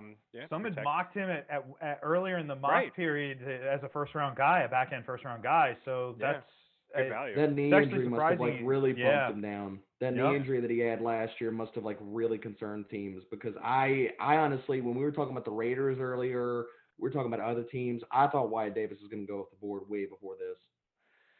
Yeah, pick 86. So certainly some value there. There's no question. We have talked about Tennessee quite a bit. So Jeff, I've already asked you this question. It's my bad, but I'm looking at them maybe taking some sort of pass catcher inside the offense, right? We've said this, let's replace Corey Davis and let's get somebody in there next to A.J. Brown. What do you think about Derek saying maybe a tight end? I don't mind that. Brevin Jordan's a player like that. I think on the field he plays faster than he tested. He has a knack for getting separation. He's a pretty darn good pass catcher. Now I had Gerald Everett as my comp for him, which I would take Gerald Everett in that offense. Honestly, if Gerald Everett went to the Titans, I'd be all in on Gerald Everett. So I think that's a good call out there. I think the San Francisco pick that's about to go down is interesting. Yeah, their Steelers are a pick is in. 49ers are on the clock. Can we get a running back? Can we get a running back who can set up in a one cut, outside zone? Can you give me somebody who can stay healthy in that system? That's all I'm asking for. Yeah. Don't hurt my heart here, Jeff. If Trey Sermon or Michael Carter goes to San Francisco, I might freak the hell out. Well, they did move up. They made the trade with the Rams. The Rams get 2 picks, 117 and 121. So San Fran moves up ahead of Carolina here. So the pick is in to Jeff's, as Jeff was saying. The Steelers, we don't know what it is yet, but it does seem like, yes, as we were looking at some of those teams, I hadn't said San Fran, but now San Fran, D-Bro, there's an opportunity here maybe for them to grab a running back. And to Jeff's point, do it and have one that can stay healthy, because that has not happened with this team for a couple seasons now. If Sermon or Michael Carter go there, they would be fantastic fits in this offense. You were obsessed with Sermon, and I love it. Both of them are so you have a bucket of these running backs. Like, it's Sermon, Carter, Jamar Jefferson, like Jeff was talking about. All of these guys operated in predominantly zone-heavy schemes in college. Really, really zone-heavy. And so looking at the fit for these, like, middle-round teams, that's why Atlanta stuck out so much. I mean, Derrick Henry had the most zone rushing attempts of anybody in the NFL last year. So if one of these guys falls later, even in the 4th round, still a good spot. In San Francisco, still, I would love that landing spot. And it's still high enough in the 3rd round that we couldn't be like, well, I mean, Jeff Wilson. What about Jeff Wilson? So, I mean, yes, I'm gonna still hammer it on it, Meanie. And I'm with you, man. And I love the player comp that Jeff has in his scouting guide. And I know that you and I chatted about this on Mean Streets as well. D-Bro was Chris Carson. And I've always been a fan of Chris Carson. I think he runs extremely hard. A lot of people just seem to count him out. Given the opportunity to catch balls, he's done that as well. So I love the comp, Jeff. I really do like the comp. And for Pittsburgh, they made the pick. So let's have it, guys. Let's will it. Come on, Trey Sermon to San Francisco. Trey Sermon to San Francisco, please. Pittsburgh goes guard, Kendrick Green. Makes sense, out of Illinois, right? We were talking about, some offensive line help. And I'm sure, Jeff, that's what a lot of people, maybe some calls on Sirius and some of the questions that you've had about Harris. Well, what about the offensive line? Yeah. They're addressing it, so that's all that really matters. Honestly, I don't know how much he needs an offensive line. I know, go, baby. He is definitely a beast. It's rare for me to project a running back out that high. It's like I did a double take when I ran the numbers, but he's up over 1,000 rushing yards in projections, up over 50 catches, 49, 50 catches in projections. He's not RB1 by definition, like top 12, but I'm ranking him at 14 right now. And Chris, you know really well, I'm conservative when it comes to rankings, so this is really saying something.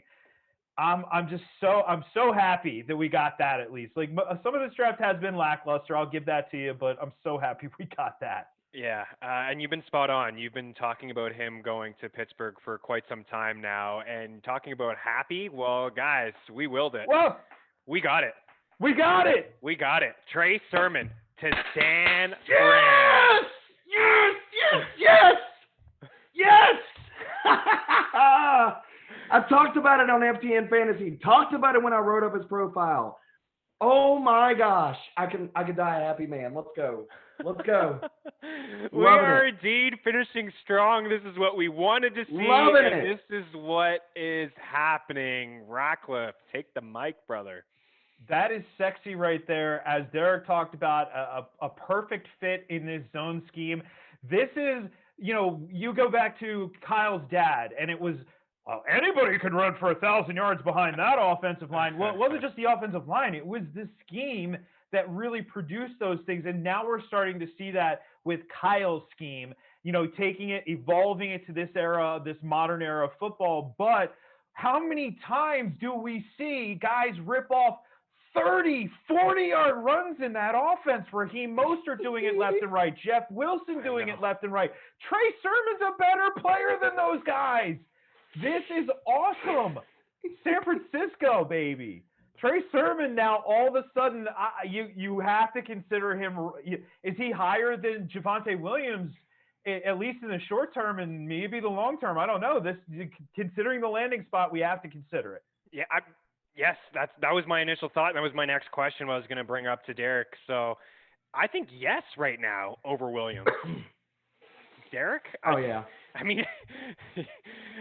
It's just like Cam Akers, right? Pants are off. You were, yeah. You were. You were gonna have shares. Yeah, I love this landing spot. Was my RB4. I was out there touting him before it got sexy. I love this fit. Absolutely love it. I wanted him to land with his zone team. The way that I wrote him up on FTN Fantasy was he was the zone scheme steamroller, and he is going to, provided health, he is going to crush in this scheme. Yes, sir. Absolutely. Not much of a pass catcher, though, but doesn't mean that he can't, Jeff. No, and that's a great point. That often gets overlooked when we try to talk about these guys going to the next level. And we're still only scratching the surface of what we know about Trey Sermon because of how lightly used he was before he was at Ohio State. He was really only heavily used down the stretch. Mm-hmm. Just because you're not using the passing game, though, at the college level doesn't mean you can't do it. Now, there are some guys like Ronald Jones who aren't used in the passing game at the college level and can't do it. But then there are other guys who we've seen come along who have those chops, just weren't asked to do it at the college level. So I don't honestly know what he can do and what he can't do there, but I know what he can do as a runner, and in this offense, that's so exciting. Absolutely. Well, and to this point, my whole thing, and everybody always pushes back about Trey Sermon and the pass catching ability. He's not Jordan Howard in this aspect. The one thing that also you could put the feather in the cap for Trey Sermon is that he is a fantastic pass blocker. He has been a fantastic pass blocker all through college. And just by merit, if you can block and you can keep the quarterback upright, and now we're talking about with a mobile quarterback, if Trey Lance is not going to check the ball down anyway, do we care that much about how much he can catch passes? No. If he can block and not come off the field, and he gets targets basically by not leaving the field and in an RPO scheme, and he's going to be productive, sign me up. I was on Trey Sermon party wagon beforehand. I'm driving it now. Yeah, no, there's no question that you are. The pick is in for the Texans. We don't know what it is yet. At least I don't know. People are celebrating, but that looks like last. And that looks like maybe the Sermon camp potentially. But yeah, this fit is awesome. It's great. We do have a trade. The Texans actually moved up, so they moved up to 89, which is this pick now. Carolina receives a 4th-round pick, a 5th-round pick, and a 2022 4th-round pick. So, I mean, the Texans, we already talked about what a train wreck that they are. They're moving some picks to try to move up here. So, interesting to see what they do as they jump Minnesota here. So, we'll wait for that. But, yeah, Mostert, Wilson, Gallman's on this roster, JaMychal Hasty. It's been a rotation of just average running backs in San Fran. So, Trey Lance He's got himself a new running back. Nico Collins is the pick out of Michigan. Okay. They needed wide receiver help. Getting a bigger bodied wide receiver here, it's not terrible. I don't mind this pick. Yeah. T-Bro, what do you think? They need a lot, but they needed a wide receiver. They needed a wide receiver. I think for me, if you were going to go physical outside wide receiver, I would prefer Seth Williams to Nico Collins. Nico Collins, a lot of people are a lot higher on him after his pro day, which they should be. Like he balled out in his pro day and got really, considering what he did in Michigan. But if you dive deeper into his analytics, like yards per route run, things like that, like he didn't really jump off the page anywhere. I think that Nico Collins tested a lot better, and I think that that's really what got him to this point. I don't think that he plays up to the level of the physicality that he showed during his testing. I don't hate the pick in the sense that they needed a wide receiver and they needed an outside guy. If we're going to pick between, I would have much rather them go Seth Williams at this point. But I mean, Nico Collins, I mean, he could be a better NFL player than I'm giving him credit, and maybe the pro day shows out. These are the Michigan guys, though, right? Like Yeah. Donovan Peoples-Jones, like I mean, obviously so highly touted coming into the college level, and then and then tests like off the charts. That's the type of player, I guess, that Harbaugh was recruiting. These just athletic freaks who don't necessarily, it doesn't always translate to the field, but I would rather, you know, and I don't know about your thoughts on this, D-Bro, but I would rather take a guy with those things you just can't teach and then figure it out from there. I just don't know about it. In the third round, you're right, though, and I actually do have Williams ahead of him as well. So I agree with you there that he may have been a better pick for them. Yeah, I mean, I totally, I will not disagree about, like, there are certain, like, physical gifts that you can't teach guys and stuff like that. My problem with Nico Collins is we didn't see that enough on the field. Like, for a guy that we're talking about being a physical outside wide receiver, he didn't break a lot of tackles. His short and intermediate stuff, he wasn't really doing much after the catch. And, I mean, some of that's quarterback play and ball placement and stuff like that, but you can only write that off enough different times. So, you know, I don't hate the pick. I am with you on, like, you can't teach guys to run fast. You can't teach guys to be tall. If we're going to go based off of traits, then I don't hate the Collins pick at all. Yeah, I think we're being kind of hard on him, but I agree with most points. You know, 9 contested catches on deep targets in 2019, led everybody. I think he's got good speed. I think he's quick, combo size, strong after the catch. But yeah, I mean, I think they definitely needed a wide receiver. There's no question. So if they Agreed. missed on it, it remains to be seen. But at least they're trying to address the position. So. The next pick here we got is Minnesota, and it is another defensive player. So they are racking up some defensive players here. It's Patrick Jones, the second edge out of Pittsburgh, which leaves Cleveland, Tennessee, Buffalo, Baltimore. We're not going to get through all that. We're going to wrap up this show. Leave it to you, Jeff, here. Final thoughts. This has been a blast, man, to talk the first couple rounds of the draft with you. Recap, maybe something you're looking forward to tomorrow. What do you think? Yeah, if more of these running backs don't go off the board, I mean, you know, Derek and I are definitely like-minded. We were like-minded with Sermon. I think we're like-minded with Michael Carter as well. If he doesn't come off the board tonight and the rest of these picks, I wouldn't expect it to take very long tomorrow for him to come off the board. So maybe we get another gift. Running back has been the gift here so far because we got Najee on day one, ETN, okay, whatever, but this Sermon pick was awesome. So far, so good there. And then, you know, if you're watching this right now, we appreciate you. We appreciate you stopping by FTNFantasy.com. Tomorrow, we're going to have so much more content. And we'll get right back to it because 12 o'clock, we're right back in this thing for day 3. And by the way, Kentucky Derby as well. If you want to bet on that bad boy, FTNBets.com. I got you covered with a little freebie, a little free article there. Nice, absolutely. We're into the stretch. Steve-Bro, final words, man. It's been a blast to hang out with you for 8+ hours here over the past 2 nights. I told you, I said, get ready, get dressed. I mean, you're my date for the next 2 nights. So this has been fantastic, Chris. I mean, be able to rock this, go through all these different picks, go through all these rounds of the draft, man. Absolutely appreciate all of this, man. This has been a blast. So many good moments from the Justin Fields pick to this Trey Sermon pick. All kinds of things that I've really thoroughly enjoyed. And I really hope everybody that's tuning into this, that's still rocking with us right now, has really taken a lot away from this. Because, I mean, talk about it, man. Like, we have hit betting angles. We have hit redraft angles. We have talked about dynasty. All things fantasy football, betting, DFS, all of that. We got you covered at FTN Fantasy. Cleveland went another wideout. Yeah, we can't wrap just yet. Right? Anthony Schwartz. Wide out. Okay. Yeah. I mean, this guy in the speed draft. for days.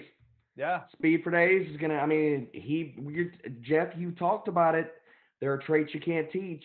Anthony Mhm. Swartz, his speed you cannot teach, and he World jumps off the page for a lot of different analytics. Man, I don't hate the pick. It's more projection as far as his route running and stuff like that. But as far as running fast and getting open and making big plays, he's got that. They have a McCole Hardman now on their Yep, roster, which love that. gives you. We Good know what comp. Kansas Good City comp. did. Good call. It gives you versatility. He's not a guy. Like this is more a football pick than for us a fantasy pick. You know, we're not Mhm. going to look. I don't think I'm going to be particularly high on him. But now Cleveland's just this is ammunition, man. They're loading up for a run, and now you get a guy who you can get. You know, even if you get 3 or 4 plays, this kid, any one of the plays he could take to the house. That's how fast he is. It's an interesting pick, a really, really fascinating fit, and a great way to end the broadcast tonight. Yeah, sub 4.3, right? Yeah, he's got Yeah, he's got he could blaze, wheels. man. yeah, he definitely has wheels. Okay, from Jeff Ratcliffe, Brad Evans, Derek Brown, I want to give a shout out to Josh Kalachi for making this happen as well, and also Tino and George for the graphics. It's been a blast, and Elliot Chris, can't forget about him. I mean, he was asking me if he could drop f bombs. It's like, dude, I mean, you can do whatever you want, Yeah. man. I mean, you are the guy, so you could do whatever you want. But couldn't be happier to be part of this FTN family. Thanks so much for taking the time to hang out with us here. And like Jeff said, the content doesn't stop over at FTN. Going to have a lot of coverage for you guys from here on out. So thanks so much for taking the time. I'm Chris Meany. Enjoy your night. We'll talk to you soon. Cheers.